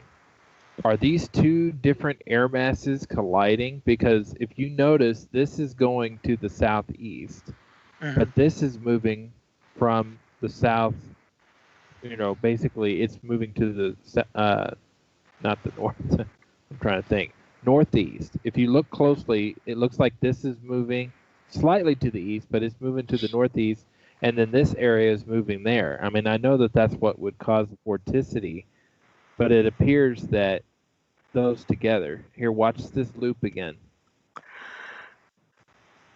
So which way is that front pushing? Has somebody got access to a program that's got the arrows on it? That I would do not. probably answer your question. Okay, let me see. Unfortunately, that's one of the things that I miss that radar scope just does not have, is the fronts. I wish it did.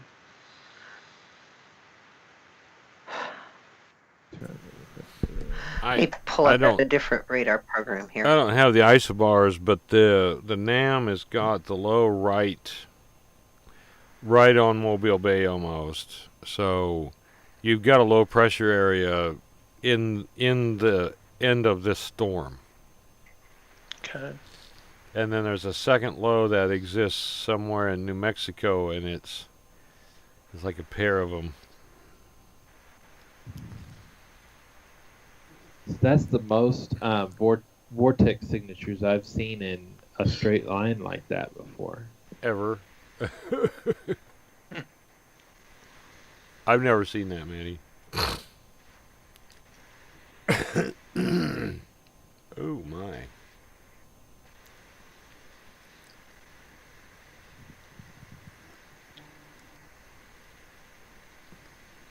Let me see here. Let's check and see if there's any debris balls at this point. Still nothing confirmed that way. Again, these are just signatures. They're not actual tornadoes in respect. It's just the system is seeing that in the upper atmosphere. Or at least that's what's deriving from radar anyway. Mm-hmm. But that notch right there, like I said, is suspect. And I wouldn't be surprised if it continues moving like it is, that this will be issued a tornado warning in this area soon. For those that have WSV3, you do have the options of front on there, and that front is going right where those storms are at, as well as that low pressure center right there. Right. He was talking about where their air masses colliding, and from what I was seeing in GR level 3, that front's actually lifting back to the north. Mm-hmm. So it's sucking in the Gulf moisture. If you notice, these storms were traveling a bit to the southeast, and they're now going more due east. Mm-hmm. So that front is affecting that storm in that way. It is changing. So what I was seeing was indicative of a front pushing that in that direction. Yes. It's almost like herding a pack of ducks or something, you know, because you're going like that, and they're going this way, and you're needing to go this way, and they're just waddling this direction. So I mean, that's the best way I know how to kind of equate it to that. Because if you look through the loop again, watch that. See, this is moving this direction, but these are moving directly this direction, or at least that line is moving. Because see how it's bowing right here. Mm-hmm. So it's also colliding with that front, which is providing more energy for it, which is why it intensified when it did. Now, it does look like things are kind of maybe slowing down a bit, or actually, I take that back. I don't know. The warnings I'm reading say it's moving 80 mile an hour. No, I'm sorry. That was something out of the Mobile office. That was a completely different storm. I apologize. Yeah. These storms are moving 80 mile an hour, pushing 70 mile an hour winds. Oh, jeez. Yeah.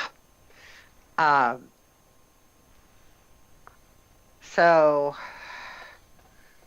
we have tornado warning for Dale County and Coffee County continues. Cities in the path of the storm are Ozark, Newville, Abbeville, and Haleburg. We have... And they are talking about extending that Dale County tornado warning as well. Oh, I'm sure. And we have tornado warning for Pike and Barber counties. And in the path of that storm is Blue Springs, Abbeville, Fort Gaines, Bluffton, and Edison. Yeah. I'm wondering, this line that was in Andalusia that spawned the tornado warnings out here and is now spawning thunderstorm warnings, that line it's falling apart from what it was earlier, but it's falling apart into individual cells. It's becoming more of a line, that more so than individual cells, as it was when I sat down and tuned in. It's become more of a line. It isn't that it's falling apart, it's actually intensifying where the bow area is. And that's it, where I'm trying to think, just to the north of Enterprise on the bow part of the line, is where the cold front intersects. And okay. It lays across there from west to east. So that's probably what's prompting all of those heavy winds in that area then. Mm-hmm. Oh, that's the intensification because it has something to give it lift. Yeah. And I haven't seen it come through on the chat yet, but they did give a heads up that they are issuing new warnings for Dale and Geneva County. Yeah, that's what I was thinking. It's going to start right here. That's either going to be severe, or they're going to just immediately just say that tornado warning is going to continue. Yeah, they're continuing the tornado warning.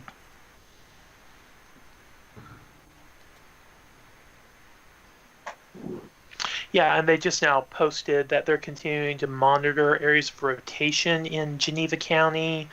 It's moving just east of Sampson, moving towards Hartford. And what's interesting is the software believes that this is the direction of that particular storm, but it's moving in a different direction here. If I can click it.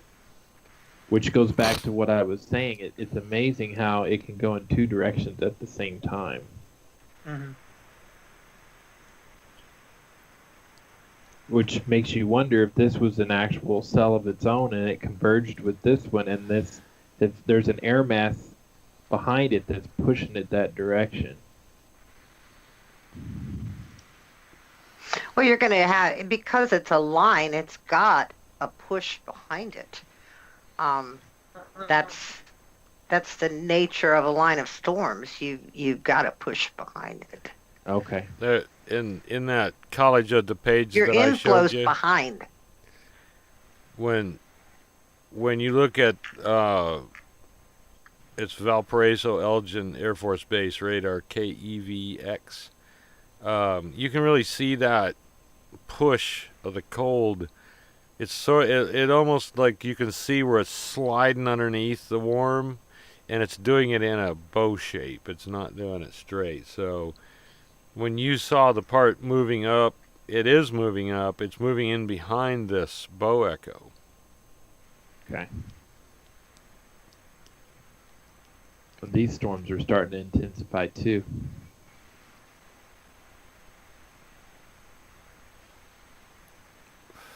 Rodney, remember earlier I told you about the cold air cutoff that was happening in Mississippi?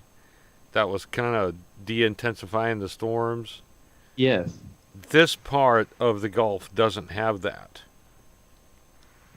So it's getting a direct shot, right, of hot, wet air out of the Gulf of Mexico right now. So it's developed more energy. And also, real quick, about radars. A member of media had asked if they were having issues with the Fort Rutgers radar, and right now the connectivity, they say, is spotty. They're recommending to monitor EVX for right now. And let me pull up and see where EVX is. I'm on it. Okay, KEVX. Okay, so yeah, that's Elgin Air Force Base. So I'm looking at a sounding from, this would be out of Tallahassee, and their MU Cape is running 2215. Now this is 0 Zulu, so that was 4 hours ago. Their, let's see, convective inhibition minus 82, and the LI is minus 6. So they've got more of those ingredients to make cupcakes. A double batch of cupcakes. I think so, and they've got that nice hook on the photograph too. That looks like a curved. The Storm Slinky looks like a hockey stick. Yeah, like we were talking about it earlier. Yeah. Holy schmoly! 1, 2, 3, 4, 5, 6, 7. I have 7 mesovorts. Yep. Yeah, and in and around that warning that includes New Brockton and Enterprise, I'm showing 3 TVSs. Oh, we see TVSs out the wazoo here. 1, 2, 3, 4, 5, 6, 7. At least 7 or 8 of them. Yeah, I'm seeing. That's what I'm talking about.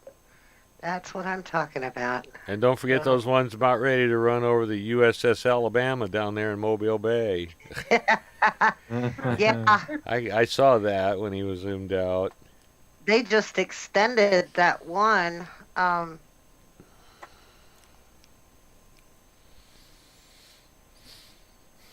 In the track there, Fairhope, Point Clear, Summerdale, Foley, Alberta, and Orange Beach.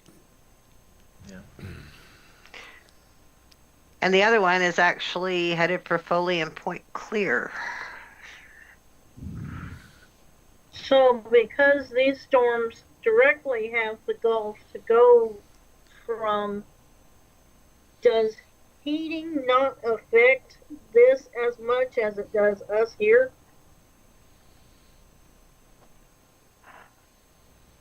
What do you mean? Well, the daytime heating. Because usually what we see here, if things fire due to the daytime heating, once you lose that daytime heating, the storms are gone. Well, I would say probably that warm, moist air coming up from the Gulf is probably taking the place of that daytime heating, and that's what's providing the extra energy to keep these storms going. Right, and That's what I was wondering. in addition to that, you've got circulations in the Gulf that's bringing water from near the equator up close to the Gulf Coast, and it's been hot all day down there, and probably been that way for weeks, and so here you've got a low pressure area sitting right there between.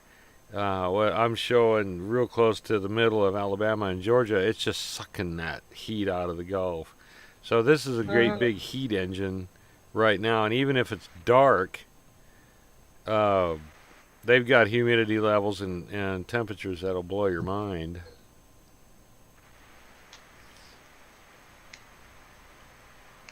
Yeah, and I'm sure a lot of the ground, particularly if it's been hot all day, it's been hot for several days, that's probably has absorbed a certain amount of that sun heat and energy, and that's probably acting as a bit of a radiator, radiating that back up, from the ground up towards the sky, and that's probably also further helping to strengthen these storms and add a little bit extra energy to kind of keep them going. Yeah, so fun fact, Panama City right now is showing 73 degrees, and if you just go inland to Auburn, Alabama, it is showing 64. So there's a pretty good temperature gradient across there, and you can bet that the dew point is probably in that doing the same thing. Yeah, and they just did another extension of the tornado warning for Dale County, and also added Henry County into that as well. At 11:29, a severe thunderstorm capable of producing a tornado was located 9 miles northeast of Ozark, moving east at 60 miles per hour. And it just, the typical radar indicated rotation, flying debris, damage to mobile homes, vehicles, people without shelter need to seek shelter. Will be near Abbeville around 11:45 p.m. Other locations include Shorterville, Hallberg, Bells, Crossroad, Tumbleton, Dill, Kirkland, Crossroads, Hayes, Mabeson, Argata, and Snell's Crossroad. So they've also extended the warning here too. Yeah, they just extended both of them. So guys, I got a question. What happens when the dew point matches the ambient temperature? I think I was told early on in my training that's the magic number for boom. Oh, Yeah, hey, guess what? I was thinking that's what I had heard you say before, although I was thinking sometimes don't they also add into humidity with that, so humidity, dew 70 point, and temperature. Temperature of 75 degrees with a humidity of 75%. Basically hang on to yourself because Well, so I'll give you an example. Dothan, Alabama, which is down on the corner there, and you can see it in the map. It is got a 68-degree dew point. The temperature in Dothan is 68, and the humidity is 68%. Oh no! boom. I believe in horse racing we call that a trifecta. Say I bye, think say you're bye right. bye. You know, that was the town that Driving Miss Daisy was from. I think they're going to be hunting for Miss Daisy's Oh, body. really? That was a Whenever good movie too. whenever I worked with Greyhound on not group sales, commercial sales, we did a lot of tickets for a hospital. I can't remember if it was out of Dothan sending people to Atlanta or if the hospital was in Atlanta sending people to Dothan. I think that may have been what it was.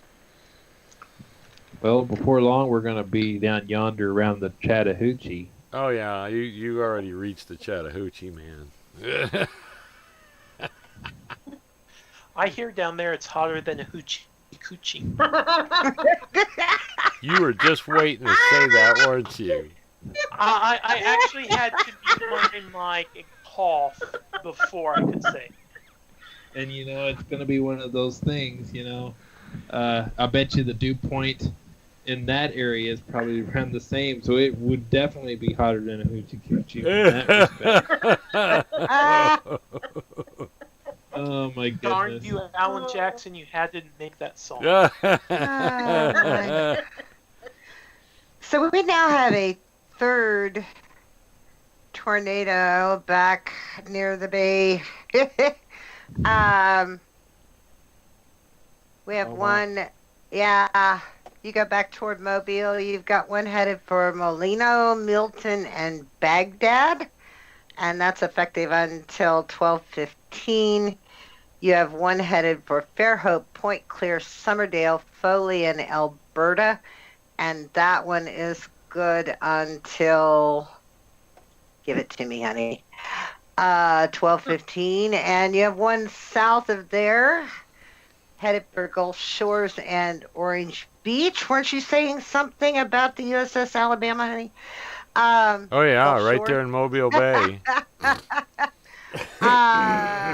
That one is also effective until, well, that one until 11:45.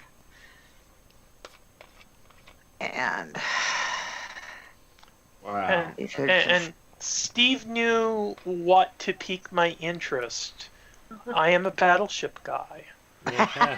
But there are 4 particular battleships that I really, really like, and I am just thankful that none of them are going to be within this storm.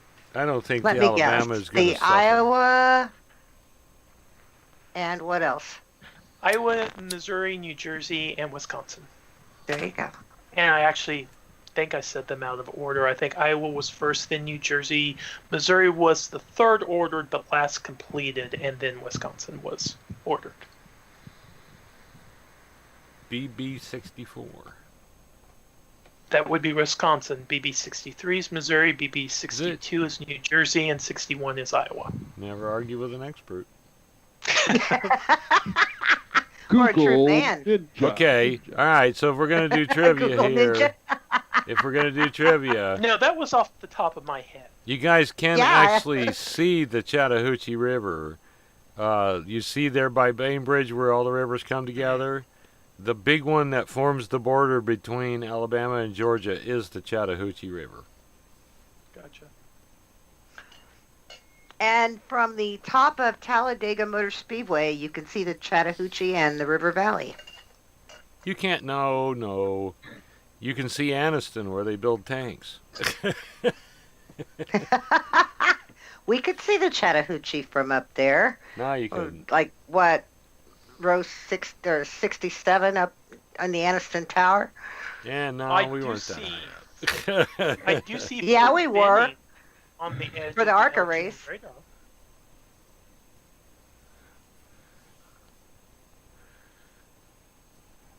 We couldn't even States. see Atlanta from there, and that's close. No, we couldn't see Atlanta. We couldn't see Birmingham either, but Too many trees. And you know what? All of that down there is the jungle. That's the jungle like what we got. and we're chasing in the jungle, aren't we? From the sky.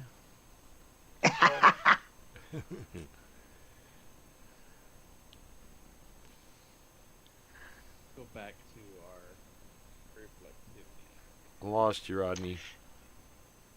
Yeah. Your audio. Hello, hello, hello. There you go. There you go.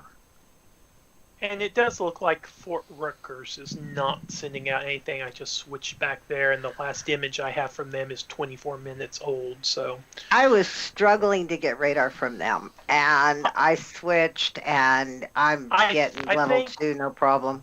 I think right about the time I switched was probably whenever I got the last update from them. Like I said, they were recommending KEVX to people in the chat. So that is when I switched. I just was wondering if it was showing anything new there right now, and it is not. Now I just switched back to Elgin, and actually, I guess that was updated from the old thing. So it just updated, and this big blob of dark blue disappeared. So.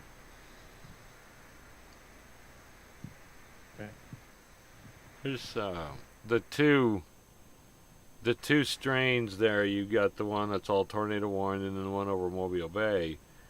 Those are moving out to sea rather rapidly, and there's several streams of them that have already done so. So I noticed on the day 2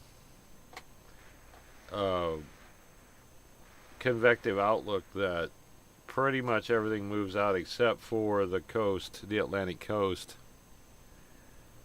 So by the time morning gets here, those storms will have been, they may already be out by then. We have a new tornado warning for northeastern Dale, northern Henry, Clay County, and southern Randolph County. This includes Clay and Randolph in Georgia, the other two in Alabama.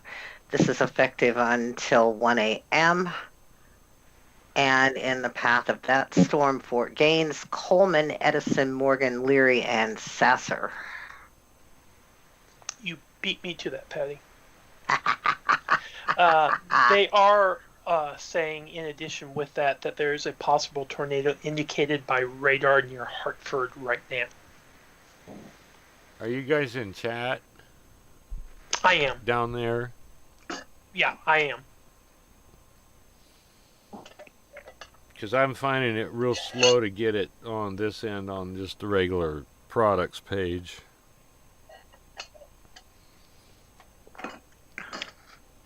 Now, are you going directly through NWS chat, or are you using IMBot? No, I'm not using IMBot. I'm going through, I keep on Pigeon? forgetting the app I use, Adium. Pigeon. Yeah, it's basically, it's same as Pigeon. It's just, the app that, in fact, I think you told me about it, Rodney, that I've been using for chat because they have an old product for Pigeon for Mac. It's not been updated for years. It's real buggy. So even the Pigeon people do not recommend on their website that you use it on Mac.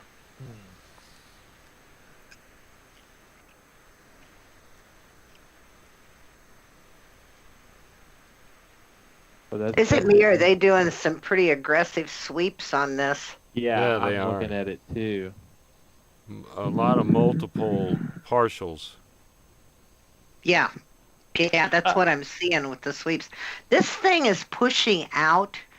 I was going to pull velocities back up. It seems like it's pushing out further as it's heading toward Blakely. That is, I would concur on that. Yeah, look how bright that is. Let me get some probing here.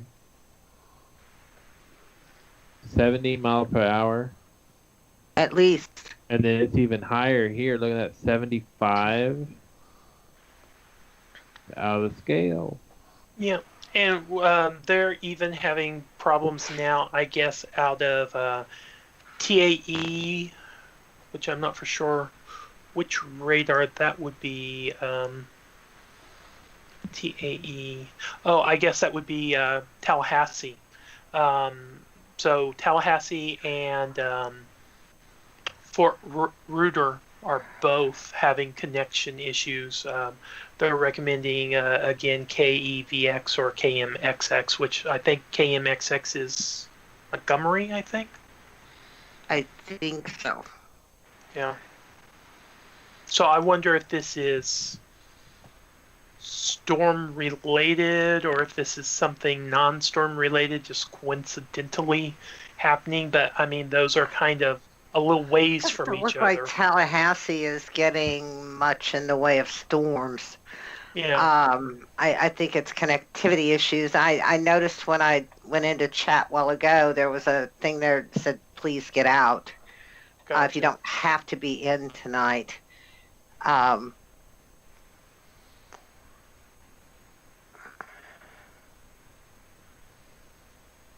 That kind of is concerning because IRC chats use so little data.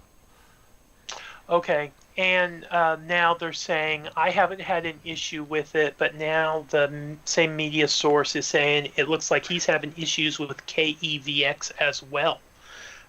So they're speculating a comms line may be down somewhere. Oh, no. Well, and that happened in Nashville. Mm-hmm. They had that huge tornado, and it ripped up the fiber optic. Gotcha. And it took out everything from Nashville over into Arkansas. Now, So- see, I've wondered, and Steve might possibly know this, typically lines like that for internet, whether they be cable, DSL, Uverse, Fios, whatever service you're using, are those typically above ground or are they buried lines usually? Usually buried, and most cases they are backed up. So the theory of having a multiple path, multiple routes, unless you have a single line into a single place, which may be the case there, whatever their problem is, it's got to be close. Gotcha. Now, would the lines only be buried locally, and if they were like lines, say, the information internet equivalent of like a high power transfer power line, would those that maybe connect to distant locations, would those be buried as well, or would those be above ground? Yeah, and that's all fiber optic. Okay. There's, I'm not aware that there's still copper out there. I know there was a couple of big 1200 pairs that came in on the west side of Springfield that's been replaced. But yeah, they bury that, and used to have a pretty good patrol system with a small aircraft that would fly over and look for digging. But I don't know if they still do that anymore. So typically when something like this happens, not that it's out of the realm of possibility, but it's usually not something causing damage to the line. It's something wrong with the line itself. It could, yeah, it could be a dug-up cable. Now, the truth is, there's also servers that run that, which could potentially cause a problem, and it may be local to them, such as we've got the concentrator out here in our front yard that goes from copper off the street to fiber optic, and it's run off of a regular power line just like we got. Gotcha. I mean, when our house goes out, theirs goes out because we're on the same transformer. So yeah, it's kind of there's some of it is really simplistic and other bits of it is kind of complicated. I'm sure, as any large system typically would be, it would have some parts that are pretty simple and easy and others that are more complex and more complicated. Yeah. Now the Valparaiso Elgin Air Force Base, that's the one we're referring to, KEVX. Yes. That's an Air Force base, so you'd kind of imagine that would be a little bit reliable, but it may not be. I'm seeing updates on them though. I'm watching it right now. Oh yeah, I am too, and I just got my last update actually just now, and the image was from a minute ago. So actually, just now, two different media people posted about a debris ball southwest of Dothan, and then possible TDS on southwest side of Dothan. So let me kind of zoom in there. Okay. That's got to be close to the Fort Rucker site. I believe so. Real close. Dang, why is that so blue? Is that because of the... Did I click the wrong thing? That's cool. Yeah, that's it. Oh, sometimes Mine is updating. sometimes there's just scatter in there. Oh. Mhm. Well, if there's a debris ball, would it... I mean... let's There it see here. is. There's Right right there. there. Yeah.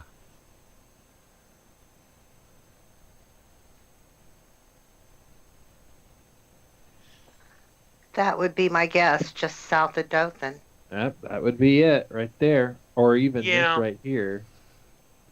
I see something that's in the greens. I don't see blue yet, but it could be that my radar just hasn't updated yet. Yeah, wait But for I'm the definitely next... seeing values in the 0.8s. Go Okay. back to your reflectivity and look at that spot. Okay. There's something there. Yeah, it's in more than one scan. It's definitely on- there. Look, Yeah. that notch right there. Yeah, and I'm showing a mesoscale icon in the southern part of that area. Oh yeah, and it does look like that there is a little bit of a notch there as well. Come on, refresh. Yeah, it is. Right here. Has to be in that area, I would think. Mm-hmm.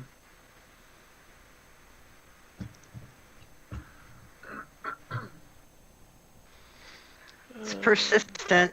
It is. It's on more than one scan. And that's the thing too, you know, when you're looking through the correlation coefficient, I said it, You did it. and you actually have to look through several scans just to identify to make sure that is what you're looking at, because sometimes it can be clutter, you know. Mm-hmm. Yeah, that's why Mark said, does it show up on more than one frame? Is it consistent? Is it there and then the next frame it's just gone? I I'm see seeing it. it all the way up to 1.3. Yeah, I'm looking at 1 or 0.5, and I'm seeing it in at least 4 scans. It might be more. Moving right down the highway almost. Just about. 1.3 for sure. All right, we're getting another scan here. We'll see. Boom. Man, this storm's moving. Yeah, it's hauling butt. Oh, yeah. It's still consistent. And I don't know if you got it. I was just talking to Mom. Had you guys mentioned a severe thunderstorm warning just issued with a tornado possible tag? Would Which that one? be? Yeah. For Holmes, Jackson, and Washington, Florida, and then Geneva and Houston, Alabama, and Early, Miller, and Seminole in Georgia. Wow, that covers a large area. Did you get a Baldwin in Escambia County in Florida and Here. Alabama?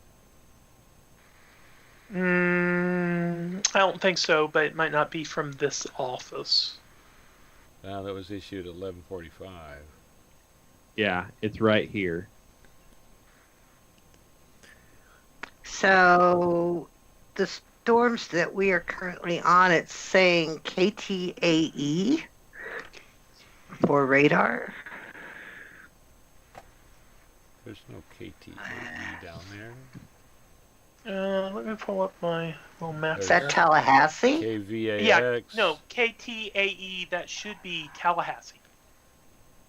I got it as KTLH. Yeah, I got TLH. Yeah. It's funny when Yeah, I'm seeing that now. But when you read the warning, that's what's confusing.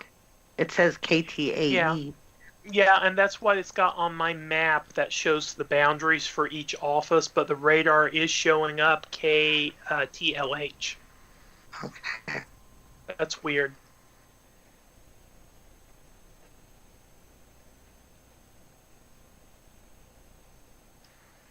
That's one of those few instances, I guess, I every once in a while come across that what's on the radar in radar scope is not the same as the office.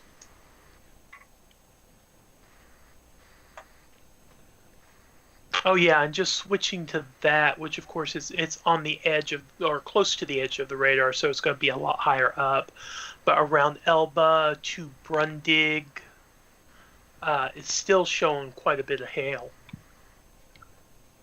And the storms down by Mobile continue to push off to the east and southeast. And I'm seeing where there's a storm report, the county of Baldwin, thunderstorm wind gust of 74 miles an hour. That's headed for Pensacola. Now, interesting question, because I just now noticed this as I was talking about the hail. Is anyone else on the Tallahassee radar site, and do you guys have a current image? Because this is actually telling me this last image is from 40 minutes ago. Tallahassee, I'm not on their radar, but I'm not seeing storms in that area. Gotcha. I am not either.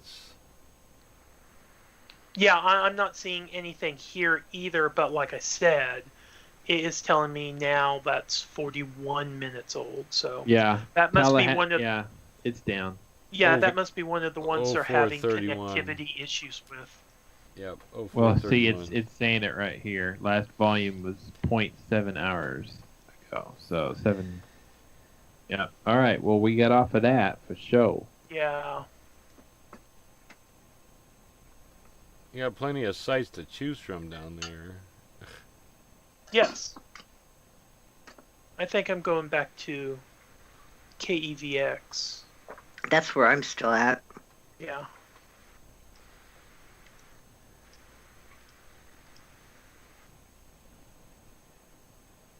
Got to get a whole new scan.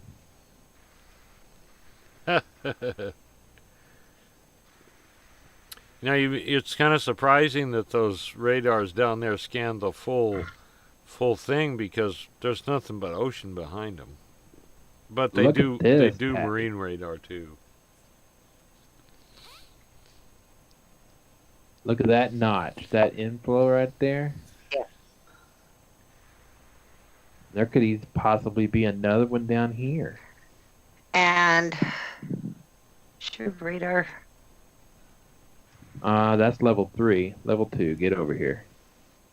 Yeah, where I'm seeing the notches up by Columbia. I see one kind of just a little bit west of Columbia, but also a little bit southwest of there. I'm thinking maybe this is the one that Rodney was talking about around Ashford and Cohorts. I'm missing the whole Columbia thing. Oh, right here. Okay. Yeah. That's interesting how there's no warning in this area other than I'm sure this will be covered soon. Probably. Except there's no push from behind. You've got a notch, you've got notching, but you don't have a push from behind. Where on some of the others you can see the notching behind. Yeah. And Tallahassee just issued yet another tornado warning for Holmes and Jackson, Florida, Geneva and Houston, Alabama until 12:15 a.m. How are they issuing something if they got a radar that's not working? They got access to all the other ones. Yeah. Yeah, they do. They cooperate with each other. In fact, a lot of times I think if there are offices that border each other, a lot of times I think they monitor each other's chats and stuff as well. Now, it appears that at 11:55 p.m., a severe thunderstorm capable of producing a tornado was located near Graceville, moving east at 45 miles per hour. Areas that this will be near is Graceville around 12 a.m., Cottonwood around 12:15. Other areas included Maloney, Fadetti, Pansy, Grangeburg, Garrett's, Crossroad, Tyndall Crossings, Lovetown, Southern Junction, Sealy Springs, and Noma. Of course, if you're in or around those areas, probably would be a good idea to go ahead and seek shelter now. Don't wait for the storm to get to you.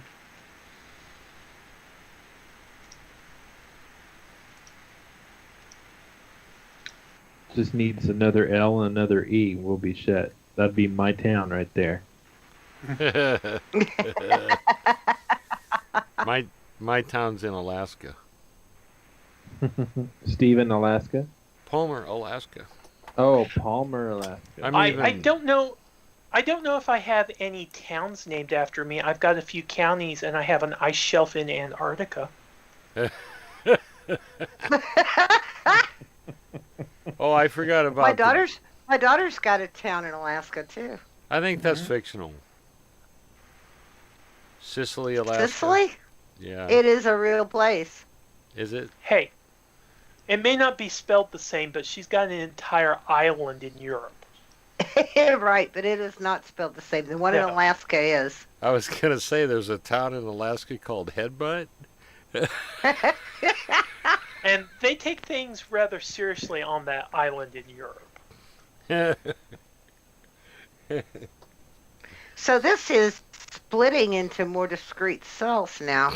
Mm-hmm. It's really changing in nature as it's pushing east. It's kind of interesting to watch. It's still quasi-linear, but that top up by Fort Gaines, going through Fort Gaines, it looks to be splitting from the main line. Yeah, and I was just now kind of speculating, could this possibly be because it's getting closer to the river and kind of the area where I believe they said on the other side of the river the air was more stable? Potentially. Well, let's have a look and see how stable it is. And while you're doing that, another tornado warning for Henry, and then Calhoun, Clay, Quitman, and Randolph counties in Georgia until 1:30 a.m. They are receiving reports of damage all over the county, mainly trees and power lines are down. And that was in Coffee County, which is one of the counties along with Dale County that they had a couple different warnings for and some extensions as well. This is the first time I've seen a warning issued that way. National Weather Service, Tallahassee, Florida, issued by National Weather Service, Houston, Galveston, Texas. That's interesting. I know when was it Hurricane Ike was moving into Texas, the Fort Worth radar, the Weather Service office in Fort Worth took a lightning hit and was without power for a bit, and Lake Charles took over. We were actually relaying to the Aries group in Texas the warnings that were coming out of Lake Charles for the Fort Worth area. So there is a sounding that relates to Moody Air Force Base. And so the MU Cape 2803, convective inhibition -5, and LU or LI is -7. So technically that might be a little less stable. Okay. They still have the hook in the. We've got a 90-degree change in wind from the ground up, so it's definitely going to spin it. But Hmm. it's it's still moving into warm, moist air. I don't think Florida's going to block it until it gets over into fully into Georgia, and then maybe. Hmm. The northern storm has taken a tilt to the northeast, and the one that went through the Abbeville area is now headed for Coleman, Cuthbert, Shellman, Dawson, Sasser, Brownwood, Smithville, and Leesburg. Hmm. Definitely taking more of a northeast track. Yeah, and I think they just issued a new tornado warning for that general area around Fort Gaines, Cuthbert, Coleman. I've got one that issued 1201, and that came out of Mobile. That would be central Santa Rosa County and central Escambia County. Mm. And so those are Florida. Both of them are in Florida.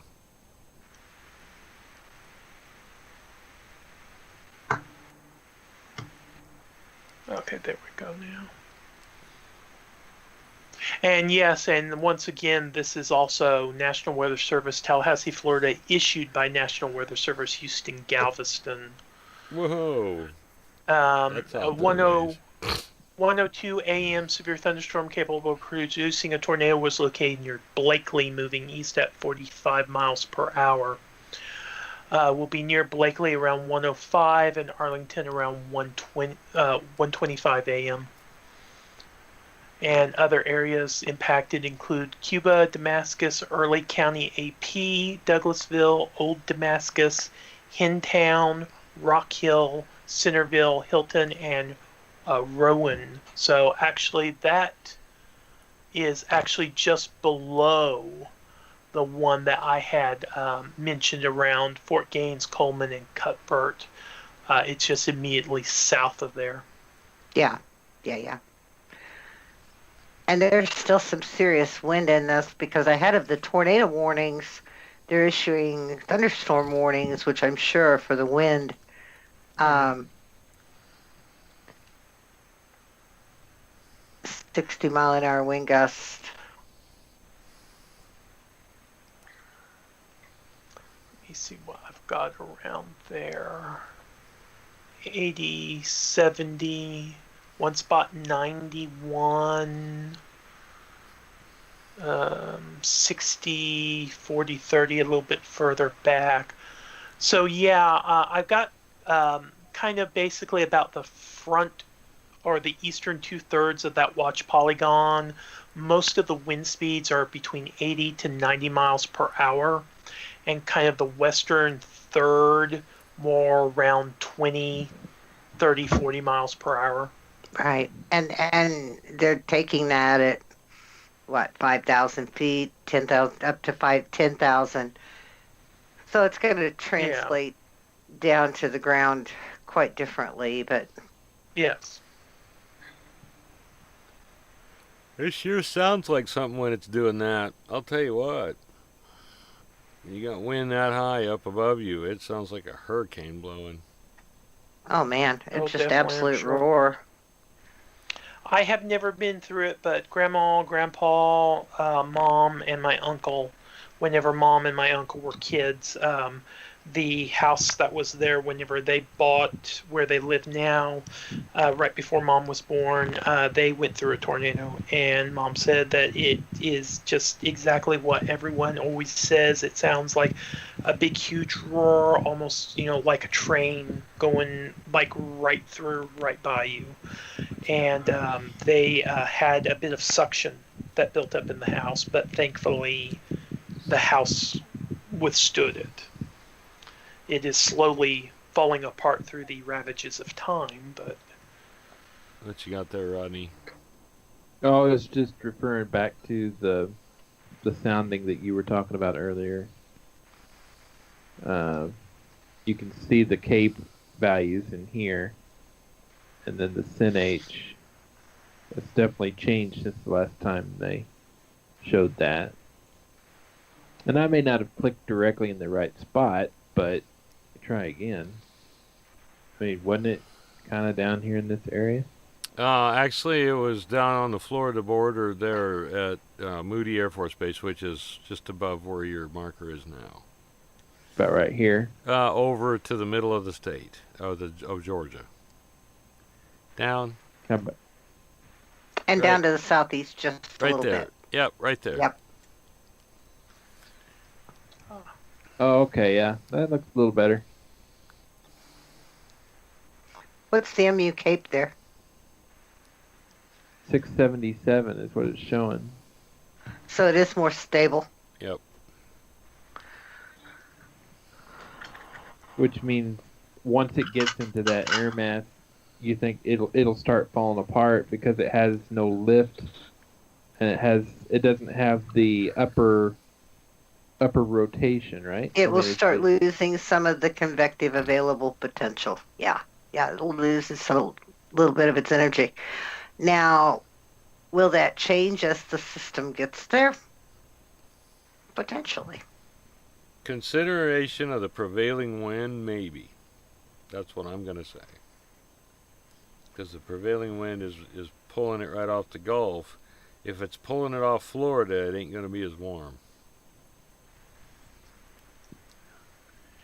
Yeah, I just switched to actually Moody Air Force Base's radar, and it looks like a lot of the stuff is heavy rain through there right now, and it's mostly kind of going up through the central part of the state, kind of where all those flood warning polygons are.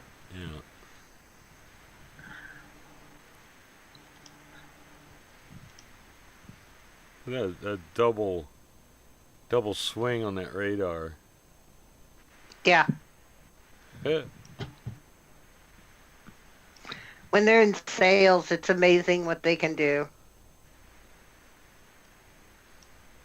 Are they basically using the opposite area to scan while the other area is scanning the other part? So it's doing a 360 within like a half a minute. no, it's only one dish, so it's got to be a 90 and a 90 or a 180 180. I don't know if those swings are accurate. Yeah, that's true. Yeah, I'm not certain. And they're also checking out those other two tornado warnings that persist down by Pensacola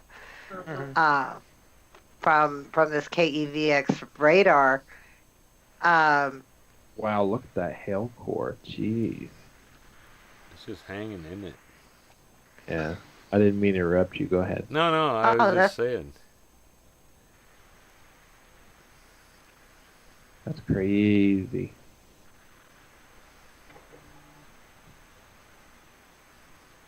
Oh, They refresh. just extended the severe thunderstorm warnings Mm-hmm.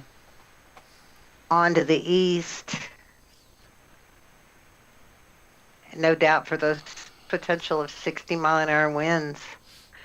And those will come before the severe weather, before any hail or tornadoes to follow.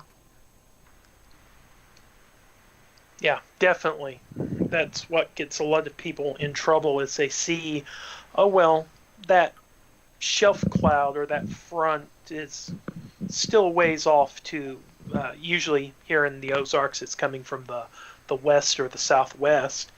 You know, it's not here yet. I've got some time, and they don't realize that the winds come off of that and come out, several miles, if not, maybe 5-10 miles out ahead. I would say the wind on this is probably at least 5 to 10 miles ahead. Yeah. Let's go into storm relative velocity. Oh, yeah.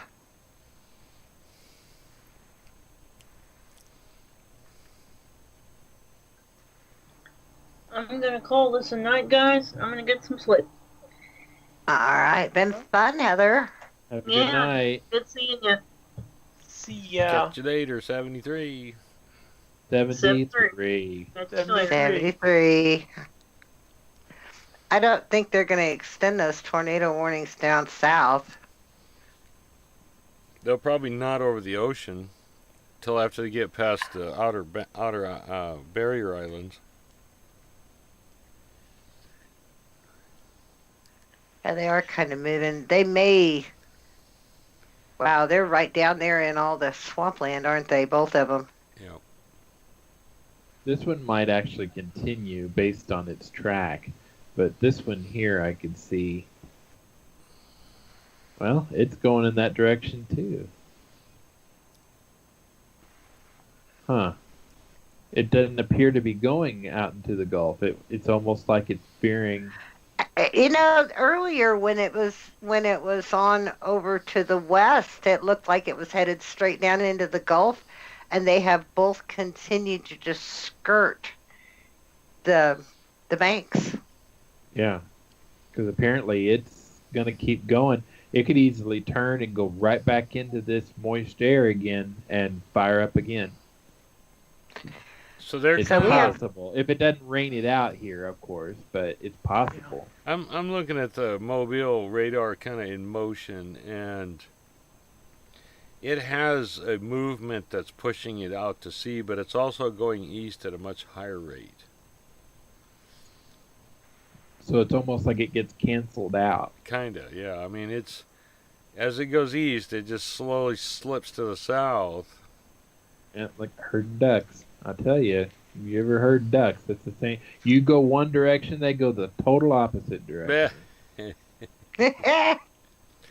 Ronnie, I was herding a cat a little bit ago. I had Darren Cat walked out the door behind me. Just stood there and waited until I opened it. Zip, she took off, ran under the And then pickup. she runs right back to the door and meow, meow, meow, meow.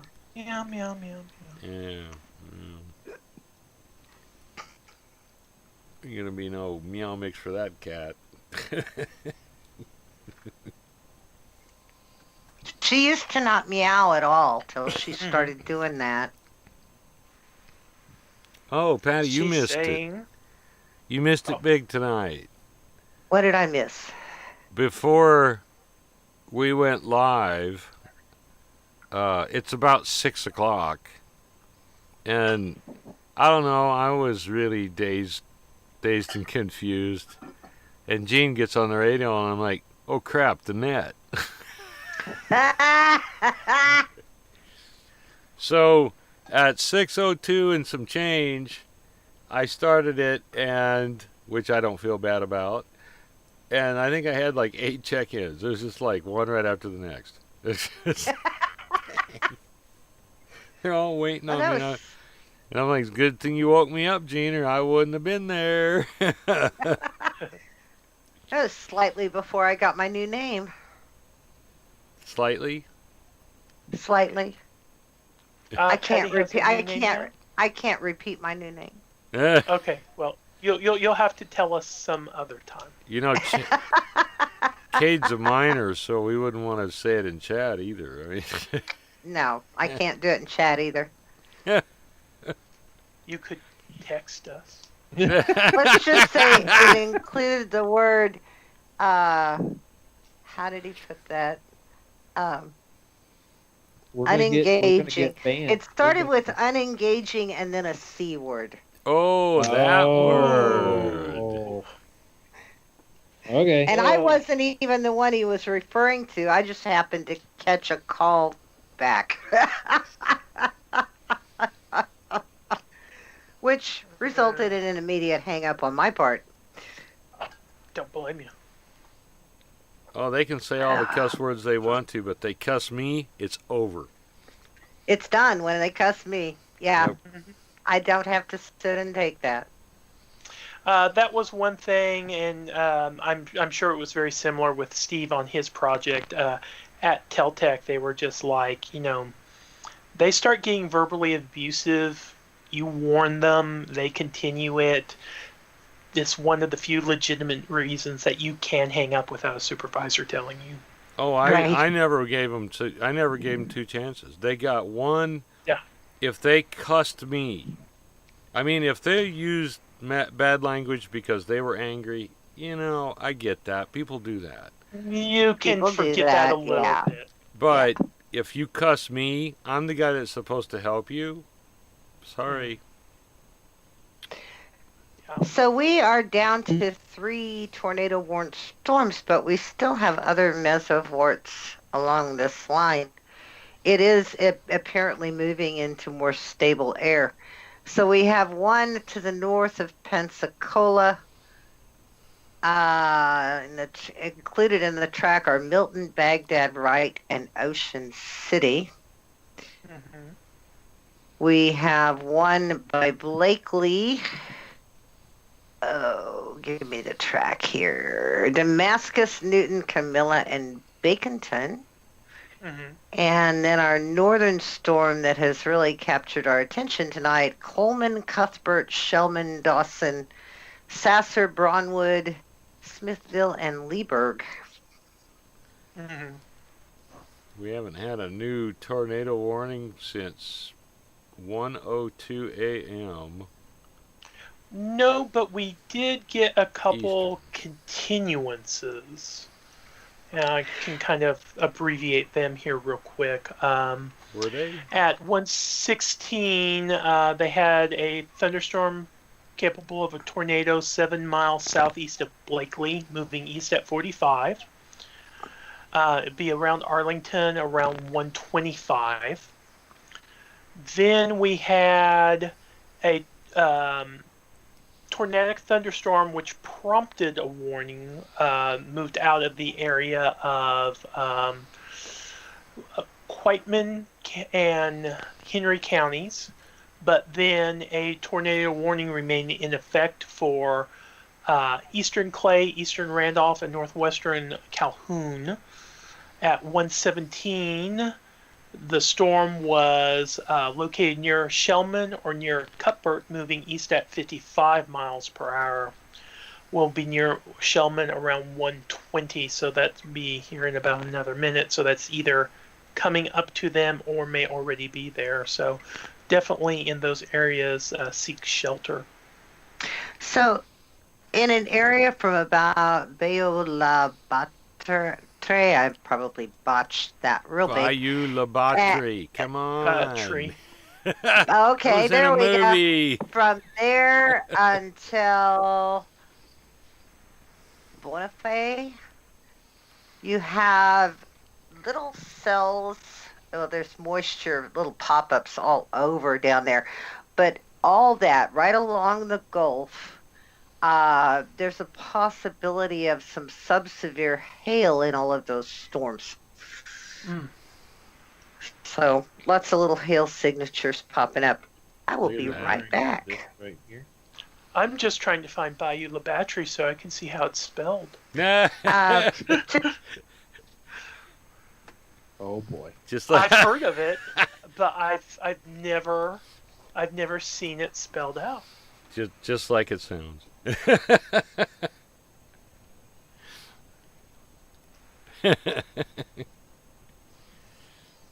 Now there's this one that's a little ways southwest of Hartford, Defunek Springs. I see Defunek? that. Huh. That's interesting. Well, Steve, we haven't- I'm going to find a way to have sound effects on our next deal. I'm going to find a way to do it. Well, since you're using OBS to run Skype, it's easy. Just feed it into your desktop audio. Right. Well, considering I haven't figured that out yet, we're going to have to put that on another time frame. But Or you could.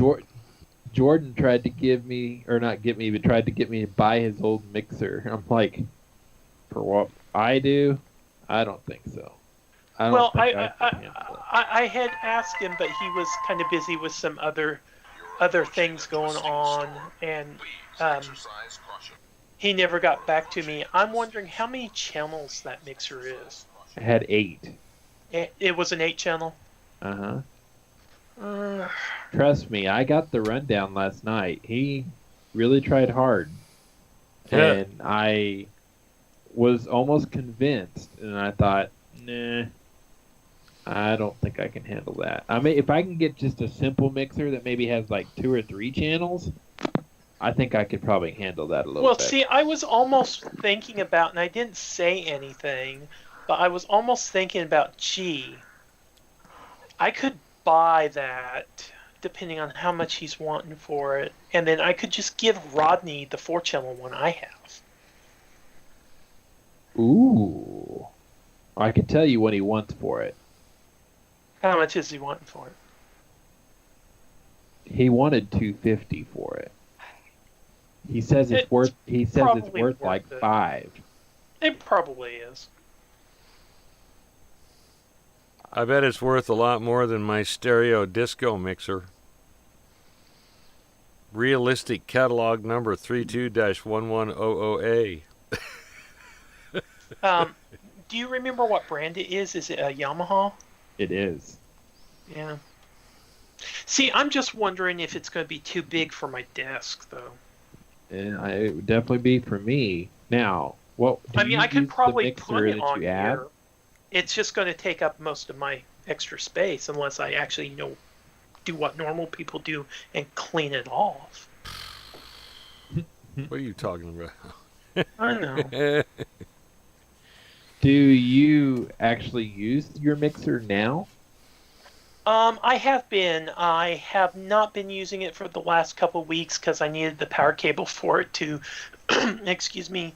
Hold on just a second.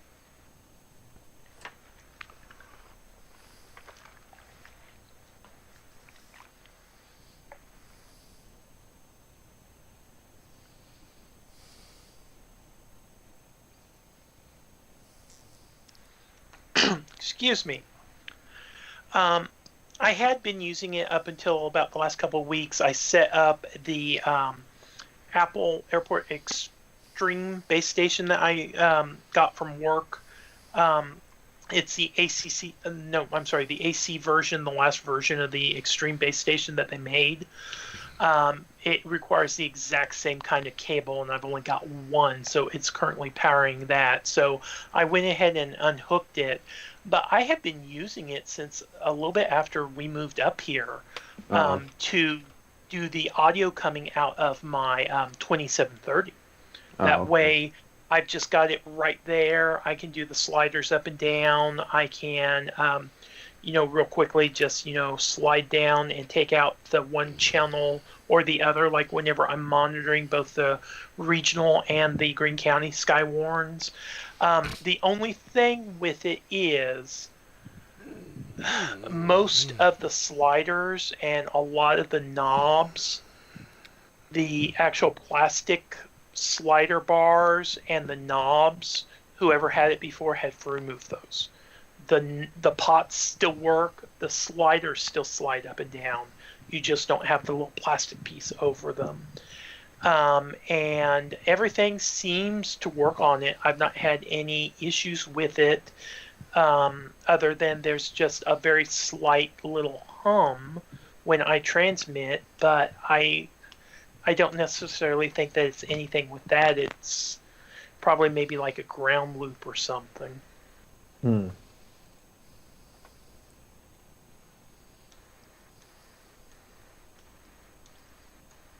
Well, I mean, I've looked them up. I've seen them online anywhere from $50-$60 to $400. mm-hmm. The Mobile, Alabama warning has been canceled.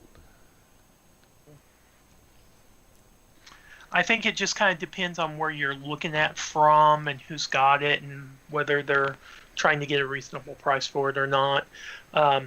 Don't try to look up webcams right now. The other day, everyone is out of webcams. They're all out of stock. They're all on back order. And if you go to any place that sells used ones, like a $69 webcam, they're wanting $250 plus for, which I think is just ridiculous and taking advantage. Have you of tried the situation. Groupon? I have not tried Groupon. I have not, but I was shocked. I went to, I think, Tiger Direct, I went to Newegg, I went to Amazon. The exact same model, Logitech, I was going to order for $69 from B&H. The cheapest I found it was, I think, $249.99. And that was used, and I was going to order it new for $70. Well, right now, because so many schools have decided to go ahead and not return until the next school year, everybody's online schooling or doing something. It makes sense that that's going away pretty quick. And yeah, and I think. But I would check. I would check Groupon and see if they've got anything, because they've got what they'll have is last year's models. And I'm pretty for sure it's because of so many people doing online schooling, online college, and a lot of places doing online lectures, online meetings and stuff. I'm sure that's why most all the places are sold out of new webcams. And it's not just like one model or one brand. It's like every webcam that B&H and Adorama carries, they're back ordered.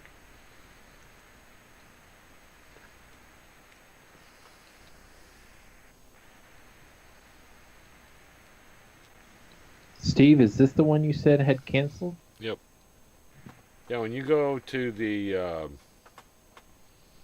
Mobile, Pensacola forecast office and hit tornado warning, the text, and it's not like they've done in the other ones, the tornado warning for Central Rosa County will expire at 12:30.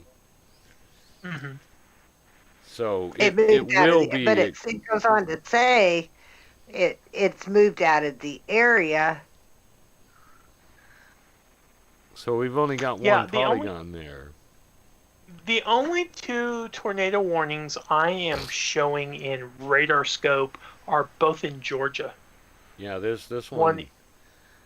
One is for Early County, and then the other one is for Calhoun, Clay, and Randolph, and they both expire in a minute. 30 seconds, that one's going away. The one that's on their map. The one time the website's actually faster than the radar application. Yeah. All day. It's been that way all day. That it was forever getting stuff to show up on the web page unless you were in chat, because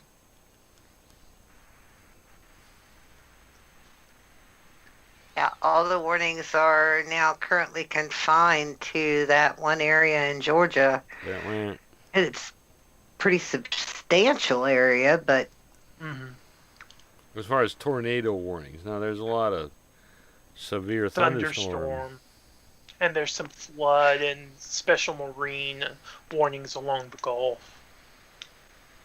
Yeah, so that's all pretty much calmed down. If you'll notice, I mean, we may be too far away, but as far as radar is concerned, that is definitely falling apart. Yeah. all the tornado warnings are gone now. Yep. Yeah. And just kind of a little bit of a recap of the last 10 minutes, some storm reports out of Tallahassee. They had a report of a Mesonet station in Kensington measured 56 mile per hour wind gusts. One in Geneva measured a 50 mile per hour wind gusts. Power is out at a camp in Campground Road in Ozark. I believe that was still in Alabama, I think. At 11:28 p.m., a report of hail and power outage in Willow Oaks Drive in Ozark. Let me kind of go down here. A ham radio operator was in downtown Dothan at 12:26 a.m. Didn't see anything significant. There were reports of multiple trees down throughout Dale County and 2 reports of trees on homes. In Dothan, measured a 49 mile per hour wind gust at 12:29. No, I'm sorry, at 12:37 a.m. Okay. So That's that weird. the storms that were up toward Troy and continued on kind of east-northeast, Mm-hmm. significant reports of thunderstorm wind damage along the track of that, all the way sure. through Pike County. Pike County had numerous reports of thunderstorm wind damage. Mm-hmm. Barber County had several. And that's the last reports we've had. But the severe thunderstorm warnings continue to push to the east. And the wind still appears to be a bit ahead of the line. Gotcha. Let me pull my map back up.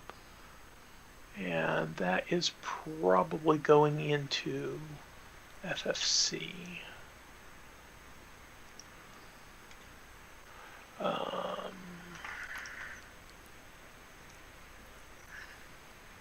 The warnings all remain in southwestern, is that right? Southwestern Georgia? South Central, yes, Southwest. I think Yeah. so. Yeah, southwestern, South Central Georgia.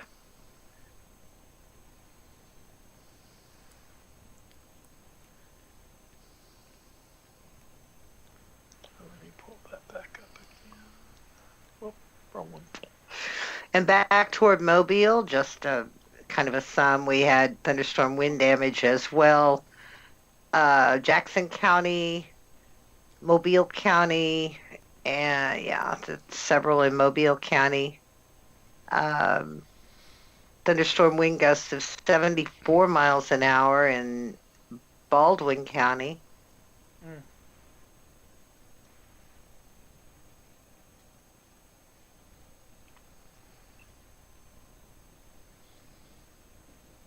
So when you wake up in the morning, look for your shingles. Some of them might have blown off.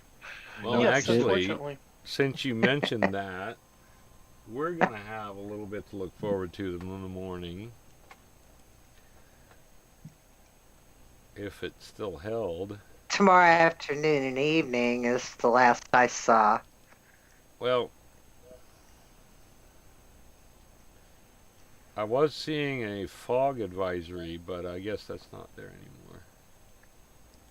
I hadn't seen an There was one advisory. out They there. were saying the possibility of fog across the area tonight. They moved it south. It's down around Fort Smith. It was up here, but it's not now.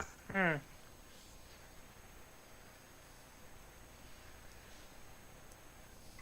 We're going to get a shower between noon and 1. That's nailing it down. Isn't that called a point forecast? I'm thinking. High near 70. I am going to go get wood in the morning.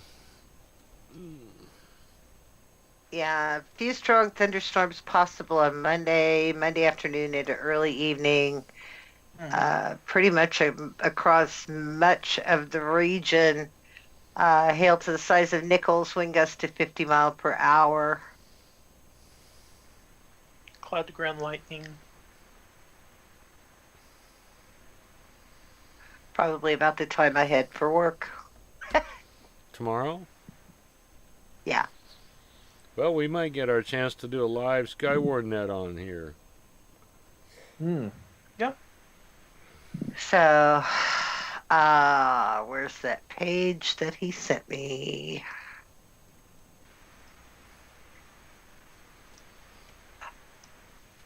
Forecast points. Zoom, zoom, zoom, zoom, zoom.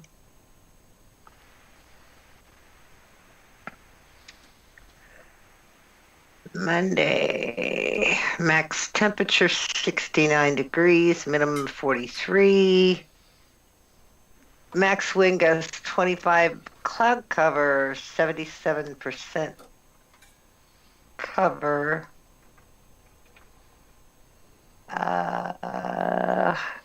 Marginal risk. Yeah, we are in a marginal risk on the SPC. And And the wind shifts at about noon.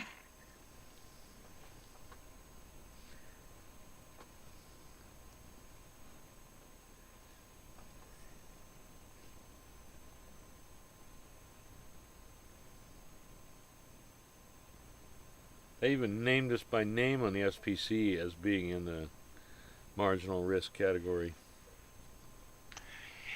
And Along with- National Weather Service out of Tallahassee just now mentioned that there's a slight weakening across southwest Georgia, but there is still severe winds along parts of the line. So they may still be continuing with some severe thunderstorm warnings across southern Georgia.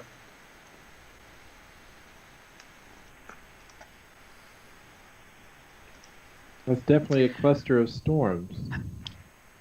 Hope them The Vietnamese marginal- shrimp fishermen didn't sink their boat in Biloxi.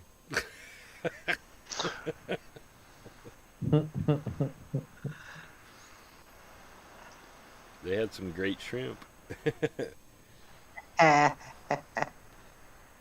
Yeah, tomorrow, day 2 on SBC.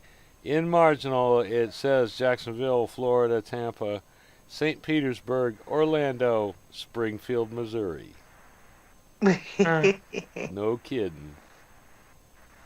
So tomorrow would still technically be day 2. It They appears to haven't be. issued the new day New one yet. Gotcha. It's usually what, about 1, you said? Usually about 1. It's forever if you're waiting on it, but And then, Yeah. it is. And then we're looking at Wednesday again.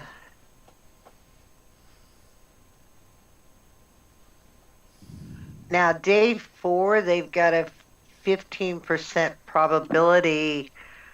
Wow, the South is going to do it again. All of Northeast Texas, South Central, and extreme Southeast Oklahoma, Southwestern Arkansas, Northwestern Louisiana is under a 15% risk. what are you looking at, day 6? Day 4. I see it.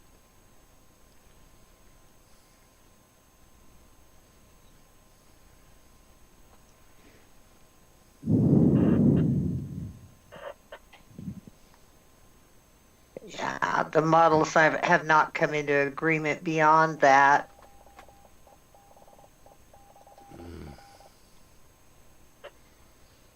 There's still a fair amount of Boeing, but it doesn't appear to have any of the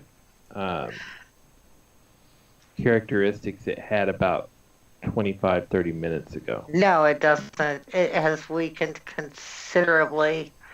And what may be happening, and I'm guessing here, is that the storm is blowing itself out. And so literally it's blowing itself out.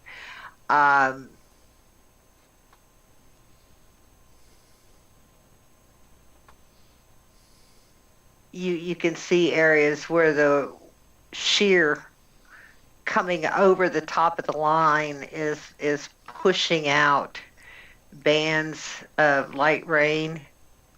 I really think it's probably, I don't know that they're going to extend this much unless it picks up more soup.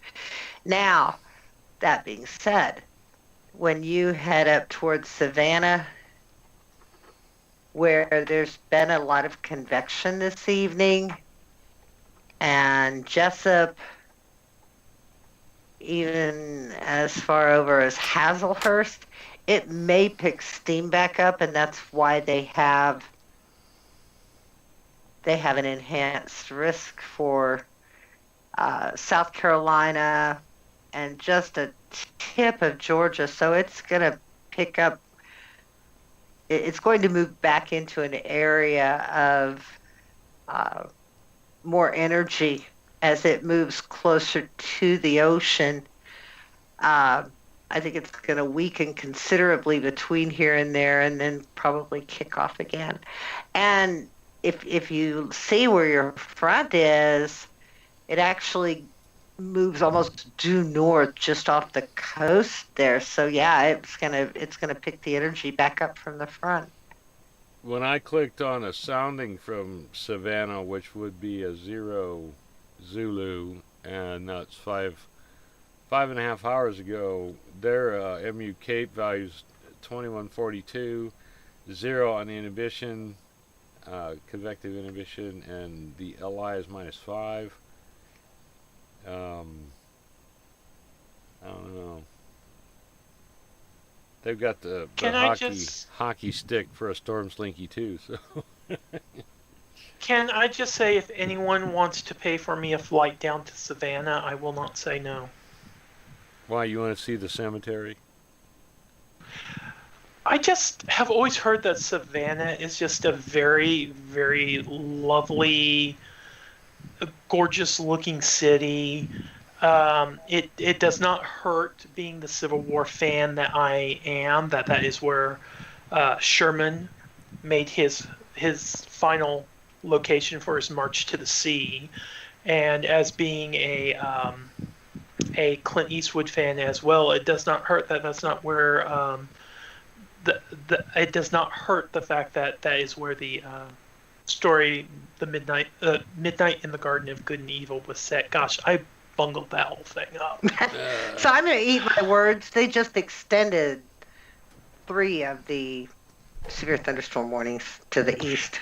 Really? Yeah, they're extending them into south central Georgia, but they are only severe thunderstorm warnings. They are not Only. tornado warnings. Well, I know, only. Well, they don't have any tornado tag though. No. I don't. This is think all so. this is all 60-mile-an-hour wind, Yeah. which will rattle your cage. Oh well, yeah. It would knock me off my feet, but that's not hard to do. I had the one. I think was it last year. It was before we moved, and I was sitting at my desk back by the back picture window in the living area just off the kitchen, and we get this gust front from the west that literally, I mean, it sounds like either the picture windows immediately in front of me to my right are going to go, or the roof is going to open up like it's on a hinge, like I'm inside a house-shaped music box, and someone's going to peer down to see if I start doing the little spinny ballerina thing when the music starts. And Patty heard me on, I can't remember if I was doing Greene County or the regional at the time, but she heard it in my voice. Yeah. I was a bit startled.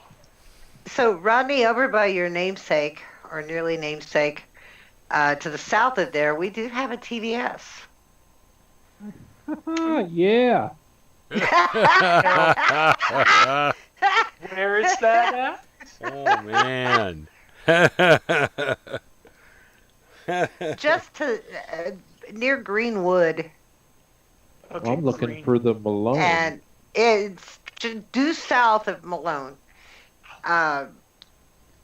Right there by Greenwood, and they are under a severe thunderstorm warning at this time until 12:45. Well, until now.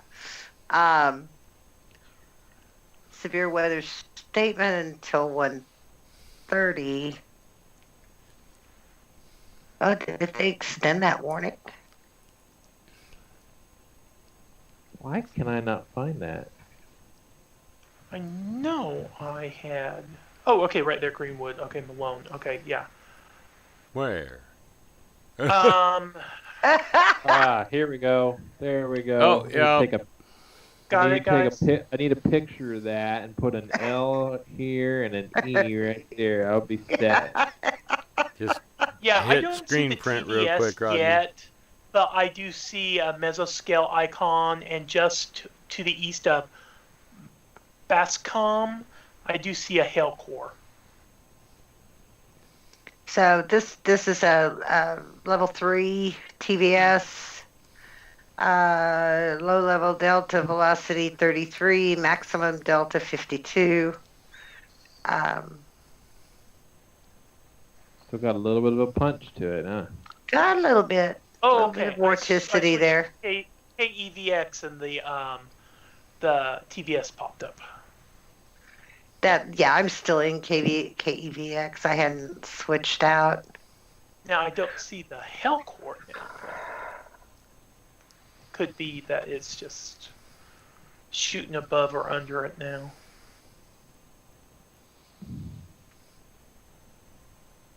And they just dropped it. Ah. Yeah, the hail signature's still there, but they've dropped the TVS. That's interesting, though. They did tag it with a tornado possible here. Yep, I see that. Huh.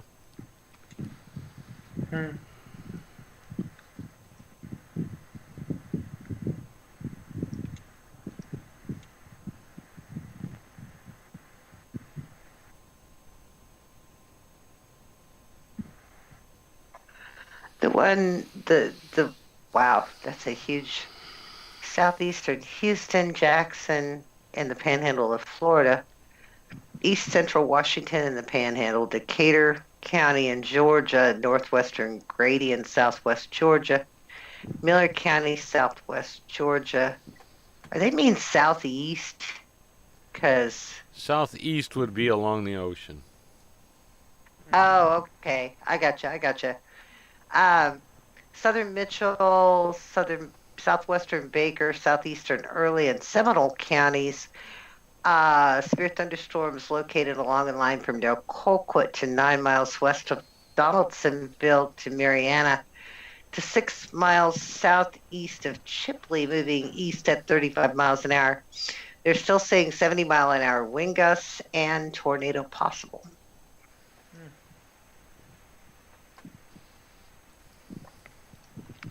Now, just got a moment ago a report in the Tallahassee chat. I'm not for sure exactly what city this is, but it's saying Stragan School Road, in Andalusia, is impassable by a tree apparently that's came down in the storms and is blocking the road. The AWOS in Andalusia reported 60-mile-an-hour winds. Yeah.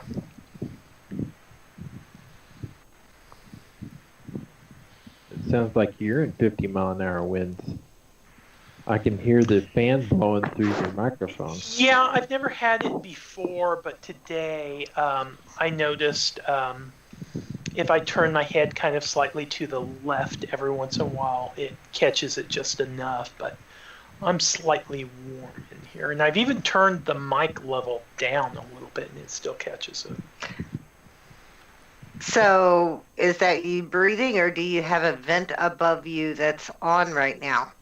No, that that's would be actually blowing on you. No, that's actually a little small fan that's off to my left that is actually on low.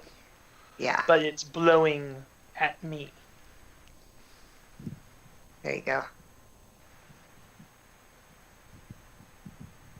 Although I did find out, apparently, I do have a worse issue with these powered speakers than what I thought. We started our Dungeons and Dragons Google Hangout. I was talking and everyone's like, Franklin, you sound horrible. You sound really bad. We can barely hear you. You sound like a robot. And I'm like, oh, what the heck is going on? We've done a couple of these live streams now. I did the club meeting yesterday. Hadn't had a problem with the headset. And so I'm thinking, well, I'll try restarting Firefox. I'll clear my cache. I'll restart the computer, see if that changes anything. I notice the speakers are still on while it's restarting. I turn them off and I'm like, I bet you that's what was causing the issues. Of course, whenever I get signed back into everything and get signed back into Google Hangouts and get back into it, how's my audio now? You're crystal clear.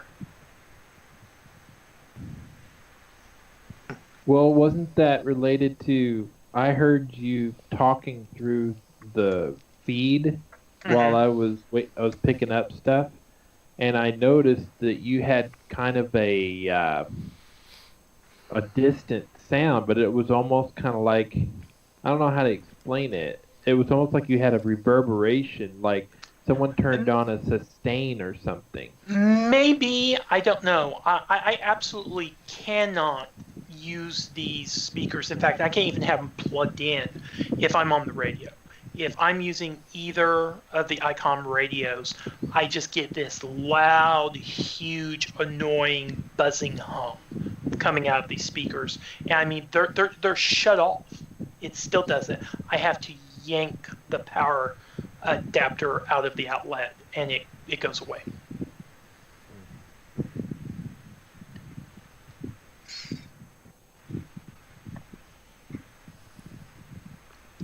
Well, what do you think, Patty? Do you think something could fire up, or you think we're probably on our... I think, this is kind of Norman, like I said, until it hits up closer to the Jessup area. Yeah.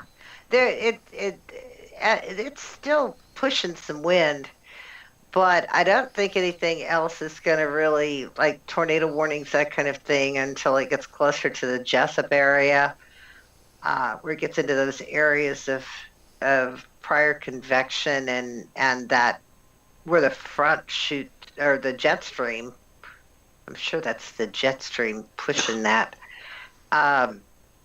When it catches into that closer to there and up into Savannah, they could have a wicked night ahead of them. Interesting. One of the media guys has been posting in the Tallahassee chat for a lot of the evening.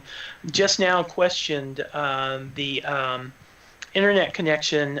He was seeing that Houston, Galveston is issuing their warnings and was questioning about that. And someone from the office did reply that yes, Houston is issuing their warnings right now, and that they are working closely with them. Have you noticed that it's now picking up hail signatures along from Panama City up to about Albany on that line? Those weren't there before. Panama City. I mean, it's not severe criteria, but there is a line of hail cores up that line. Interesting.